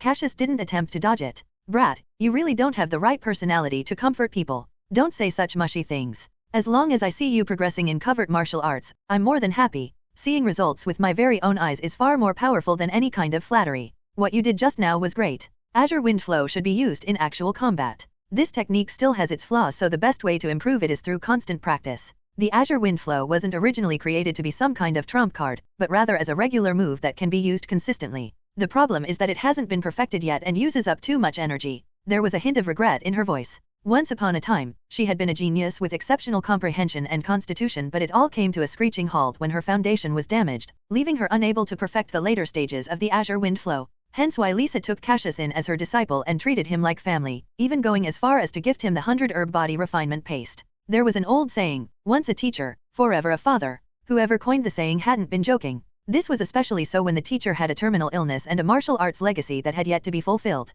She could only leave her hopes in her disciple, and fortunately, Cassius gave her that hope. "Let's stop chatting and watch the match." Lisa and Cassius turned their attention back to the stage. As expected, Moses fought the core disciples of the Black Crane Sect with little fanfare, rendering them senseless with a single swing as if they were his children. Even a martial artist nearing the physical limits of a human body was easily toyed with by Moses. The clear disparity made the audience realize that the Wind Elephant Sect's 4th core disciple, Moses, had also surpassed human limits. The Wind Elephant Sect had 4 pugilists? It was unfathomable. Even a second-rate sect wouldn't be at that level. For a moment, the entire venue buzzed with chatter. Various gazes swept toward the Wind Elephant Sect's rest area, some surprised, some envious, some fearful, and some hateful. On the stage, the young man who Moses had been toying with stumbled onto the ground. A livid Mendy stormed onto the stage. His slightly pale face was filled with frustration as he stared at Moses, removing his gloves as he spoke. "Ra-Epsilon. I'll make you understand that there are differences even among pugilists." His arms wrapped in white bandages were exposed to the air, and an imposing aura locked onto Moses.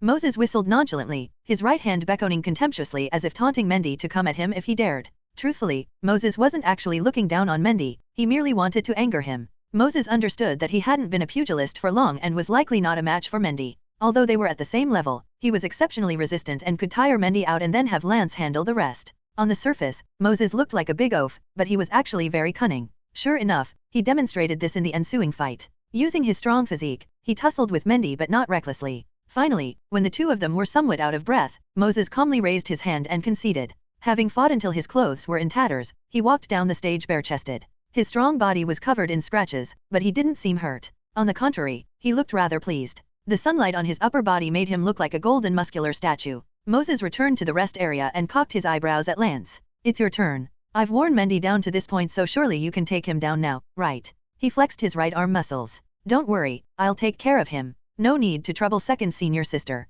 Lance elegantly took a sip of his red tea from a white porcelain cup. He stood up and brushed past Moses, poking his wound with a finger as he walked by. "Hey." Moses turned his head, eyebrows shooting up in pain.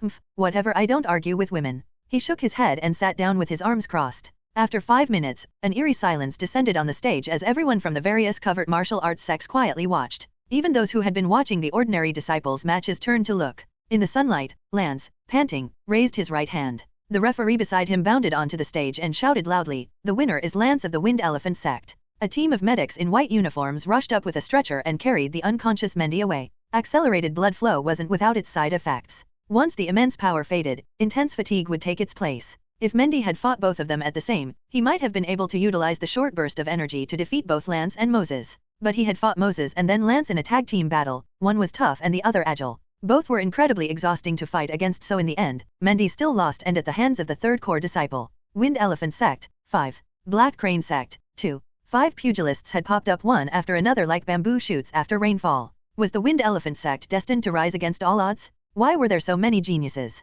At this rate, nobody would even bat an eye if a pugilist suddenly appeared among the ordinary elite disciples of the Wind Elephant Sect. Someone once said, barring any unexpected events, the Wind Elephant Sect, with its large fields of Langson grass, will rise. That phrase indeed came true. It had only been a matter of time for the sect to become a second-tier covert martial arts sect, although the team of 5 pugilists hadn't been a contributing factor. This had happened due to a series of fortunate coincidences. The Wind Elephant Sect likely would not be able to assemble such a dominating team for several generations to come even after rising to the level of a second-tier covert martial arts sect. It was but a matter of luck. The Wind Elephant Sect is sure to win the Bailiu County Exchange Tournament this time around. 5 monsters who have surpassed human limits, there's no doubt about it. If the 3 pugilists from the Singing Water Sect and the 2 from the Golden Fist Sect came together as one team, they might be able to be a match for the Wind Elephant Sect's team. Otherwise, the gap is just too large. Did you notice the Wind Elephant Sect's youngest core disciple is only 18? It's crazy that he's already surpassed human limits. Even more than that little girl from the Singing Water Sect. Yay, and not only that, Lance and Moses, the 3rd and 4th,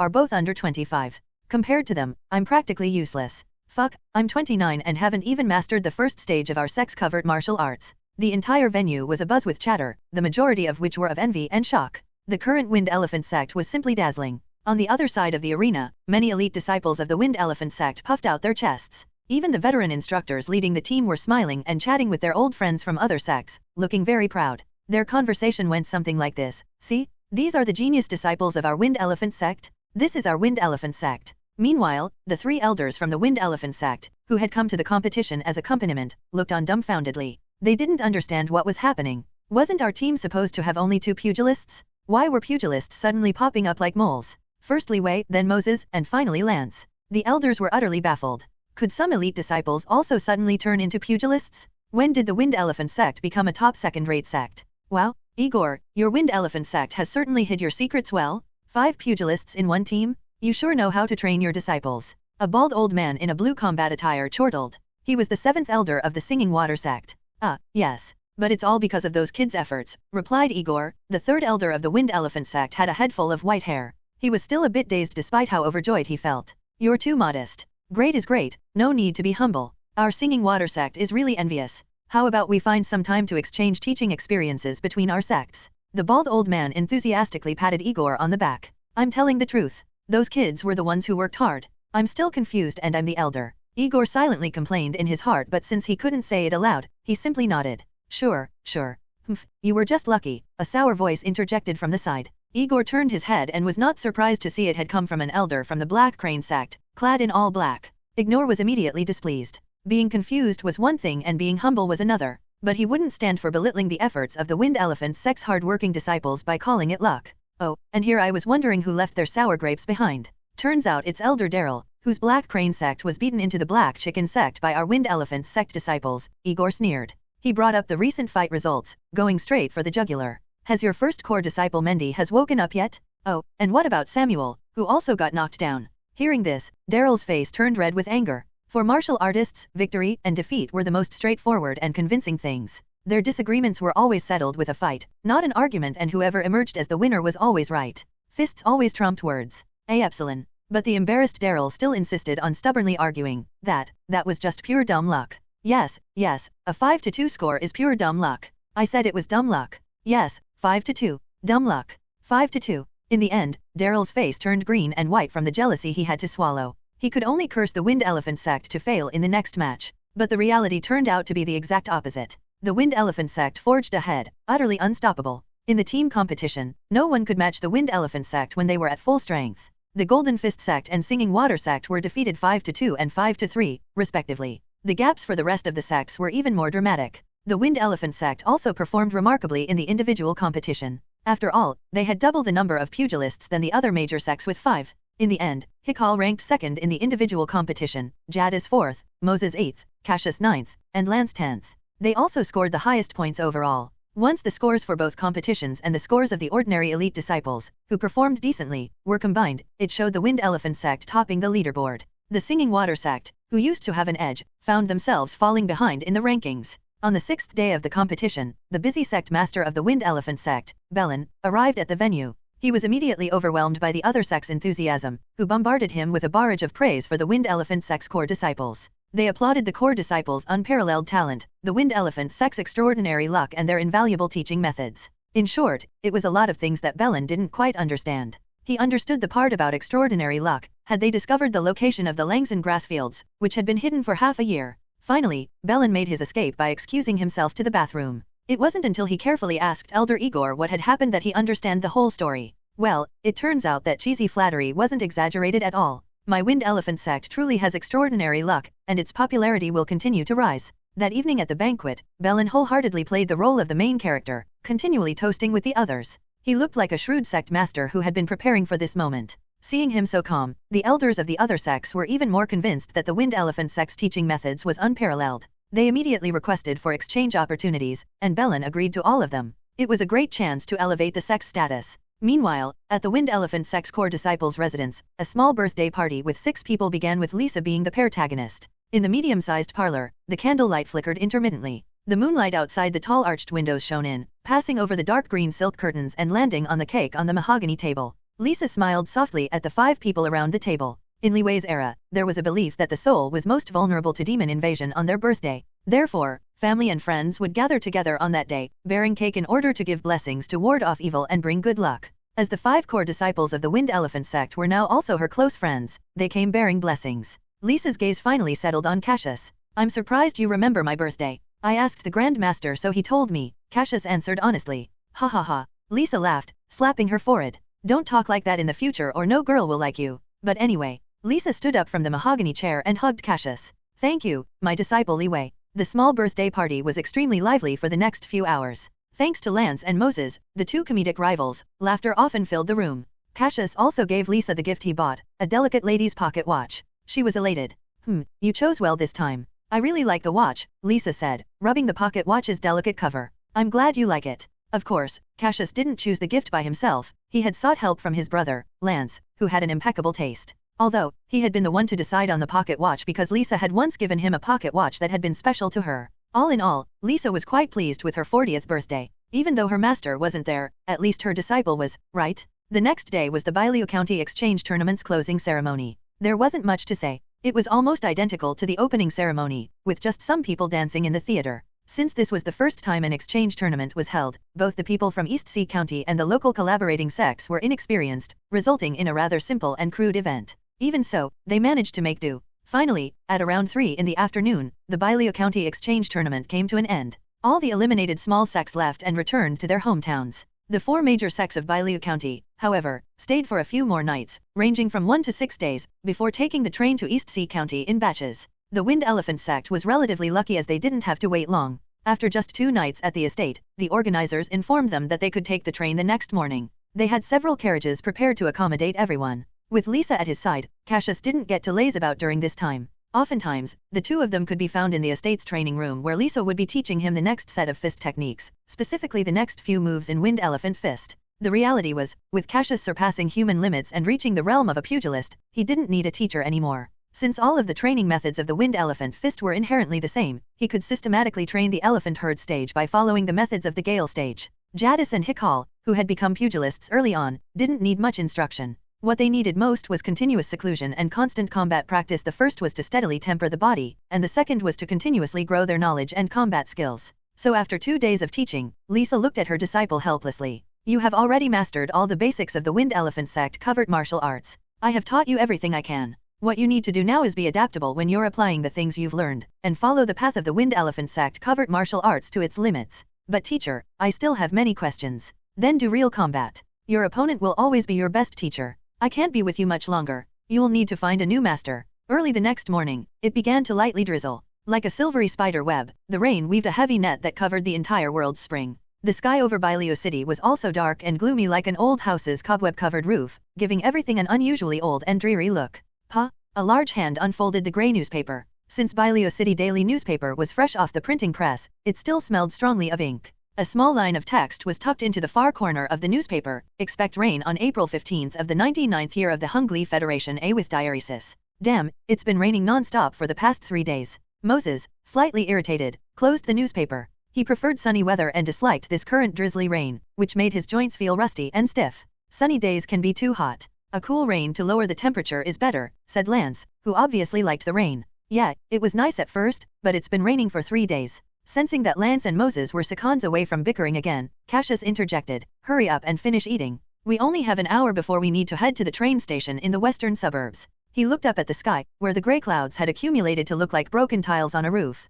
Cassius took a bite of the crispy, delicious toast and then picked up the white porcelain cup filled with hot milk. The food at the estate was delicious, much better than what they had at the Wind Elephant Sect's canteen and Oakwood City. After all, Byleo City was the central city of Byleo County. Click. The wooden door of the parlor suddenly opened. Hikal, who was closing his umbrella with one hand, stomped on the doormat outside, shaking the water off his black boots. Senior brother, all 3 of them said in unison. Hey, enjoying your meal? Did you save me something? Hikal left the umbrella outside and quickly walked in. Yes, we did. Cassius gently pushed a porcelain cup a white plate and over which had the standard breakfast fare toast, sausage, and buttered eggs. So you guys do have some conscience. Guess me getting up early to run this errand for you wasn't in vain. Hikal smiled and sat down at the mahogany table, using the knife and fork in one hand to eat breakfast. Thank you, senior brother. My master's health isn't good enough for her to endure a 7 to 8 day train ride to East Sea County. As Cassius spoke, he pushed a plate of sausage with sauce over. He hadn't touched this dish since it had been served. It was still warm. He knew senior brother Hikal's favorite food was turkey-style grilled sausages.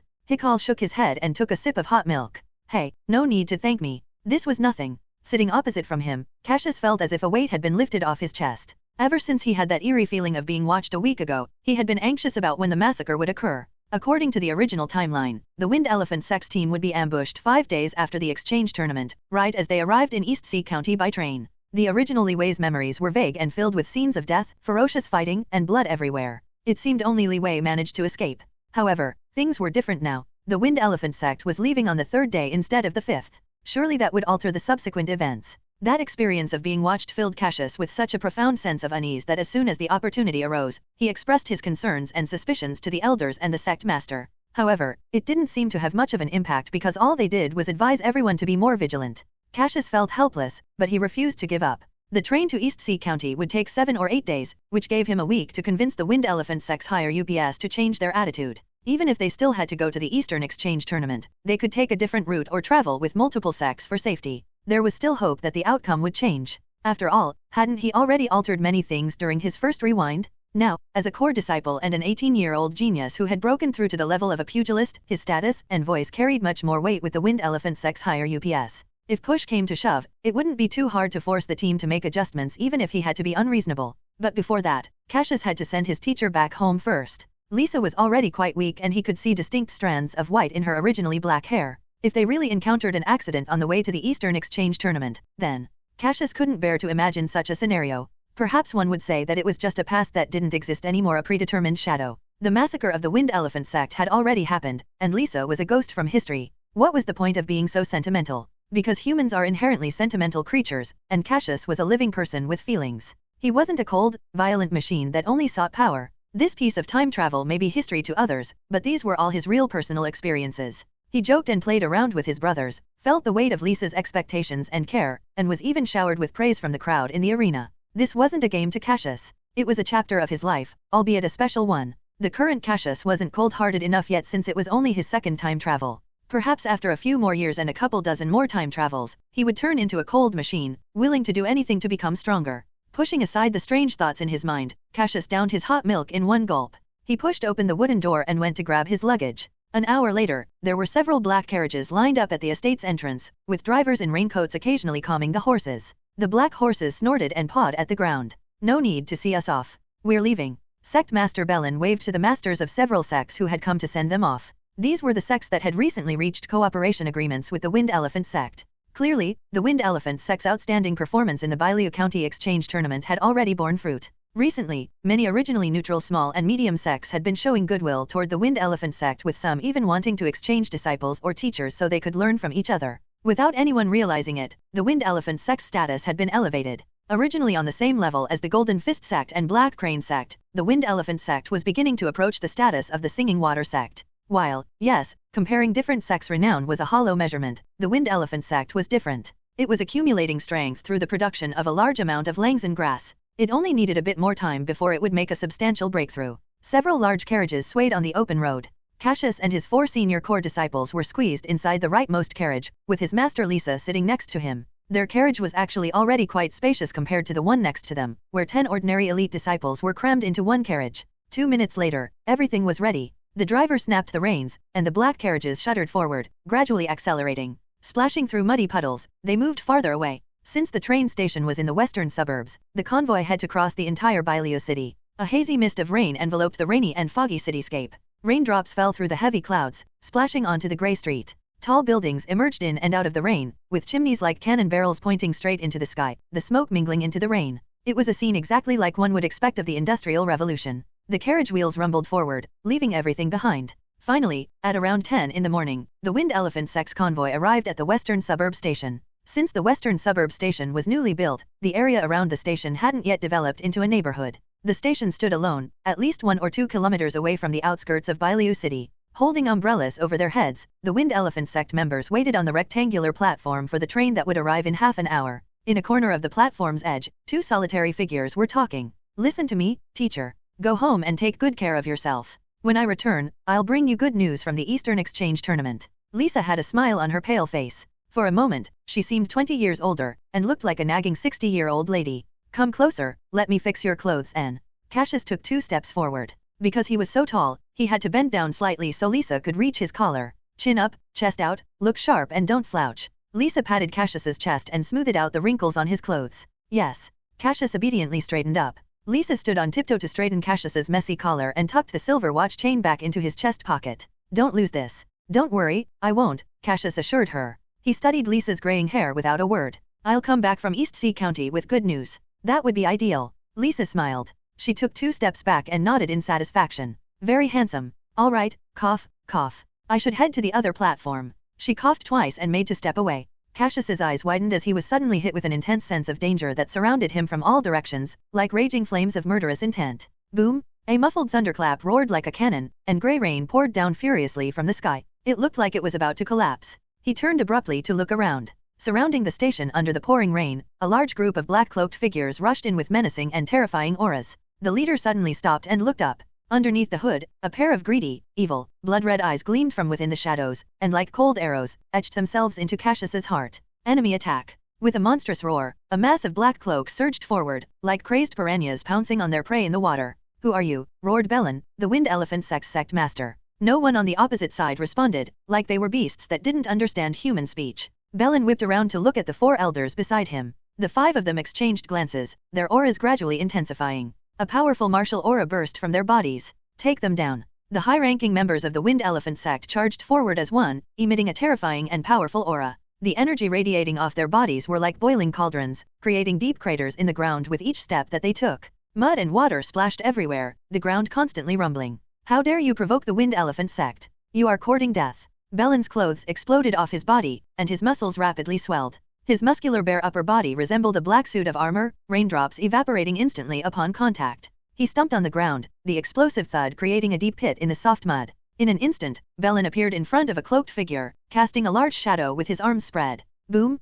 Like a battering ram, a fist came crashing down in the rain. The cloaked figure suddenly shrunk by half. The upper half of his body folded in, turning the clothes and lacerated muscle into a bloody mess. Blood splattered all over Bellin's upper body, but the torrential rain soon washed it away. His bloodshot eyes locked onto another target and he shot forward like an arrow. Severing flow. Twin black arcs sliced through the rain. The 2 cloaked figures in front of Bellin froze, then collapsed to the ground with a thud. Blood gushed out like fountains from their severed bodies. With Bellin swinging his hands around like blades, no one dared to get close to him. He was like a sharp and powerful war weapon as he and the other 4 elders pierced through the enemy formation. But it wasn't enough, there were too many cloaked figures. One after another, they charged out of the rain, attacking wildly. Immediately, many fist masters from the Wind Elephant Sect rushed to meet their assault, engaging the cloaked figures in combat. Some of the stronger elite disciples even joined forces to fight against the sudden onslaught of attackers. Shall we join in? Moses panted hard like a bull, his large eyes fixed on Hikal. Let's go then. Hikal tore off his casual suit. He was already off like an arrow before the tattered pieces could touch the ground. Let's go. Lance and Moses looked at each other briefly before also charging forward. Jadis flung her black umbrella away, her amber eyes burning with vicious battle intent. She sprang forward like a leopard in full sprint. Meanwhile, on the other side of the rectangular platform, Cassius and Lisa found themselves surrounded by 7 or 8 cloaked figures. Cassius stood in the center, face as dark as iron. He never imagined that these cloaked figures would launch a preemptive strike. Instead of waiting for the Wind Elephant Sect to head to East Sea County, they attacked right in Bailiu County. Why were they in such a rush? Cassius's heart felt heavy. He lunged forward, dodging an attack from behind. He then delivered a powerful uppercut that sent one cloaked figure flying, knocking 2 others down in the process. Beside him, Lisa unleashed a flurry of punch and elbow techniques, breaking the arms of 2 cloaked figures who had been attacking her, forcing them frantically retreat. Anobes. Cough, cough. Li Wei, let's move over there. At Lisa's words, Cassius turned to look into the distance. The recent skirmish and entanglement put them 70 to 80 meters away from the main group of the Wind Elephant Sect. Since he was at a higher elevation, Cassius could clearly see the situation below the platform. On one side was Belen, who, along with the other 4 powerful elders, was like a spear piercing through the cloaked figures' encirclement. They had made quick work of dozens of cloaked figures, displaying the terrifying strength befitting a sect master. During one of his clashes with the cloaked figure, Cassius discovered something. The cloaked figures' strength were at the level of a human being at their peak, with some even surpassing it. However, their crude combat skills meant their overall combat effectiveness was diminished, which, in turn, showcased just how formidable the old veterans from the Wind Elephant Sect were. On the other side, 4 core disciples and the other instructors from the Wind Elephant Sect formed a defensive net, protecting all ordinary and elite disciples below the level of pugilist. Outside the defensive net, cloaked figures were going down one by one, with over a dozen corpses already strewn on the ground. At the same time, the Wind Elephant Sect's core disciples remained largely unscathed. With the injuries they sustained being minor, they were fully capable of continuing the fight. At least half of the roughly 100 cloaked figures in the ambush were already incapacitated and lying in the mud. It seemed like the massacre wasn't too difficult to deal with. With some effort, might the Wind Elephant Sect be able to kill all of their attackers? Huff, huff, huff. Wheezing sounds echoed in the rain. Cassius quickly turned his head, scanning behind him. The cloaked figure was trembling slightly from where he lay prone on the ground, a gaping hole in his chest. The light red blood began to coalesce, squirming like mud, and crawling back into the body. Bubbles gurgling from the yawning chasm in his chest, the cloaked figure suddenly lurched back to life. He slapped a palm on the ground, flipping himself upright. His cloak was half destroyed, the rain soaking into the large swaths of white bandages underneath. Instantly, the bandages were dyed red like paint. The cloaked figure began to swell rapidly, his bones making cracking sounds as he grew to 2 meters tall. Although his entire body was wrapped in bandages which made it hard to see his exact appearance, the tightly wrapped cloth accentuated twisted and menacing bones, along with steel needle-like bristles poking through. Roar! He bellowed toward the sky. In the next moment, he lowered his head, locking his evil, blood-red eyes on Cassius. They were filled with a wicked hunger. I will eat you, eat you. In a flash, he shot forward like a cannonball. Cassius instantly vanished from where he was standing, and the two collided fiercely in the pouring rain. Boom! The 2 equally sturdy arms clashed like steel. Accelerated blood flow? Wind owl. Cassius's eyes instantly turned blood red as he roared and punched, the immense force slamming into the cloaked figure's chest. It was like a cannonball ripping through, shattering his ribs and heart before finally penetrating through his back like an iron rod, and spraying a large amount of blood everywhere. The cloaked man glowered before collapsing to the ground without another word. Then, one after another, the cloaked men who had been killed or suffered heavy injuries stood up. They roared like undead spirits, resembling a pack of wolves celebrating a hunt. Cassius panted heavily. Now he understood why the Wind Elephant Sect had been annihilated. They hadn't been fighting humans at all, they had been fighting a group of monsters from who knows where. A group of powerful monsters with super healing abilities and who could transform for a second time. Once the cloaked men turned blood red, they were at the level of novice pugilists, those who had just broken through human limits but had yet to consolidate their strength. Although they were no match for Cassius in a one-on-one battle, there were over 100 of them here. Cassius had to use his accelerated blood flow ability and the deadly moves from the Wind Elephant Fist to fight just one. Even at full power, he knew he could only handle 3 blood-red cloaked men at once. Facing 5 at the same time would mean certain death, regardless of how hard he fought. His breathing turned erratic at the thought of this. Suddenly, screams rent through the air. Some blood-red cloaked men had caught a few disciples of the Wind Elephant Sect. They held them aloft and ripped them apart, their blood blending in with the rain as it splashed to the ground. Some teachers were overwhelmed by 4 or 5 cloaked men. One of them tore off a teacher's arm, and then, unable to fend off the rest with the remaining arm, brutally dismembered the teacher. The scenes matched Li Wei's memories perfectly. That horrifying nightmare surfaced, little by little, in the rain, bringing a suffocating despair that devoured everything up. Ah! From the depths of the cloaked men's encirclement, an elder roared, sweeping his arms horizontally. His immense power briefly created a clearing around him, cutting down 4 or 5 cloaked men who fell to the ground. However, the surrounding beasts showed no fear. Instead, they rushed forward even more ferociously. They utilized their bodies as weapons and didn't even bother dodging. Moments later, a scream erupted from the densely packed center. The Wind Elephant Sect elder had been piled to death by pugilists. On the other side, Moses roared, "Lance!" His strong, bear-like body crushed forward as he swung his arms, knocking down the cloaked attackers. Lance, who was being attacked, stood trembling in the heavy rain. His slender body was covered in blood, his right hand pressing hard against his left shoulder. His left arm had fallen somewhere to the ground, blood gushing from the open wound. Lance looked up. His tea-green hair was plastered to his forehead, a huge slash across his face that ripped his once delicate and beautiful features apart. He was an agile fighter, but everywhere he looked, he was surrounded by cloaked figures. Just a slight hindrance to his movement, and it had led to this outcome. The intense pain made Lance's body shake to no end. He forced an ugly smile at Moses. "Forget about me. Maybe you can still escape. There's no way out anymore." Moses turned slightly. There was a large wound, a twisted mess of red muscle and fabric, on his waist. "All right. Okay. I never thought we'd end up dying here together. What a stupid way to die." Lance and Moses stood back to back, assuming the Wind Elephant Sect's fighting stance. They scanned around and spotted a large group of cloaked men rushing toward them. Despite how dire the situation was looking, they still bickered. "Sissy, since we still have some time, hurry up and fulfill your promise. Call me third senior brother." And no joking around, Moses said cheekily, a smile on his face. "In your dreams." Lance's voice was hoarse, air leaking through his punctured lips and part of his mouth. "Planning on breaking your promise, huh?" Hiss. "And here I thought you were someone who kept their word, sissy." Moses furrowed his brows, the pain in his waist already affecting his thoughts. Lance was adamant. "You damn bear, don't even think about it. You've never called me third senior brother before. If you want me to call you that, then you'll have to wait until the next life to hear it." The dozens of cloaked men were closing in. Their evil, bloody aura completely overwhelmed the two of them. Moses squinted his eyes. "Sissy, I think this is really it for us this time. Yeah, you're about to turn into a dead bear." Lance attempted to smile. A faint murmur came from behind. "Third senior brother." Lance's eyes widened. "What did you say, you damn bear?" "I said, third senior brother." "Ah."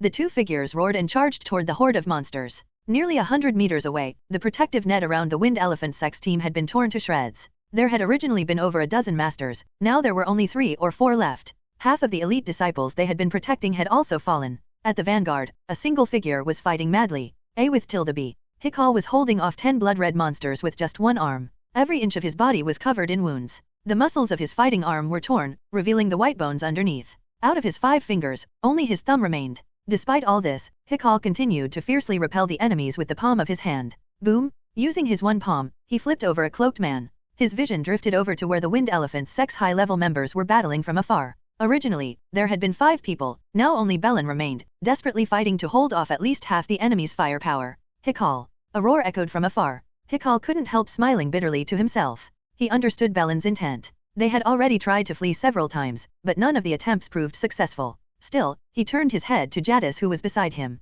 "Jadis, grab whoever is still alive and get out of here. I'll clear the way for you." "Yes." Jadis' punch went clean through an enemy and she rushed over. Thus, Hikal stood at the forefront like a steel blade with a group of people following like the blade's body and handle. However, even the sharpest blade can wear down, especially a blade with missing parts, and Hikal's entire hand had been worn down to a bloody mess. All that was left were a mangled wrist and the white bones of his forearm. But he still charged ahead. Suddenly, a cloaked man who had been sneaking around launched a surprise attack from the side, forcibly ripping off Hikal's remaining right arm. Now, Hikal was left with just his legs. He snarled and shouted for the others to leave immediately. He then went after the cloaked men who were in hot pursuit of them, his figure gradually being torn apart. On the other side, the number of cloaked men was relatively sparse. Blood and severed limbs were scattered all over the path, filling the muddy pits created by their footsteps with pink rainwater. The puddles on the dirt road reflected the light filtering through the slivers in between the dark clouds. Countless raindrops descended like sharp needles, piercing painfully into the skin. The rain fell around a tall, strong, but severely injured, young man desperately protecting the small figure behind him.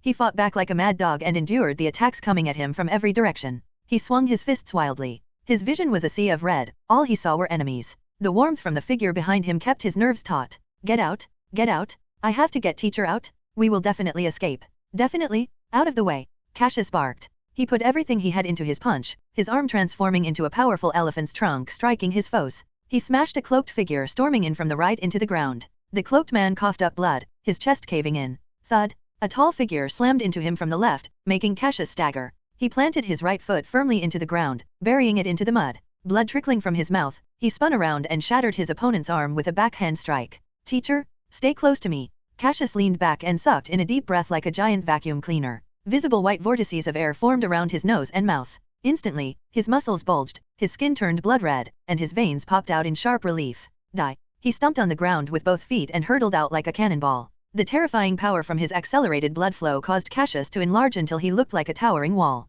He crossed several meters in the blink of an eye, and smashed his huge fist into the cloaked figure's face like a battering ram. A loud, exaggerated explosion cut through the rain as the enormous impact behind his strike distorted the figure's cheeks, and it sprayed out a huge amount of blood. The cloaked figure's tall and sturdy body soared through the air, crashing into a pillar about 5 meters away. Cassius's hit had practically obliterated its entire jaw, with at least a third of its facial muscles disintegrated. Run. Cassius shot forward like a sharp arrow, carving a bloody path through the cloaked figures. Lisa followed closely behind. Cassius dealt with the enemies in front, while Lisa defended against those surging in from behind. The master and disciple worked in perfect harmony, and it seemed like they had a good chance of escaping to safety. Azure wind flow. Cassius flung his arms out and shot into the air like a water bird. A dense stream of air extended from his large, sturdy palms like blades. As he swung his arms rapidly, the white air sliced through the rain, cutting through droplets. A cloaked figure in front lunged but was repelled back by 8 of Cassius's hand strikes. It instantly froze in place. As Cassius and Lisa sprinted past, the figure trembled violently from the dozens of bloody gashes all over its body. The hand strikes had cut its blood vessels clean off. I can still keep going? We still have a chance. With his life at stake, Cassius was hyper-focused. All the sounds around him, the pitter-patter of rain, the squishing of footsteps, the roars of the monsters, the heavy breathing had vanished. It was a peculiar state to be in. In that moment, all he could hear was his pounding heart. All he could think about was the Wind Elephant fist techniques. The previously difficult and unclear parts were all coming together, becoming one with his desperate combat moves. When a covert martial artist finds themselves in a life-and-death struggle, they would, driven by an intense desire to fight, be able to fully unleash the things they had learned, and move however they wanted. Cassius felt like he had been set free. His body, mind, and techniques were all liberated. If he wasn't so agitated, he would have noticed that, in the upper right corner, the progress bar for Wind Elephant Fist was rapidly moving up. But Cassius had no time to think about that. Only 3 words consumed his thoughts: protect, escape, fight. Bang! Like a shadow, his arm smashed into a bandaged head and it exploded like a watermelon. The blood was quickly washed away by the rain. Cassius collided hard with a cloaked figure, and the two immediately started fighting. Finally, he punched hard into the figure's jaw, sending him flying into a wall which collapsed, burying the figure under rubble and pouring rain. Ah! Cassius let out a pained holler. He whipped around, a cold and fierce wolf-like look in his eyes, and seized the cloaked figure attacking him from behind, snapping his neck. Glancing at his injured left shoulder, he saw his bleeding arm hanging limply. The bone felt broken, the only things holding it together were 2/3 of the muscle and a layer of skin. He turned sharply and noticed Lisa, who was a short distance away, struggling to stand, with blood streaming down from the corner of her mouth. Cough, cough, cough. Violent coughing echoed around. Damn it! Cassius cursed himself. Lisa was no longer the same as she was 6 months, let alone a year ago. The injuries that had plagued her for 10 years had taken their toll, turning her hair gray and her body frail in just a few months. How could she withstand such intense fighting? Cassius raced back frantically and hoisted Lisa onto his back. Hold on tight to me, teacher. I'll get us out of here. Cough, cough, cough. I believe in you, Li Wei. Lisa didn't say anything like, put me down. I'll only be a burden to you. She knew her disciple better than that. Such words would only distract and worry Cassius, who may be taciturn but was determined to accomplish whatever he set out to do. Arnubi. However, Lisa's back was in excruciating pain and she could feel the deep wound in there. Her strength slowly drained away with each drop of blood that fell. She feared she wouldn't make it and would soon die. In that case, she might as well stay on Cassius's back. In a critical moment, she could perhaps shield Cassius from a fatal blow with her body. Her only successor must survive. Lisa gritted her teeth as she came to this realization and tightened her hold around Cassius's neck. Droplets fell from her eyes, whether they were rain or tears, she couldn't tell. Huff, huff, huff. Cassius moved like a black shadow along the path, breathing heavily like a bull. The rain poured down in thick sheets amidst the strong wind while a dozen black figures continued to lunge at him like hyenas. Cassius was like a lone bull on the prairie, his stamina draining with each relentless pursuit and ambush. Fortunately, he was a little faster than the cloaked figures. Despite repeated attacks, he was putting more and more distance between them and the train platform. The endless cold rain shrouded everything in a gray mist. Thud! A figure wrapped in bandages was struck and sent rolling, spinning like a tumbling box across the muddy ground.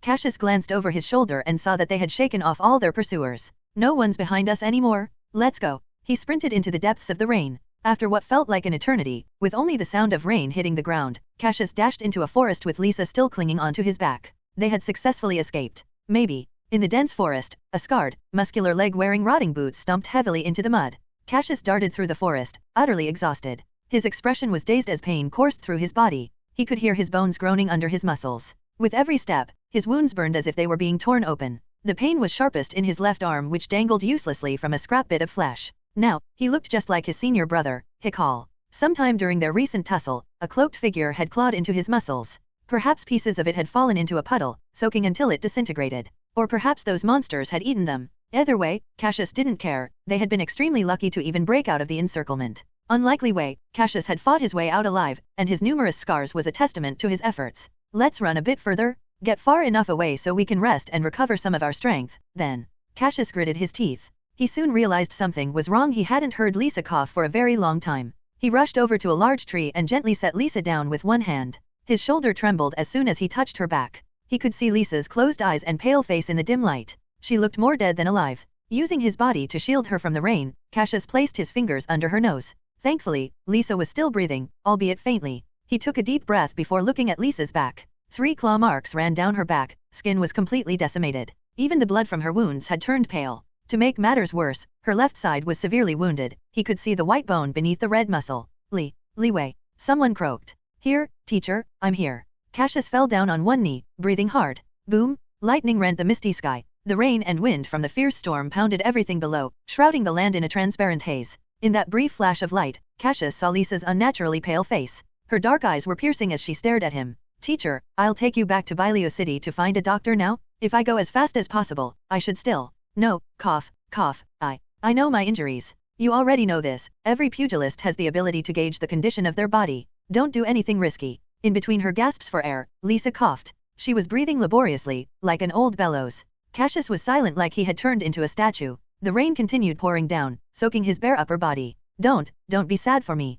I already knew this day was going to come 10 years ago. It's just arrived a bit early. I'm ready. Death doesn't scare me. I'm just sorry I won't be able to see you truly shine. Lisa smiled wryly, her expression pained. Remember, don't seek revenge on those monsters until you're strong enough to do so. Her tone suddenly turned serious. Cough, cough. Run as far as you can. Leave Byleo County. Do not. I repeat, do not, under any circumstances, go back to the Wind Elephant Sect. Not even any of its branches. Just get out of here, and heal those injuries first. Cassius nodded silently, his lips pressed into a thin line. Cough, cough, cough. Lisa had another terrifying coughing fit, blood spewing from her mouth. She took 2 deep breaths and spoke again, her voice as dry and hoarse as scorched wood. And. Live on for me. For our lineage, for the Wind Elephant Sect. And do not lose the pocket watch I gave you. Lisa's breathing slowed, like a person who had drowned. With a final burst of energy, she clutched Cassius's right hand in a death grip. Then, her hand went limp. Teacher, teacher, teacher, teacher. Cassius's eyes widened. It felt like there was a void in his chest where his heart used to be. Like he had freezed something precious and beautiful, before a storm had shattered it. Dark clouds swallowed up the remaining light, and the raucous rain blocked out all sounds. Cassius looked coldly in the direction he had come from. A silent scream erupted from the depths of his heart. Wait for me, you monsters! I will get my revenge. He took a deep breath, swallowing and burying all his hatred deep inside, then reached out with trembling fingers. Just then, his eyes widened. Without a word, he picked Lisa up and he sprinted, like he never ran before, toward Byleo City. 3 months later, at the Blue Woods Sanatorium in East Sea County, the sun shone brightly after a night of heavy rainfall. The sky looked clear, as if it had been scrubbed clean, with only a few cloudy wisps drifting lazily in the breeze. The Blue Woods Sanatorium was quite high class, with large gray stone tiles forming a grid on the ground. Large flower beds, filled with vibrant flowers with small insects clustered around them, stretched out on the sides of the path. Tall, sturdy ornamental trees blocked the sunlight, casting wide shady patches. Beside the shade, a white stone hexagonal fountain continuously spouted clear water, a few butterflies occasionally fluttering about. A tall one-armed young man slowly pushed a wheelchair where a white-haired woman down the path by the fountain. She had a scar on her relatively youthful face and looked as though she had just recovered from a serious illness. Oh yes. A little kid holding a pinwheel trotted by. Hello, Mr. Cassius. Hello, Martin. Here's a piece of candy for you. The man took a red candy from his pocket with his one arm and handed it to the child. Thank you. The child happily skipped away. You've changed a lot, Li Wei. The woman smiled despite her wan face. Li Wei had once been a reticent student, but he had become more outgoing as of late. Perhaps losing an arm had been the catalyst. People change all the time, teacher. Cassius took another piece of candy from his pocket and popped it into his mouth. It tasted sweet. Not bad. 3 months ago, on that rainy night, everyone in the Wind Elephant Sect had been wiped out. All except Cassius and Lisa. That's right, Lisa didn't die. At the time, Lisa had been certain she was as good as dead, and Cassius likewise believed that she had been too severely injured. But to everyone's surprise, she had clung on. Cassius had sprinted to the Bailuo City Hospital at breakneck speed, nearly collapsing when he arrived. The doctors did everything in their power during surgery, and had been close to declaring it a failure, but perhaps fate had given Lisa another chance. Although she was in a coma for 3 days, she had survived. 3 days later, when teacher and student met, Lisa was a bit bewildered. She had uttered her final words, and yet here she was, still alive. Afterward, she went through nearly a month of treatment. During that time, the cloaked figures never showed up, seemingly having forgotten about Cassius and Lisa. However, Lisa still worried, so, 2 months ago, she choked down the pain and came to East Sea County with Cassius. Cassius used his real name Cassius to admit Lisa to the sanatorium, and they spent 2 extremely peaceful months there. Lisa sat in her wheelchair by the fountain, scooping up some cool water with her hand. Cassius stood beside her like a tree. Out of the blue, he blurted out, "Teacher, I'm going to start practicing covert martial arts again tomorrow." "Good." Lisa nodded emphatically. "But promise me that you won't investigate those monsters for at least 5 years." "Of course." Cassius squinted. He wouldn't do anything during this time travel this time around. He'd suppress his hatred for now. When it comes time to activate the 3rd time travel node, that would be the time for him to take revenge. He hoped the double enhancement from the Shadow Demon wouldn't disappoint him. What was going to happen if his mastery of the Wind Elephant Fist in its 2nd stage doubled? The summer sun shone down warmly, casting the white fountain's shadow over half of Cassius's body. He gazed up at the exceptionally blue sky. It was so pure, Cassius thought this must be how the skies looked when souls went up to heaven. From that day on, Cassius resumed his days of relentless training at the Wind Elephant Sect. Except this time, there was no one left to instruct him. He had to rely solely on his own understanding to practice.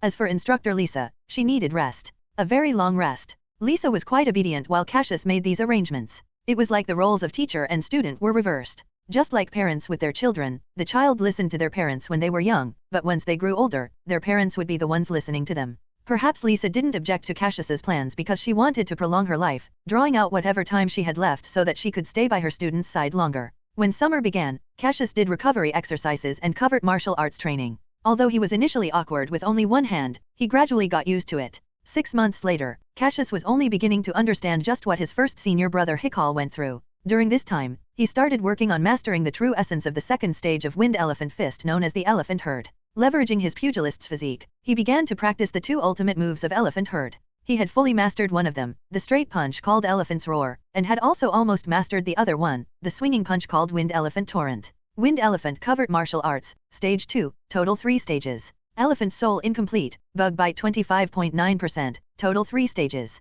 Wind Elephant Fist incomplete, Elephant Herd 47.5%, total 3 stages. This was the fruits of his year-long cultivation. The 2nd stage of Elephant Soul went from about 5% to 25%, and Wind Elephant Fist increased from about 32% to 47%. The reason for the latter starting at 32% was due to the frequent fights between covert martial artists in Bailuo County coupled with that rainy night where their lives were hanging in the balance. In fact, it was evident from his progress that it was becoming increasingly difficult to gain each and every percentage of Wind Elephant covert martial arts later stages. Talent alone was useless for many things in life. He would still need time, and a lot of it, to perfect things. Fortunately, there was a sort of cheat or experience pack waiting for Cassius to come collect in the real world. Cassius got up right on schedule, made breakfast for himself and instructor Lisa, then took a cold shower to wake himself up. After breakfast, he went on a walk with her, going to a nearby garden close to the city center to chat. When he got back, he went into the basement to practice covert martial arts until it was almost noon before taking a shower and making lunch. After lunch, Lisa took a nap while Cassius continued practicing the Wind Elephant covert martial arts.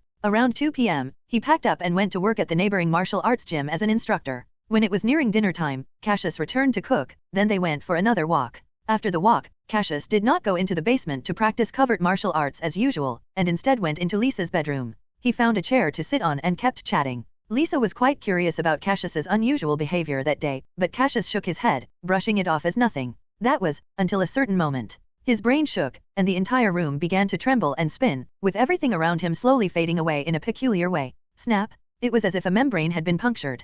As soon as Cassius's blurred senses became clearer, he realized the faint floral scent was no longer there. Instead, all he detected was the smell of decaying wood. He opened his eyes to a familiar scene. It was a dimly lit abandoned warehouse on the outskirts of the city. Cassius sat in a chair next to a pile of goods stacked in a corner. Crack, crack, crack. His body groaned, bones cracking, as he stood up abruptly. His clothes, which used to fit him, exploded due to his robust muscular frame and tall stature, leaving strips of fabric hanging on his body. Cassius moved his body slightly. He had also brought along the power he gained from his time travel. He lifted his left hand awkwardly, a familiar yet strange sensation surging in his heart. He clenched and unclenched his fist, before finally letting it hang by his side. After over a year of being accustomed to having only one hand, having two again felt strange. It seemed he would need a few days to return to how he used to move around. Glancing down at whatever scraps of fabric were on his body, Cassius picked up a large box from the corner and quickly changed into a set of casual clothes which he had prepared in advance. He took out an oil lamp, lit it, and placed it on the ground. Glancing at his watch, the silver hand pointed to 7:05 p.m. It was July 3rd, the Shadow Demon manifestation would occur on July 4th at 6 p.m., so there was still a day to wait. Waiting one more day wasn't a problem for Cassius's patience. He didn't plan on sleeping. Instead, he went straight into practicing covert martial arts in the warehouse. Daylight flickered until dawn lit up the entire sky. It was July 4th. Same old, same old. He remained in the warehouse to train, with the only times he went out was to eat. Tick. The hand moved. It was 5:30 p.m. After a short nap, Cassius opened his eyes. He was practically bursting with energy, eager to enjoy the enhancement from the Shadow Demon. Hey, White Wolf, we have the key. No need to climb through the window, a middle-aged man's voice came from outside the warehouse. Then let's go in through the door and wait inside for the Blackfire gang. They should be here in 15 minutes with that shipment of goods, another slightly hoarse male voice said. Hehe, those goods are worth quite a lot. A good chunk of that money is going into our pockets once the boss sells them, the owner of the voice spoke as he opened the door. As the iron door creaked open, a smell of decay mingled with a faint scent of sweat wafted out.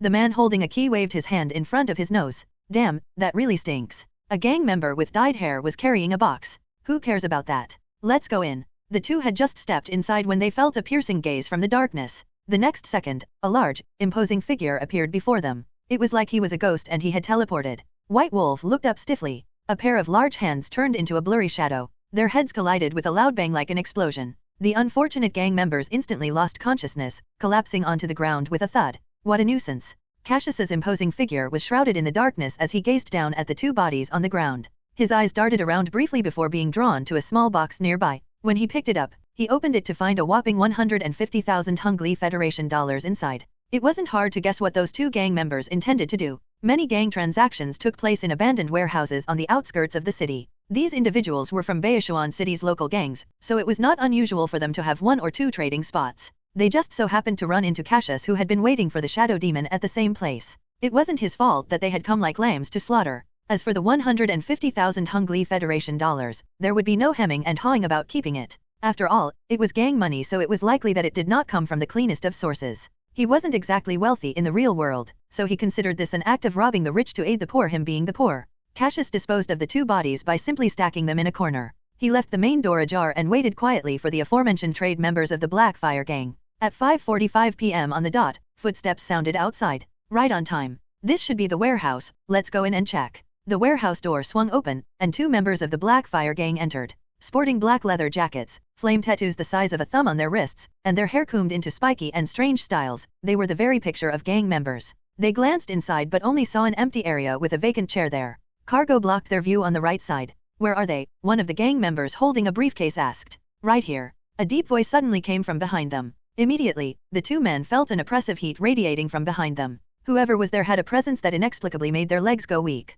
One of the men reached for his waist with shaky hands. Ha ha. A cold laugh drifted by. The crisp sounds of bones cracking resounded once, then twice. The two heads in Cassius's hands turned to look at him before dropping to the floor. He might have used a bit too much force. A mere twist of the neck and it had rotated a full 180 degrees. It took him 5 minutes to clear the trash. At 5:50 p.m., he opened the Blackfire gang's briefcase, curious to see what remarkable items it contained. But all it had was a small bag of flour, which didn't interest Cassius, so he tossed the briefcase aside. Tick-tock, tick-tock. The hands of the clock moved incrementally, and finally pointed to 6 p.m. Cassius sat on a chair, observing his shadow on the tiled floor. The shadow jerked sporadically like it was having a fit. The frequency and amplitude of the twitching increased until finally, at a certain point, it became a blur. A living person appeared exactly where the shadow had been, a figure identical to Cassius from 24 hours ago. There was no difference in appearance, stature, or clothing, though there was a much colder aura. Cassius, with his sharp eyes, quickly zeroed in on the handgun at the shadow demon's waist. He patted his own side. The handgun was still there.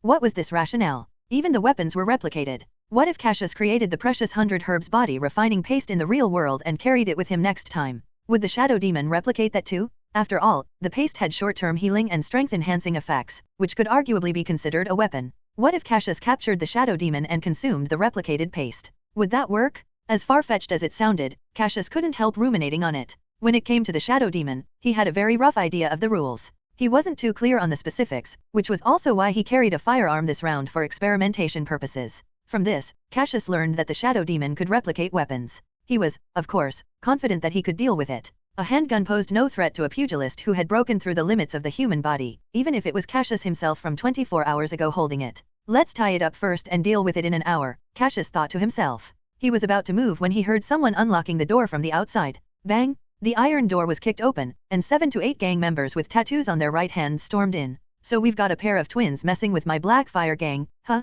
You got a death wish. The leader was a burly man with a mohawk wearing a black shirt with a skull print. He wore an arrogant, angry expression. RN. 6 or 7 subordinates stood behind him. Some were armed with baseball bats, others with steel pipes, and some were clutching daggers. They looked fierce, and each of them had a bizarre hairstyle. Boss, they seem to have guns, a keen-eyed subordinate near the right side blurted out to the burly man. Fuck. Damn. The burly man instantly drew his gun, and bullets whizzed toward the two figures. Cassius vanished in an instant, while the Shadow Demon was a step slower. The bullet shot right through its right hand, but it seemed ineffective. The bullet did indeed pass through, but it was like shooting into water. The surface would shatter, creating ripples across its reflection. But it would come in the next instance, and the reflection would return back to normal. A similar thing was happening with the Shadow Demon. Its wrist formed ripples before returning to normal in the blink of an eye. The Shadow Demon turned its cold gaze towards the gang members, its eyes filled with icy killing intent. It seemed that their attack had triggered some mechanism in the Shadow Demon. It stood its ground and drew its gun, pointing it straight at them and pulling the trigger. Bang, bang, bang. A series of gunshots rang out, and the Shadow Demon engaged in a quick shootout with the burly man. Even though the Shadow Demon was hit by 3 or 4 bullets, its body merely formed ripples like it was made of liquid. Meanwhile, gang members were falling one by one, each bullet a critical hit, causing them to drop to the ground without even uttering a scream. So that's how it is. Cassius stepped forward from where he was hiding in the shadows nearby. The Shadow Demon immediately turned the gun on him and fired. By the time the bullet left the gun, Cassius had already vanished from where he stood. The Shadow Demon quickly scanned its surroundings, but found nothing but a wide expanse of shadows. It was past 6 p.m., and the sun was currently descending below the horizon. Inside the warehouse, it was dark with an obstructed view. The door was flung wide open, letting in the evening light. Instead of leaving, the Shadow Demon, grasping its handgun, opted to head toward the back of the warehouse where the goods were stored. It moved like a trained detective, treading lightly with its legs bent to lower its center of gravity. The handgun was always held aloft and level with its line of sight. The area was dead silent all around. The Shadow Demon proceeded cautiously, playing the part of a detective hunting down criminals in a warehouse perfectly.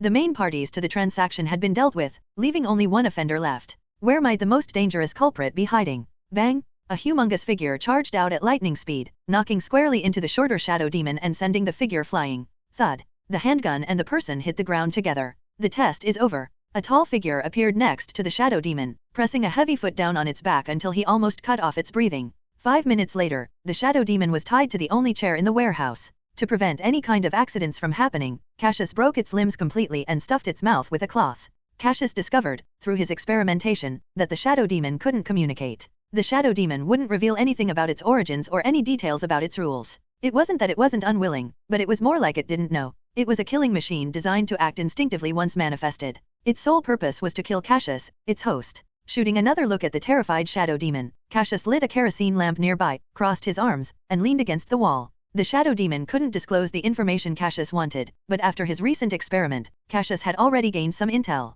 First, intangibility. Nobody could interfere in a fight between the Shadow Demon and its host. If external forces tried to help the host, the Shadow Demon would become intangible. It was like what happened earlier. The gang leader's bullets passed through the Shadow Demon's body like it was made of air. The only person who could touch the Shadow Demon was the host, and only the host could harm it. Second, the Shadow Demon would automatically eliminate external factors and attack anyone interfering in the Shadow Demon and host's battle. That was what happened when the Shadow Demon drew its gun and shot at those 8 gang members earlier. This meant that if anyone tried to interfere in Cassius and the Shadow Demon's battle, they would likely be attacked by both. Third, the Shadow Demon could replicate weapons. This part was pretty obvious. Fourth, the Shadow Demon could only replicate combat techniques from the owner's memories, but would not be able to perfectly replicate Cassius's personality, nor access his other memories. Fifth, the Shadow Demon wouldn't run away in the middle of a battle and instead would fight the host to the death. This was seen earlier, when the Shadow Demon chose not to leave even though the warehouse door was open. Instead, like a moth to a flame, it traversed deeper, searching for Cassius, with a gun in hand.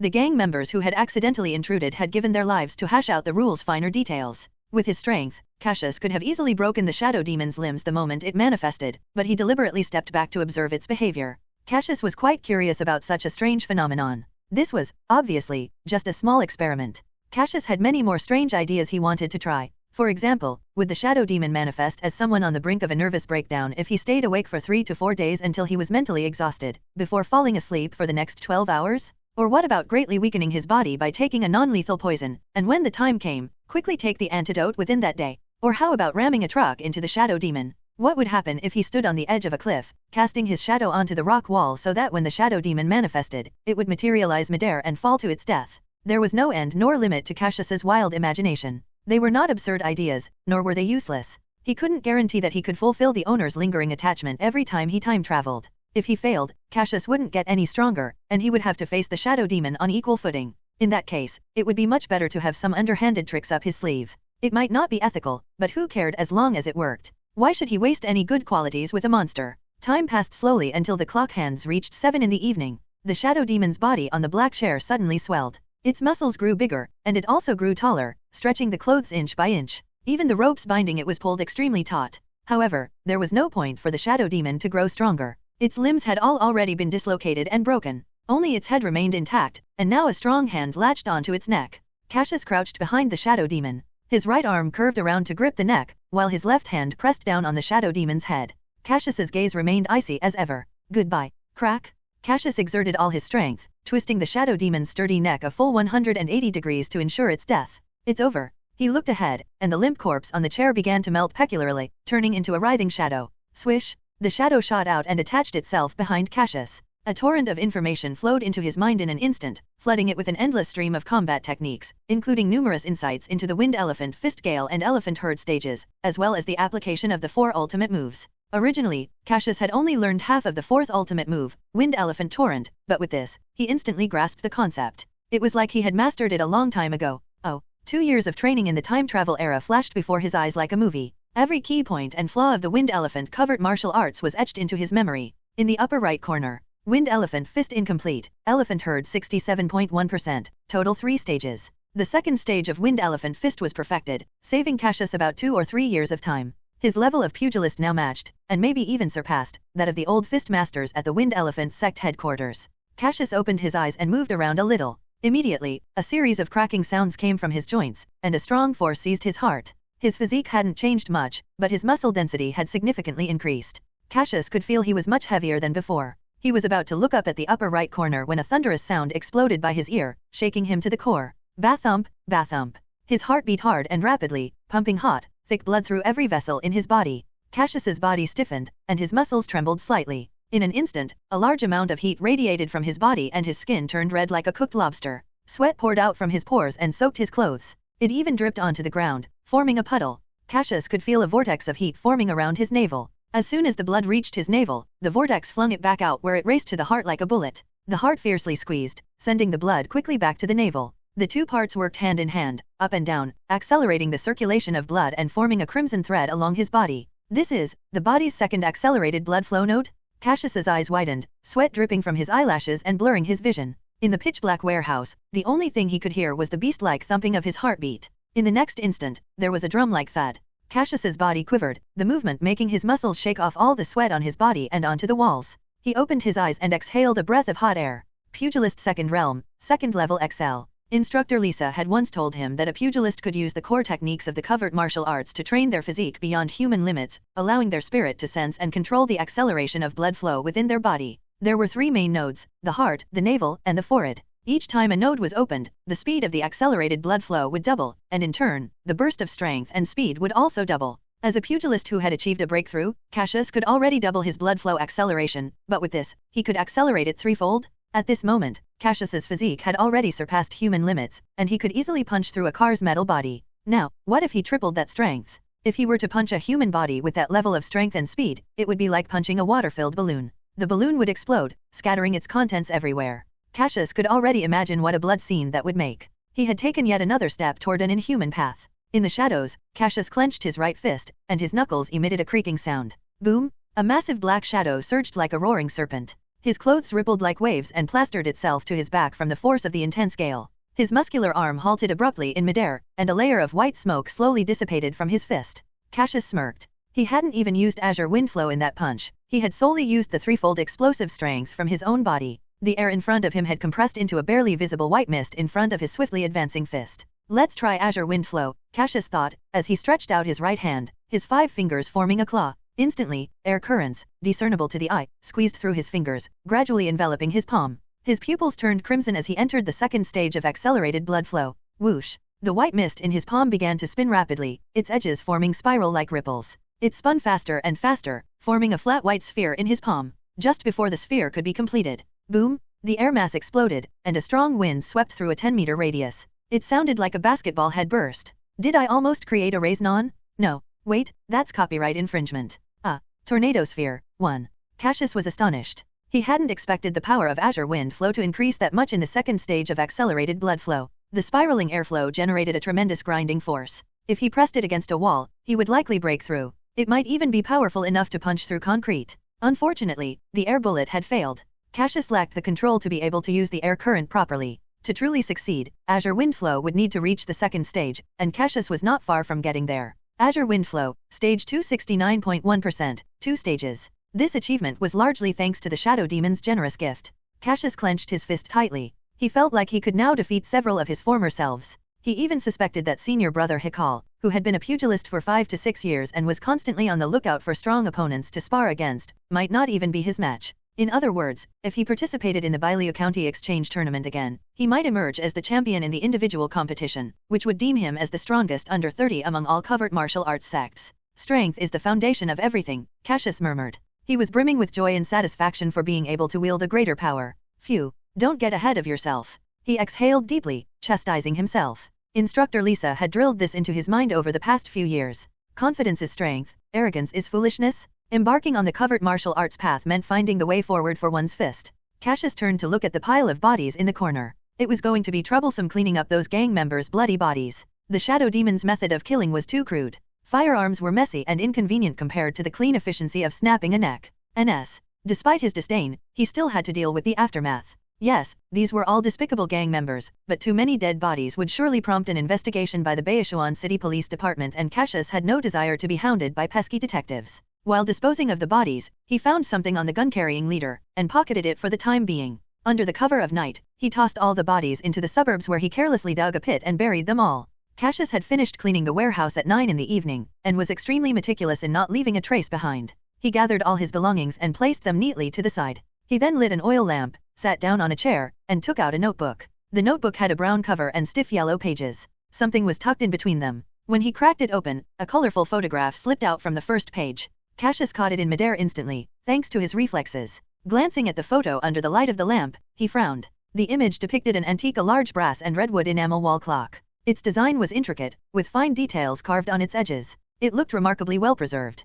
Cassius placed the photo back into the notebook and began to carefully flip through the pages under the soft yellow light. He was extremely interested in antiques. As he flipped the pages, Cassius's eyebrows raised. A particular keyword caught his attention: Duststorm. This rising power was currently challenging the Ace of Spades in Bailiu County. Their operations were extensive, covering things like contraband, antiques, flour, and murder, among other things. Blackfire Gang, the local gang in Baishuan City, had secretly allied with them, providing various services to the organization. This notebook contained a list of antiques to be transported to Baishuan City. The gun-wielding leader he encountered earlier was the Blackfire Gang member responsible for handling these transactions. Cassius recalled the conversation he overheard at Phil's family estate, where Phil's father mentioned Duststorm's plan to hold an antique exhibition in Baishuan City. The notebook detailed the warehouse address in Baishuan City at 118 Baika Street, with the transport scheduled for midnight on July 25. The vehicle was a Blackfoot transport truck, and it would have 3 armed escorts. It matched everything that Cassius had heard at the estate, all except for the timing. The notebook indicated that the exhibition would be on July 5, which was tomorrow at midnight, putting it 20 days earlier than what he had previously heard. The information he gathered from the notebook firsthand was clearly the most accurate. Cassius was greatly intrigued by this serendipitous discovery. He continued flipping through the pages and found numerous photos. Some depicted single large antiques and others displayed collections of smaller items. Near the latter third of the notebook, one particular photo made him pause. "It's a pocket watch," he murmured to himself. "Like the one Instructor Lisa gave me. We added this part because the word used in the Ross is, in fact, the Japanese term for Raisnon." Earthworm and R4Geekwanti's thoughts. Penguin's thoughts. A pile of antiques occupied most of the colored photograph, the silver pocket watch lying in the corner of the frame. The silver pocket watch was somewhat old, but it was well kept. A large acanthus leaf was embossed on the underside of the watch lid with 2 blurry letters engraved on its surface, NZ. NZ, Natsu. Lisa's senior brother, and Cassius's martial uncle 1. The pocket watch used to belong to senior brother Natsu, and Lisa had given it to Cassius in the hopes that he would become just as outstanding, brave, and strong as him. The watch was very special to Lisa. On that rainy night, as Lisa lay dying from that ruthless battle, her final words were to beseech Cassius not to lose the watch. It was a symbol of their legacy. Didn't expect to find this here. Cassius frowned deeply. All the more reason for him to intercept the shipment. Initially, Cassius had felt a bit excited when he heard the news that Duststorm intended to transport many antiques to Baishuan City since he could absorb their lingering attachment. But after discovering that this batch of antiques contained Martial Uncle Natsu's pocket watch, he was determined to take it at any cost. July 5th, tomorrow night at Baika Street. Cassius muttered softly. He hoped the Blackfire gang members' disappearance wouldn't affect Duststorm's operation tomorrow. Otherwise, he might have to massacre the Blackfire gang to find what he wanted. Don't die before I get to you first. Cassius tucked the notebook in the crook of his arm and picked up the red suitcase beside him. Under the dark canopy of the sky, he walked toward the city. The white and gray buildings contrasted perfectly with the endless darkness, with a few pinpricks of light twinkling from a few sparse stars. The crescent moon was half covered by clouds. A thin layer of white frost shrouded the ground. The black streetlights lined both sides of the path, shining a light on a few staggering drunks. A couple of stray cats rummaged through the trash cans for food. The wind blew, scattering the tattered newspapers. Cassius sucked in the cool evening breeze and headed for his residence at 25 Flag Street Jessica Apartments. Cassius whipped around. His senses were exceptionally sharp after his recent breakthrough. Someone was running in the alley on the right. Thud, thud, thud, thud, thud. A man in a jacket with radical-looking metal chains appeared. Was he a gangster? You here for me? Cassius sensed the man was focused entirely on him. He glanced down at the heavy wooden suitcase in his right hand where 150,000 Federation dollars lay. You. The man rushed up to Cassius. Boom. Cassius's kick launched the man into the air, his butt scraping against the alley floor before rolling around several times. Damn. A thug robbing me this close to Wright Street? Baishuan City's security is going down the drain. Cassius spat, picked up his heavy suitcase, and hurried away. Nigerian Naira. He didn't want to kill here, it was too close to the city. Besides, he needed to ease up on the number of dead bodies he had been collecting. He had been killing too much lately. In the silent gray and white alley, a man lay curled on the ground, coughing, under the dim moonlight. He lay there for a while before shakily using the wall to stand up. Fuck, why didn't he let me finish talking? The man wasn't handsome, and in fact, could even be called somewhat sleazy. He had thick sideburns and his hair framed his ears. A shiny metal chain hung around his neck. He wiped the saliva from his mouth that had dribbled out when Cassius kicked him. He didn't mistake me for a thug, did he? The man glanced at his attire and felt it was highly likely. He never thought his fashion sense would one day make him look like a thug. What a huge insult to Wolfdog Hugo! He walked a few steps to the intersection and found the main street empty. Fuck, he exclaimed as he retraced his steps. In a house in the Wright Street residential area. Hugo, someone kicked you so hard you were sent flying? A beautiful woman in a black dress said teasingly, glancing over. She couldn't help feeling a little surprised. Hugo was not an ordinary person, nor an ordinary thug. He was an elite member of the Shadowless clan, one of the top experts among the parasitized. Having defeated the Shadow Demon 3 times, Wolfdog Hugo's body was more than double the size of an ordinary person's. He was also skilled in various combat moves, making him a core member of the combat group. And yet, someone had been able to kick him like that? Perhaps he had been careless, but the other person was clearly a martial arts expert. Such a master must be recruited into the organization? Those Shadow Demon's minions were not allowed to touch even a hair on that man. Don't bring it up, Hugo said irritably. He is quite strong. It may have been a surprise attack, but he's likely quite skilled in martial arts. Not as good as me when it comes to one-on-one battles, but he should have 70 to 80% of my strength. Hugo and the woman came from an organization called the Shadowless Clan. In Cassius's current era, technology advanced rapidly and every day was different. Big cities gradually rose in power and influence due to the thriving economy. However, every bright and shiny place had its filthy and dark sewers. The monsters lurking in the sewers would greedily peer through the gaps of the bustling city and prey on humans, specifically, fragile humans. Born in the darkness, the Shadowless Clan was the offspring between those monsters and humans. All of its members had been parasitized by the Shadow Demon and all had survived each Shadow Demon manifestation. In searching for a way to avoid assimilation with the Shadow Demon, their collective desire to survive brought them together. Shadowless Clan members were all hosts of Shadow Demons. Not only did they have to fight off the threat that was the Shadow Demon, but they also had to fight off the minions drawn in by their scent. Therefore, they formed an organization to help each other survive and find ways to recruit new companions. They came to Baishuan City this time because they had tracked down the gathering of Shadow Demon's minions. The Shadowless Clan had special detection tools to find people similar to them in the crowd. Unfortunately, when Hugo found Cassius, Cassius mistook him for a robber and kicked him away before he could explain. In the room, Hugo let out a slow breath. I won't hold a grudge against him for that kick. I'll look for him again in a few days. Hopefully, his assimilation level doesn't exceed 70%. Yes, assimilation. It was a term Cassius had never heard before. Hugo's understanding of the Shadow Demon's rules was vastly different from Cassius's. At its root, both of them understood that the Shadow Demon manifested a replica of the host. However, everything after that was completely different. As far as Hugo was aware, losing to the Shadow Demon didn't mean it would directly replace the host, but it would partially assimilate with them. The first time he lost to the Shadow Demon, he had been about 5% assimilated with the Shadow Demon, with each subsequent defeat increasing the assimilation amount. The host would have to lose about 9 times for the Shadow Demon to fully assimilate and replace the host. In other words, there were 9 chances to fail. Cassius was flummoxed. 1 times 9 equals 9. Why would he need 9 lives when he could use 1 to become a legend? There seemed to be an enormous gap between 9 lives and 1 life. 1 NZ is the short form of Natsu. Of course, with different levels of danger, the rewards after victory naturally varied. Hugo and the others could only gain about 1/3 of the Shadow Demon's physique and combat skills after each victory. After winning 3 times, Hugo's physique was about 2.3 times that of an ordinary person, but he was still nowhere close to being a pugilist. He hadn't even reached the threshold of human limits. Cassius, on the other hand, had advanced by leaps and bounds. Either way, both had their pros and cons. Because there were so many opportunities to parasitize Hugo, it carried less risk which naturally yielded fewer benefits, but Cassius's parasitization was extremely risky. If he failed even once, he would instantly die and be replaced by the Shadow Demon. However, as the saying goes, fortune favors the brave, so naturally there would be a slew of benefits. The organization just sent over some information. At least 5 Steel Claw level Shadow Demons have arrived at Baishuan City, plus a Red Eye level. The woman in black's voice dipped gravely when she spoke the last half of the sentence. Hugo frowned. His expression was complicated upon hearing this.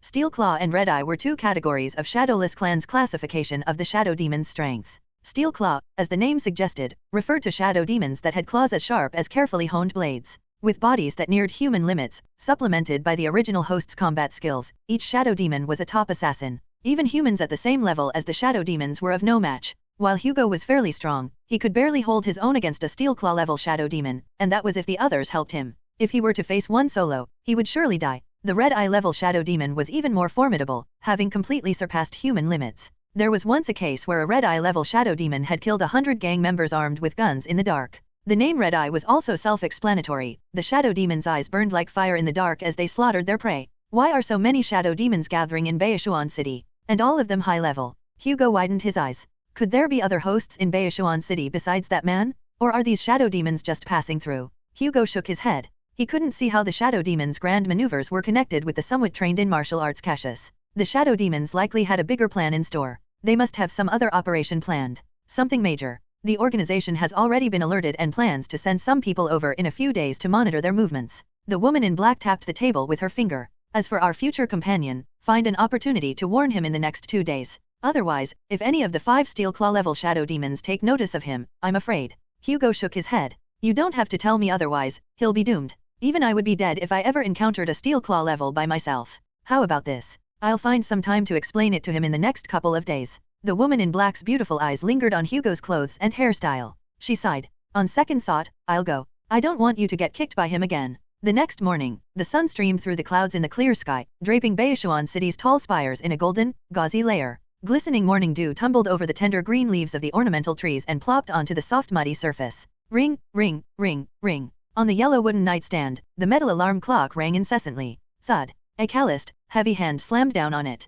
Cassius, who was never one to stay in bed, lifted the pure white sheet, got up, and stretched lazily. He opened the curtains carelessly, letting in a stream of bright sunshine. Most of the gray road was obscured by the ornamental trees lining the path, but he could still spy black cars driving by through the gaps in between the leaves. After standing by the window for a while, Cassius walked into the bathroom to wash up and change. In truth, everything around him felt a bit foreign, considering he had spent 2 years in an era from 70 years ago. The sudden shift in setting left him somewhat dazed. Fortunately, Cassius was a very adaptable person. After washing up, he quickly shook off the vague sense of unfamiliarity. However, he soon encountered another problem. His clothes were too small and none of them fit. Standing in front of the wooden cabinet mirror, Cassius tugged at the black and white striped casual shirt he wore. Even though he had managed to put it on, the shirt around his shoulders and upper arms was stretched tight. Moreover, it was too short. If he zipped it up, it likely wouldn't even cover his belly button. A crop top. Cassius's expression instantly became strange, and he shook his head to dispel the awkward image from his mind. He stripped off the ill-fitting clothes and rummaged through the wardrobe again.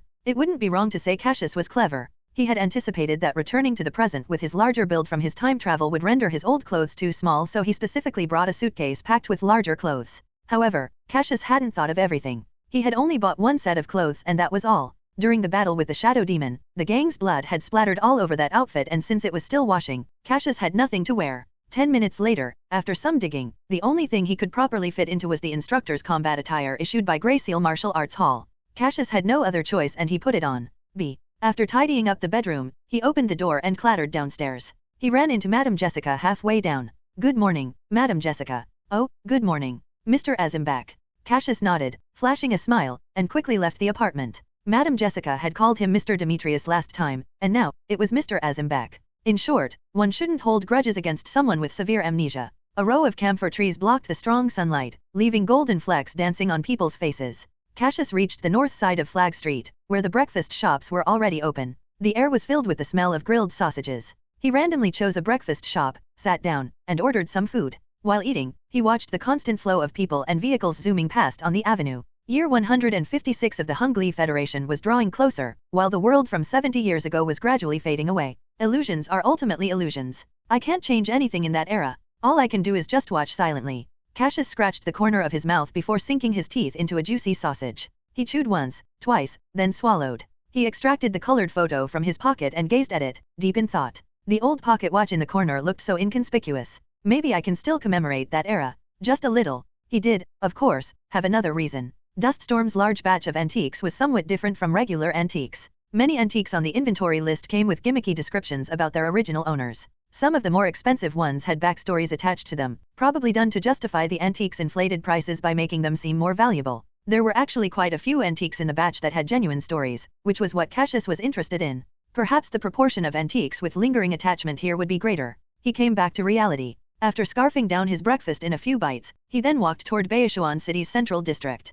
Coincidentally, after just 100 meters of walking down Flag Street, there was a tram heading straight to the central district. Cassius bought a ticket and sat on one side. The layout of this tram wasn't much different from modern subways, with long seating areas on both sides. Except, the seats weren't metal in this era, they were wooden, like armchairs, with a dark red, soft leather seat, reminiscent of a sofa cushion. It made for quite a comfortable ride. The tram doors opened at around 8 in the morning. Cassius alighted from the train, checked his location, and started walking. He spent the entire morning rushing around. First, he went to a tailor shop to order a closet full of clothes and even went so far as to order 2 more batches of larger-sized garments based on his estimated measurements. Cassius had learned his lesson. He wasn't going to allow himself to make the same rainy day mistake again. Otherwise, unless he had amnesia, it would just be too stupid. Cassius's era already had specialized stores for larger clothing. However, Cassius was a special case. At about 1.9 meters tall, he was a giant, and the clothes that fit him were few and far between. If his physique got any bigger after another time travel, he would need even larger clothes, so it made sense to have them tailor-made all at once.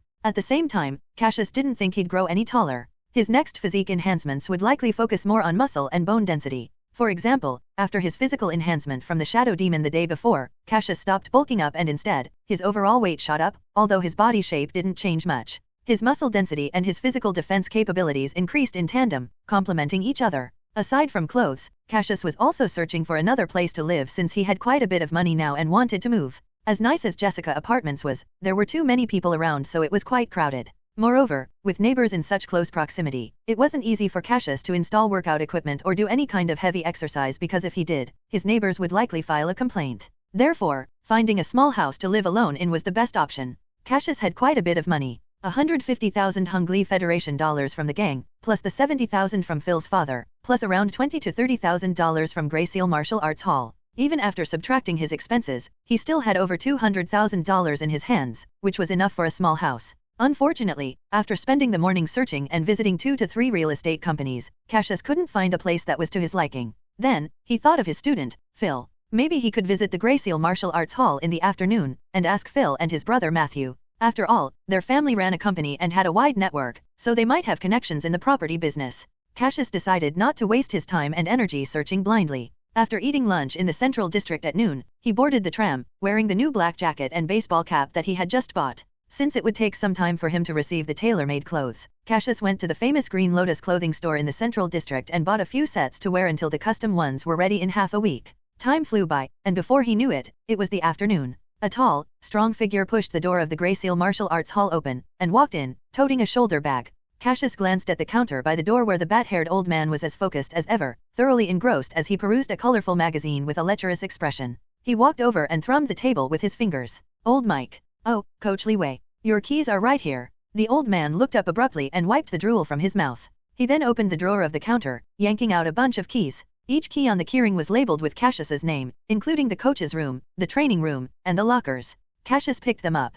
Thanks. He remembered to add, take care of yourself. Hey, all I'm doing is looking. This, here, is a feast for the eyes. Besides, when you get to my age, it doesn't matter how much the spirit wants. Nothing can be done when you don't have the energy for it. Old Mike sighed. Coach Li Wei, I envy how strong and tall you are. You haven't noticed it, but you've had a lot of pretty female coaches and students in the martial arts hall watching you. Is that so? Cassius raised his eyebrow slightly. He picked up his bag of clothes, grabbed a white towel off the wall rack, and draped it around his neck with a flick. As he walked along the corridor, people kept greeting him on both sides. He was quite the popular guy in Grey Seal Martial Arts Hall. Hi, Coach Li Wei. A pretty girl wearing gym clothes that hugged her figure waved at Cassius, beaming. Her black hair was tied into a ponytail. Her tight top accentuated her curves, while her skin-tight pants perfectly showcased her long, toned legs. Her name was Hannah, a frequent visitor of Grey Seal Martial Arts Hall who had recently been booking Cassius's combat classes. Ah, hello, Hannah. Cassius nodded. He must have been influenced by old Mike's reminder earlier because he found himself scrutinizing Hannah's gaze.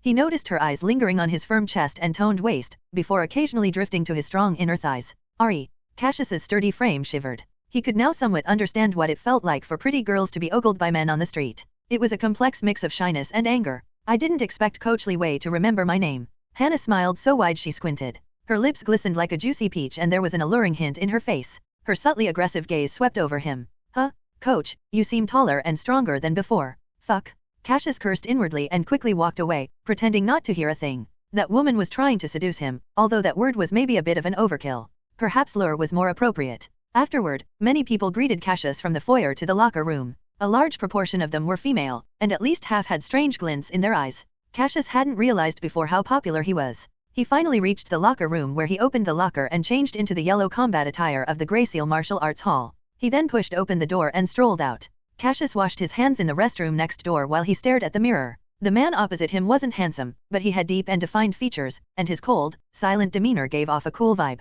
Together with his tall stature and strong figure, Cassius had unconsciously developed a unique male charm. Was he considered a hottie in women's eyes? Heh. He smiled helplessly and splashed a handful of water onto his face. He left the restroom and headed toward the training room. Click. Cassius turned the doorknob and walked in. The room was quite spacious, and in fact, was much larger than his living room in Jessica Apartments. The floor was evenly covered with gray tiles, and the white walls were quite plain. There were no extra decorations other than the 2 or 3 pots of green indoor plants in the corner. The rest of the furniture consisted of exercise equipment. Pulling open the window a crack, Cassius glanced outside at Grey Seal Martial Arts Hall's training field where he could see several students jogging. Upon checking the time, he saw he was half an hour early. Since he had some leisure time, he immediately started working out. Many habits from his time travel continued to make its mark on Cassius. His desire to not waste a single moment gradually increased. He felt incredibly uncomfortable when he had a moment of free time and he wasn't practicing the Wind Elephant covered martial arts. If practicing martial arts were a disease, he was definitely terminal. Half an hour later, the sunlight slanted into the room. A dozen students were combat training under Cassius's guidance, and among them were 3 familiar faces, Phil, his friend Milo, and combat enthusiast Tifa. Next, I want you to pair up and practice the combat techniques I've taught you from previous lessons, Cassius said. He took a few steps forward until he stood next to Philosophy. Let's begin. Immediately, everyone started looking for their partners. Very soon, some familiar pairs began sparring with each other. Next to Cassius, Milo glanced at Phil who was staring at Tifa, a faraway look in his eyes. He was about to make his way over to her when Cassius, who standing by the rectangular window, called out, Tifa, Phil, and Milo, come over here. The 4 of them gathered together in the corner. How has it been practicing the explosive techniques I taught you? Cassius stroked his chin and glanced at the 3 of them. Not bad, Phil said. Same here, Milo echoed. Tifa stood very straight and admitted somewhat reluctantly, it's difficult, I've only just started to get a feel of it. Cassius chuckled inwardly. It might sound like Milo and Phil had a better grasp of the technique than Tifa, but that wasn't the case at all. Tifa was undoubtedly much more proficient with the techniques Cassius taught than those 2. None of them were wrong though. Phil and Milo claimed they were doing well because they, in their somewhat clueless minds, thought they'd made decent progress. In contrast, Tifa, who had been diligently practicing combat for years, had a much clearer understanding and knew the progress she'd made was seemingly negligible in comparison to fully mastering the explosive techniques. The reason why she said she'd only begun to get a feel for it was because she had only used a small portion of the technique. Tifa could tell her coach was truly skilled. The explosive techniques he'd recently taught her alone were far superior to what she'd learned at the Edelweiss Middle School Combat Club. Hence why Tifa was eager to take her studies more seriously and planned to formally ask Cassius to be her teacher after she familiarized herself more with the techniques. She wasn't going to bring it up right away since they hadn't known each other long, and Tifa was worried that Cassius might reject her request to be his student. Phil, you said you were doing well, right? Then spar with Tifa so I can see just where you're at, Cassius said, a slight smile playing on his mouth. Previously, he had taught the three teenagers an explosive technique. It wasn't the complete version from the Wind Elephant Basic Combat Arts, but a watered-down version. The technique was limited to increasing someone's speed by about 1.3 times. While 0.3 appeared like an inconsequential number, it shouldn't be underestimated. In close combat, even an extra 0.1 could be lethal. Moreover, this 0.3 improved the user's basic physical capabilities. As long as they trained their bodies to be stronger and more powerful, the explosive techniques would naturally be more effective. Cassius watched the two spar. Phil started enthusiastically enough, but he was beaten down like a wilted eggplant within seconds. He could no longer hold himself up. All of the energy he had moments ago was gone. He was completely and thoroughly beaten. His so-called explosive technique was clumsy, and he was clearly inferior to Tifa, who had become quite skilled at it. Phil couldn't help feeling a little frustrated. Don't be discouraged. You've only just started learning it. Cassius patted Phil on the shoulder. The next few hours went by without too much incident. When Cassius heard that the Edelweiss Middle School Combat Club would soon be holding an internal ranking match, he encouraged Phil to give it a try. Smiling, he said that if Phil's ranking improved significantly, other people would definitely notice. It couldn't be more obvious as to who the other people were. Cassius did this not only to encourage Phil but because he knew that the explosive techniques he taught were effective. If Phil participated in the ranking match, he would surely make remarkable progress. This would, in turn, significantly increase Cassius's value as a martial arts teacher. Being closer to Phil's family also had its benefits since Cassius still needed Phil's brother and father's help. Cassius asked Phil to pass a message to Matthew, asking for the latter's assistance in finding a suitable new residence. Phil agreed without hesitation. After finishing his work at the Grayseal Martial Arts Hall, Cassius had dinner near Hunter Street, before returning to Jessica Apartments to prepare for his real job. On July 5 at around 10:30 p.m., someone wearing black boots stepped onto the street corner of Baishuan City's main district on Baika Street. His steps made a snapping sound on the gray pavement, breaking the silence surrounding Baika Street. The street lights cast a yellow glow on whoever was approaching's chest. A tall, burly figure silently surveyed the street, with one or two goldfish-mouth cars parked by the roadside. The evening breeze blew, rustling the leaves. A matted stray cat was curled up on the lid of a bronze trash can, sleeping. Occasionally, leaves fell and scattered across the road. The area he was in was neither a commercial area nor a residential district, so foot traffic was sparse, especially after 10 p.m. It could be half an hour before a single person would walk by. The environment suited Duststorm's antique transport truck. Likewise, it was also perfect for Cassius, who was hankering to cause a bit of trouble. He was planning to outvillain the villain. Time ticked by, and the massive clouds soon swallowed up the round moon, with only a few stray stars twinkling in the sky. Suddenly, bright lights turned on, shining in from the street in front. A black square-roofed FOT truck drove into Baika Street. Beep. The FOT vehicle honked softly as it turned onto the street, the pale yellow light shining on one side and making the trash cans gleam. The wheels crunched over a newspaper on the ground as the black, box-like vehicle sped past. Seated in the driver's seat on the right side, a cruel-looking young man chewed on a cigarette. A gun lay between his legs. Narrowing his eyes slightly, he exhaled a puff of smoke. This mission to transport these antiques was highly important. Any suspicious individuals who approached the moving FOT vehicle were to be shot on sight. The man in the driver's seat suddenly widened his eyes. The FOT vehicle's two large headlights shone a huge yellow halo, illuminating the darkness on the road just ahead. At some point, a tall figure appeared in the middle of the crosswalk, waiting silently like a stiff statue. The light from the car's headlights stretched his shadow out diagonally, and as the light came closer, the shadow seemed to shift and squirm. Idiot! The man floored it, and the car roared forward. He grabbed the gun from beside his thigh and cocked it. Boom! Crash! The man jerked his head up, only to see a massive black iron fist smash the glass. The fist grew rapidly before his eyes like a cannonball. Boom! Crash! A head exploded. Red and white matter sprayed across the seat in a fan-like arc, covering it with a thick layer of goo. Thud. The man slumped not headfirst since his head was gone in the driver's seat. His right hand, which he had raised seconds ago, fell limp and the gun dropped with a clatter between his legs. Now where are the other two? Cassius emerged from the darkness, shaking his arm to get rid of the disgusting tomato sauce. One step forward and Cassius instantly appeared at the rear canopy of the FOT vehicle. He ripped the curtain open. It was an open space inside with no one stationed on either side. There was only a pile of antiques covered by a black cloth on the floor. Did they run? Cassius quickly turned to scan behind him, but Baika Street was completely empty. Not a single person in sight. Even the stray cat that had been napping on the trash can had disappeared. Confused, he returned to the front of the vehicle, opened the door, and threw out the Duststorm member's corpse to the side. He then started the vehicle and drove into a secluded alley. Vroom, vroom, vroom. A heavily damaged fought vehicle came to a stop. The hood was warped from a long and deep dent, making the two headlights slightly askew. Click. The driver's side door opened, and Cassius quickly stepped down. He glanced at his strong right leg. His muscles and skin were intact, but his pants from his knee down were shredded. Oh, Thailand bot epsilon. Looks like I'll need to buy another pair of pants tomorrow, Cassius thought to himself. He turned off the headlights. He lifted the curtain and entered the rear of the fought vehicle. Turning on a small flashlight, he pulled the black cloth off of the antiques, and a bitter taste immediately flooded his mouth. Cassius's eyes lit up, and a smile crept across his lips. He started to quickly inspect each antique. Cassius soon found what he was looking for. There were 3 items: a large brass clock, a landscape painting, and a small porcelain vase. A cold current seeped into his arm, inch by inch, and spread through his body like steam. In the top right corner, the numbers began to jump incrementally. Lingering attachment energy, 0.8 rightward arrow, 0.9 rightward arrow, 1.0. It was slow but steady and continued until Cassius's arm felt frozen and stiff and the lingering attachment energy finally stopped increasing. Cassius looked again at the top right corner. Lingering attachment energy, 2.4. It went up by 1.6 in one go. Relief rushed through him. If Cassius remembered correctly, his lingering attachment energy had been at 2.3 before his second time travel, but was now higher by 0.1. It might be enough for a third time travel, though there was still a chance it would fall short. Regardless, he figured he was not far off from the required amount after the recent increase. Cassius estimated that the energy needed for the third time travel node was probably between 2.0 and 2.5. Anything more than 2.5 would be too much. Exhaling slowly, Cassius studied the various antiques in the compartment. He realized something was amiss.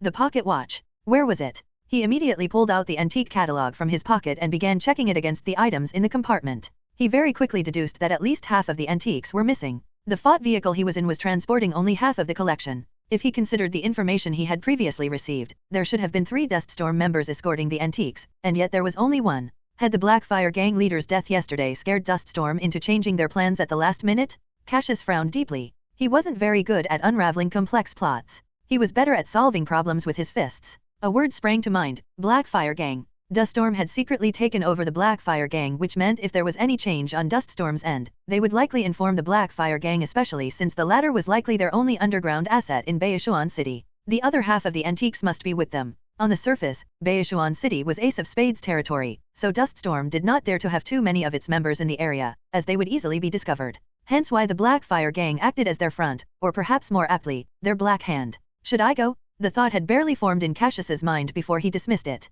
Why let a duck that was already in his mouth fly away? Being able to activate the second-level accelerated blood flow gave Cassius unparalleled confidence. With his speed and reflexes, dodging bullets was just another day at work, and if he was shot, not a big deal as long as it wasn't being fired from a machine gun. If he passed up this chance to secure a large amount of lingering attachment energy when it was right in front of his eyes, Cassius wouldn't be able to sleep at night at all. The Blackfire gang's territory is in the Western District, and their most famous establishment is the Famicca Strip Club on 17 Bright Light Street, he muttered to himself. He knew not because he'd been there before, but because the Famicca Strip Club had made quite a notorious name for itself. He'd heard many male instructors at the Grey Seal Martial Arts Hall talking about it in the locker room. With their spittle flying and lecherous grins, in those moments, they looked just like old Mike at the front desk. Bright Light Street is about 3 blocks away and isn't far from here. Looks like I'm going to have a busy night. Cassius stepped down from the fought vehicle, walked to the driver's seat and grabbed the black pistol before vanishing into the night. Wow. Hoo-hoo. Shake it harder for me, baby. Here's a reward. Ha ha ha, nothing beats this place.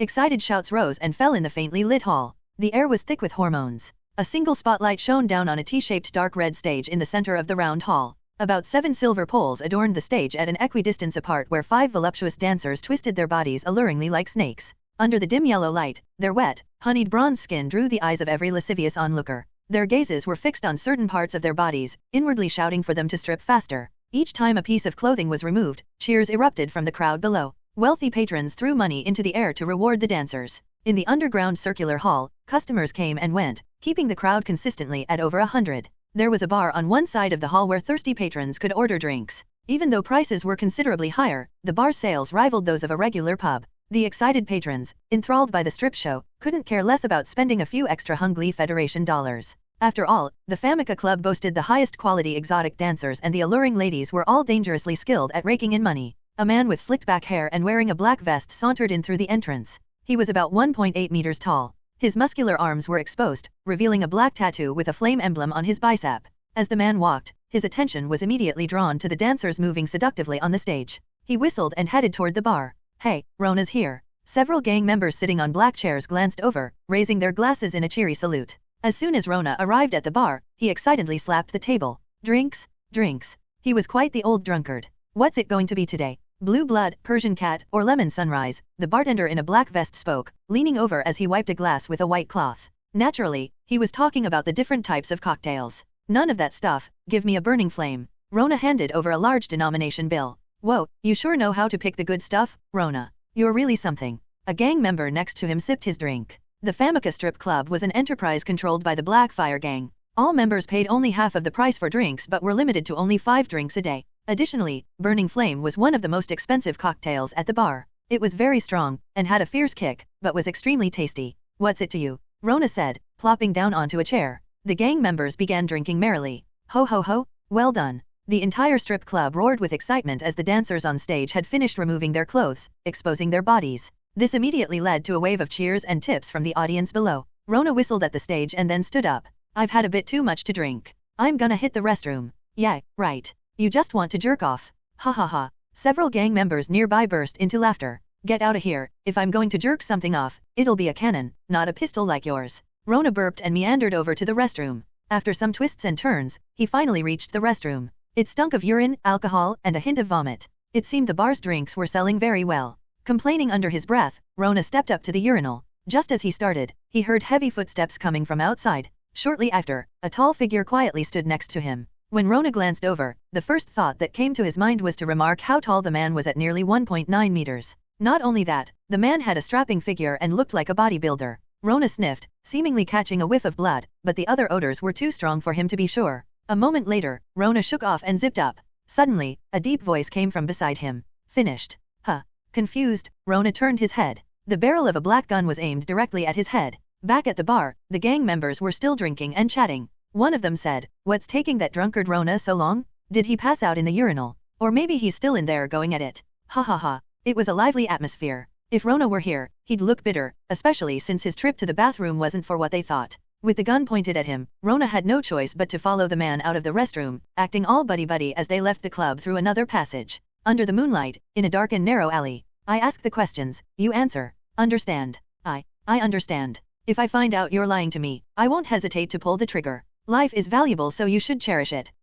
Understand. Yes, I understand. Good. First question, where is the Blackfire Gang's headquarters? I want the exact address and area. 5 minutes later, Cassius got what he came here for. It turned out that guns could be more effective than fists, at least for ordinary people who didn't know any better. Pointing a black gun at someone's head was much more terrifying than threatening someone with their fists. 36 Farron Street, Cassius murmured to himself. Yes, yes. The way Rona was nodding his head so hard, it looked like how one might sift to loosen chaff. I've told you everything I know, so please don't shoot. Of course. Cassius looked coldly at Rona, then tucked the gun into his waistband. He stood silently. Rona let out a sigh of relief. He took 2 steps forward. Crack. Under the moonlight, Rona's head instantly twisted 180 degrees. Just as he was about to fall, a big hand caught him. Cassius never intended to shoot. Blood splatters were too messy. It was much cleaner and more convenient to snap his neck. Furthermore, gangs were the least trustworthy entities in the world. It was best not to expect those filthy sewer rats to adhere to any kind of honor code, especially those from small-time gangs. Cassius wasn't going to discuss things like morals or ethics with them. It would fall on deaf ears since the only language they understood were fists and guns. After dealing with Rona's body, Cassius had a clear goal in mind. He was going to the Blackfire Gang's headquarters. With his current skills, no small-time gang could stand against him. And if any members from Duststorm were there, then all the better. He wanted to see just how bold this newly emerging group, who was causing trouble in Baileau County, really was. At the northeast side of a moderately sized mansion at 36 Farron Street, a rectangular warehouse stood wide open. A black limousine was parked at the entrance where a man and a woman were gingerly transporting items. A dozen members of the Blackfire Gang waited nearby with several hand carts beside them and came closer as the two unloaded the goods. They held the smaller antiques while the larger antiques were placed on the carts, where one person would pull the cart from the front while another steadied the antiques with both hands just to be safe. All of them were moving extremely carefully due to how valuable the antiques were. If any were accidentally damaged or broken, Boss Edward would have their heads. Careful with those. Boss Edward, a middle-aged man about 1.75 meters tall, warned from where he stood nearby.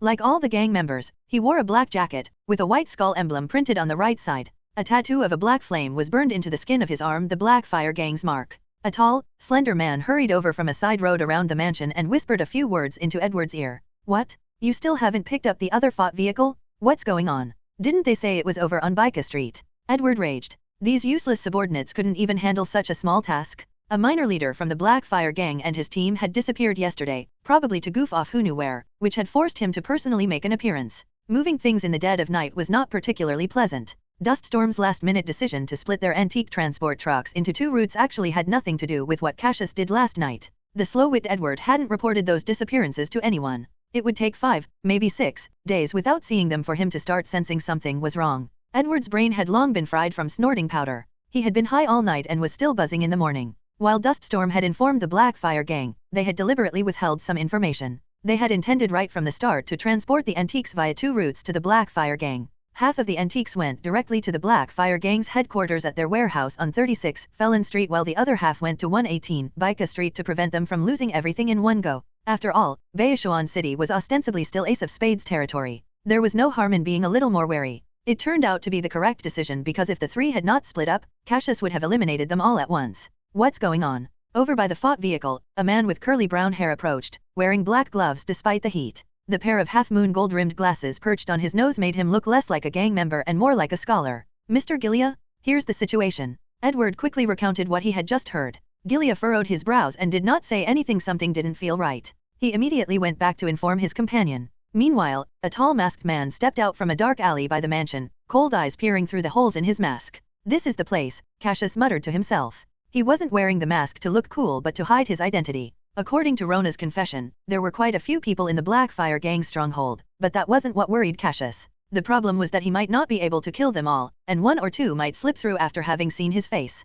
Cassius had no desire to see a wanted poster with his own face all over the walls the next day. He didn't want to leave Baishuan City again. Standing in the alley, Cassius looked up at the tall wall. The white wall was about 2.5 meters high, topped with black spiked railings. He took 2 steps back, then bounded 3 big strides forward before finally springing up like a coil. Thud. His feet hit the ground. Who's there? A voice called out from not far away. An expert? Cassius quickly scanned his surroundings. He had landed in a flower garden somewhere at the back of the warehouse. There was a white stone pathway along with a row of ornamental trees planted in front of the garden. On the white stone path, tens of meters away, a young man wearing black gloves came sprinting like a leopard. That speed probably means he's not with the gang. Cassius narrowed his eyes slightly. The man across from him was likely from Duststorm and just happened to be at the Blackfire gang's base. Since he had already been discovered, Cassius didn't bother hiding anymore. He jumped out from the flower bead and stood on the white stone floor. Are you from Duststorm? Cassius asked calmly. Go to hell. Gilead didn't waste any words with him. He immediately charged, his feet sliding as his hands swung straight ahead.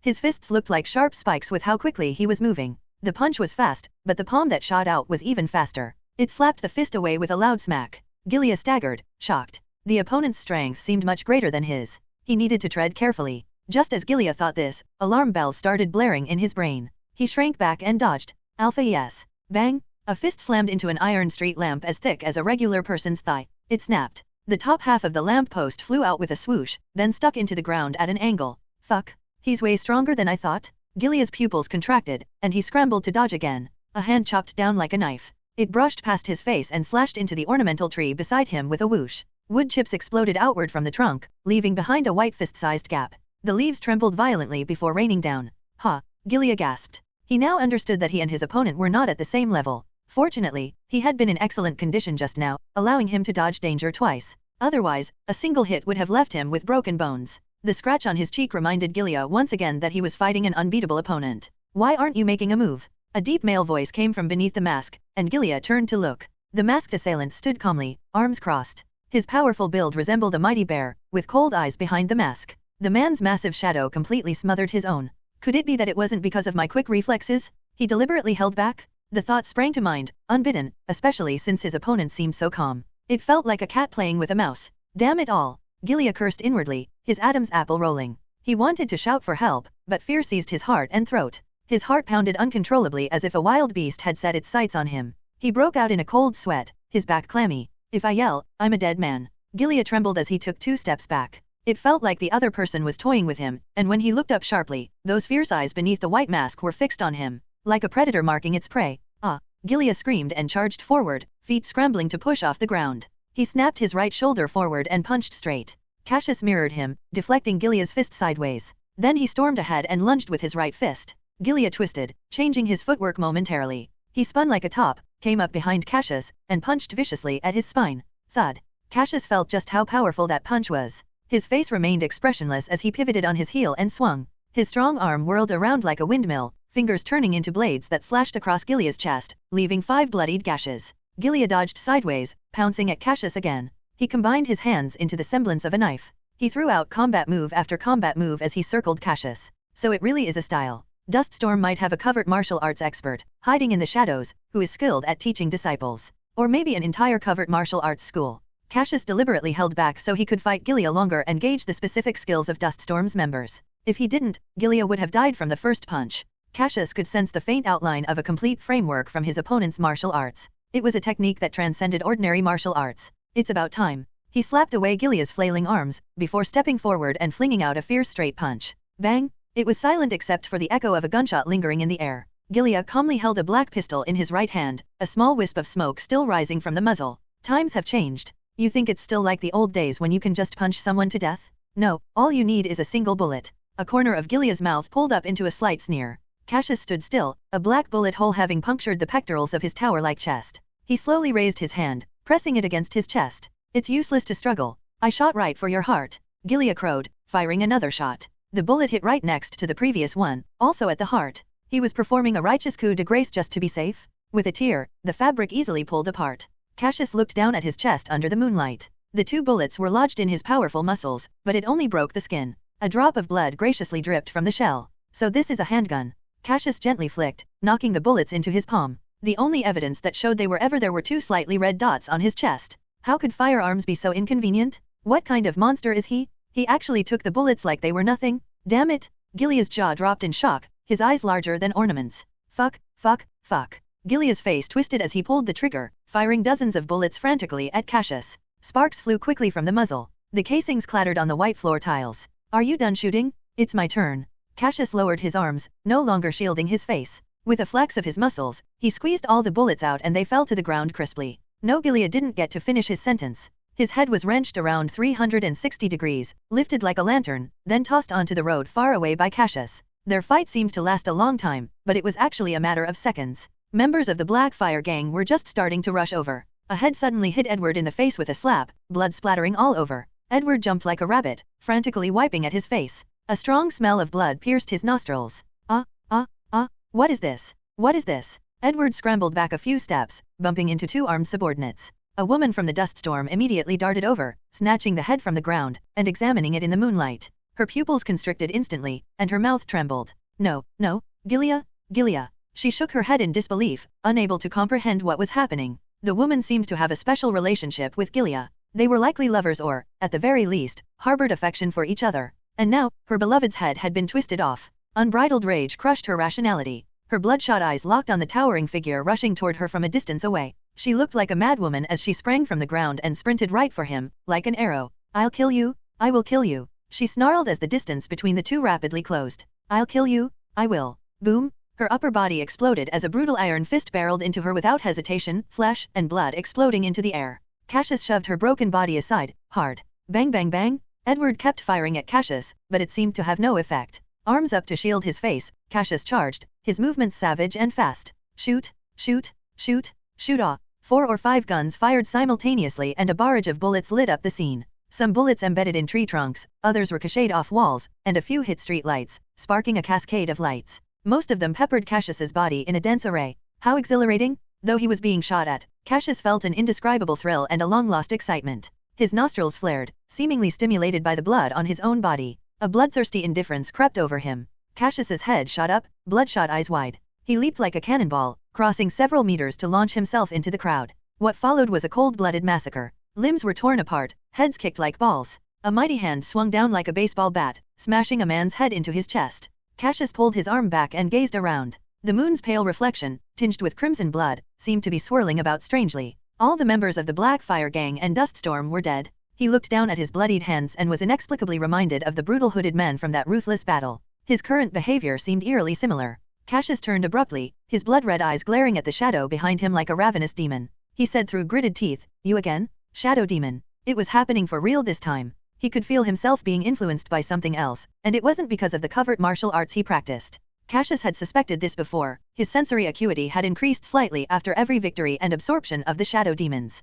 It seemed he had acquired some of the Shadow Demon's traits. And now there was another side effect. He was becoming much more savage and bloodthirsty. The benefit to this was when Cassius activated his killing intent during battle, it could demoralize his enemies and disrupt their fighting techniques, like with Gilia and his twisted-off head. However, there were also downsides. Cassius's killings were getting bloodier, as if all he was doing was releasing pure, unadulterated violence. It wasn't an ideal situation because Cassius wanted to kill rationally. Acting impulsively always reveals one's flaws. It was only by staying calm could he remain undefeated. Huff, huff. Under the moonlight, as the cold wind blew around him, Cassius's chest heaved as he tried to suppress his excitement. He needed to be rational in most circumstances, and not impulsive. Unless he absolutely couldn't help it. He exhaled heavily, glancing at the tattered rags hanging from his body like a beggar's clothes. He gave it a good shake, and a dozen bullets clattered onto the floor, bouncing and rolling with a melodious sound. I'll need to put some ointment on these. The Wind Elephant covert martial arts he practiced wasn't particularly focused on physical defense. Cassius's resilience primarily came from the 2 levels of accelerated blood flow he had achieved. That meant the gangster's bullets would have still torn through the first layer of skin. If he had practiced a hard Qigong technique, he might have been bulletproof. Setting his thoughts aside, Cassius surveyed the large mansion. No one seemed to be charging in despite all of that gunfire. Presumably, these were the only Blackfire gang members left in the stronghold this late at night, all of whom had been called in by Edward to carry a load of antiques. This may be remote and isn't in a residential district, but I should still quickly absorb the energy, just to be safe. Cassius pushed off the ground. The blood and bodies became a blur as he dashed past and arrived in front of the black-fought truck. As he approached, a faint bitter taste rose in his mouth. Overjoyed, he sprinted over. The truck's canvas was already lifted up, revealing a dozen antiques that hadn't been moved yet. The legendary antique he sought was likely among them. Cassius began probing each item eagerly. By the 6th, his eyes lit up as cold energy flowed up his arm. Initially cool, then bitingly cold, and finally cool again, Cassius absorbed 0.5 units of lingering attachment energy. He continued checking the other antiques but none of the others had any energy. However, there were still some more antiques piled up in the warehouse. Cassius entered the rectangular warehouse where all the antiques were stored for the time being. Well, that, at least, saved him the trouble of looking for them. He checked each one. Lisa's pocket watch was the only one that had lingering attachment energy. From there, he absorbed a total of 0.7 units of lingering attachment energy. It was unclear whether the energy belonged to Lisa or the watch's original owner, Lisa's senior brother Natsu, but that didn't matter. Regardless, Cassius wanted the pocket watch to remember Lisa. RA with a cutie. He exhaled a gust of cold air and slipped the old silver pocket watch into his chest pocket. The cold metal quickly warmed against his skin. He checked his energy level. Lingering attachment energy, 2.4 plus 0.5 plus 0.7 equals 3.6. That was plenty. Cassius estimated the third time travel would require, at most, 2.5 units of lingering attachment energy. He had been very lucky to find the Duststorm's antique transport truck as soon as he had returned to the real world. He grabbed 5 legendary antiques at once. This was more than enough energy cumulatively. When was he ever going to get such an opportunity again? Sighing, Cassius chose not to dwell on it anymore and took an antique makeup box from the truck. He left the way he came in by leaping over the wall. On the way back, he took a black bag and filled it with the antiques from which he had absorbed the energy. Under the cover of night, he returned to Jessica Apartments. As he started walking up the stairs, a middle-aged man rushed down, nearly colliding with him. Cassius stepped aside. I really need a place of my own where I can live by myself. This constant coming and going in the apartment is a hassle. And given the danger I bring, living alone is best, Cassius thought. He went up to the 4th floor, unlocked his door, and entered. He turned on the light, plopped down on the couch, and took out the antiques from the bag one by one. A wall clock, a landscape painting, a white porcelain vase, and a makeup box. The silver pocket watch was still in his coat pocket. He had brought these antiques back with him not because he wanted to make a quick buck but so he could do some experimenting. Could the energy in these legendary antiques be replenished? Previous experiments suggested they couldn't, but then again, the sample size had been too small. Cassius wanted to conduct more tests to see if there were exceptions. If there were, he would have an additional way of gaining energy. His need for lingering attachment energy remained high. There was never going to be a situation where he would have too many legendary antiques. Under the light, Cassius noticed the 4 antiques had similar designs on them, in particular, the fine thorny patterns. It was like they were part of a furniture series. Could they be old items from the same mansion or castle? Why do they all contain energy? Where did Duststorm get them? Questions filled his mind as he pondered. After a while, he checked the time. It was already 2 a.m. Cassius set the items aside and went to brush his teeth and take a bath. He didn't want to disrupt his years-long sleep schedule. Sleep was paramount, everything else could wait. A good night of rest would give him the energy to train his covert martial arts during the day. Time flew, and before he knew it, it was morning. Birds chirped outside the window, and a beam of sunlight slipped through the curtain and onto the white bed. Cassius's eyes snapped open, and he sprang out of bed. When he checked the clock, it was already 9:30 a.m. He quickly brushed his teeth and washed his face, before preparing a simple breakfast. After a brief break, he pulled out a pre-packed herb mix from the cupboard. He filled a wooden tub with hot water and tossed it in.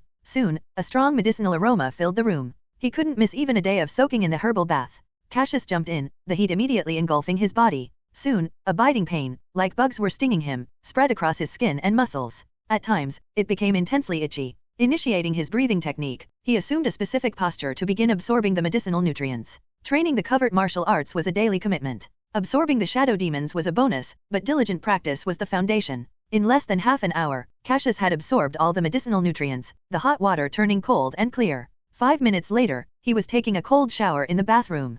Cassius stepped out, wrapped in a white towel and his hair still wet. He plopped down on the sofa. The weather was beautiful today. Through the open window on the right, he could see clear blue skies and fluffy white clouds. The wind blew in, constantly making the curtains billow. It was already 10:30 a.m. After freshening up and eating, Cassius headed over to the downtown combat gym where he was an annual VIP member there. Cassius much preferred the combat gym over the Gracie Martial Arts Hall. Not only were the equipment sets more complete, the gym more spacious, and the service better, but more importantly, there were fewer women with ulterior motives ogling his body. In fact, this era leaned more toward a rugged aesthetic with people highly favoring deep-set features and a well-proportioned muscular body. Men who weren't popular with the ladies might be popular with other men. While waiting for his hair to dry, Cassius made himself a cup of black tea. He took a few sips and then, feeling bored, picked up the bag next to the sofa, and took out several antiques one by one. He fiddled with them for a bit before he frowned. Was he feeling cool because his hands were wet from the shower or from the breeze blowing in? Or had the lingering attachment energy really been restored? Instinctively, he glanced at the top right corner.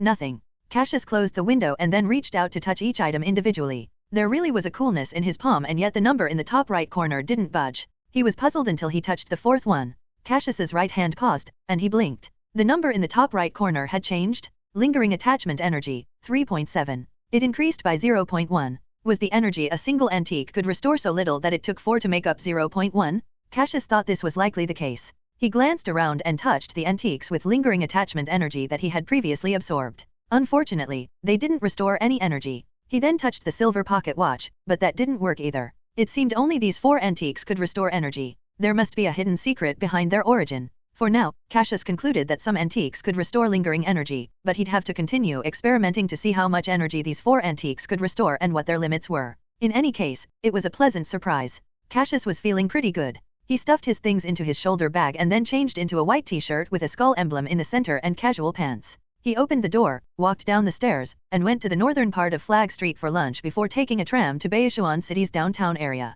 First, he found a jewelry store to have his silver pocket watch cleaned and maintained. He also bought a fine alloy chain to hang the silver pocket watch around his neck. It was sturdy enough that it wouldn't break under normal circumstances. The jewelry store also gave him a bottle of cleaning solution, so he could do some simple maintenance at home. This era was roughly equivalent to the 1950s, which meant the commercial shops were quite developed. Cassius found a green newsstand by the roadside, went in, and bought a newspaper. Sure enough, the headline emblazoned on the front page of the city paper read, "Gang conflict on Farron Street yesterday night leaves over 10 dead or injured." The article described the incident in great detail, accompanied by some not too gruesome photos. It included a forensic expert's evaluation where they concluded 2 gangs had fought over territory, with one gang taking advantage of the night to wipe out the Blackfire gang. Hee. Cassius chuckled. Naturally, Cassius, the reason behind this headline, knew exactly how the Blackfire gang members died. The evidence at the scene was likely too unbelievable that this was the only explanation the forensic expert could come up with. Punching someone's head off, slicing someone in half with their hand, taking bullets head-on, and easily crossing over 10 meters in a single step. One could probably make a few guesses as to what had transpired based on the evidence. But the Baishuan city government had never encountered such things, and the police were absolutely clueless. The report naturally couldn't describe the actual situation and had to fabricate a plausible story. Without any surveillance cameras in this era, the Baishuan city police had no way of tracking down Cassius. After reading the newspaper, he casually dumped it in a trash can. Pulling out his VIP card from his pocket, Cassius ambled into the Baishuan City Combat Gym where he trained there until the afternoon. When it was nearly time for him to start working at Gracie Martial Arts Hall, he took the tram to Hunta Street. He was no longer that concerned about earning money when he taught combat techniques at the hall. It was more about screening talent and noting which young people were worth training, like Tifa and Phil's friend Milo, who had great potential. Back in the time travel era, instructor Lisa always talked about inheritance. Maybe Cassius could select a few disciples to train for fun in the real world, planting a seedling for the Wind Elephant Sect that disappeared 70 years ago. That was the least he could do. With a clatter, the rear door of the tram opened. A few minutes later, Cassius, bag in hand, strolled into the Gracie Martial Arts Hall. He's definitely a skilled fighter. I heard he's quite well known around Edelweiss Middle School. But it doesn't matter how famous he is, he's still just an ordinary person. Once he faces the claws of the viciously inhumane shadow demons, it's only a matter of time before he gets killed, Hugo muttered to himself. He watched Cassius push the door and walk into the martial arts hall. Shaking his head, he walked away. He needed to handle the Shadowless clan's deployment of forces to Baishuan City. Hello, everyone! As we wrap up this video, I want to share a quick note. I have a Patreon account. If you'd like to support me and enjoy on-demand audiobooks, you can become a Patreon member. Alternatively, you can check out my Google Drive link, which has 500+ novel audiobooks available through my Ko-fi or Patreon shop. I appreciate your support.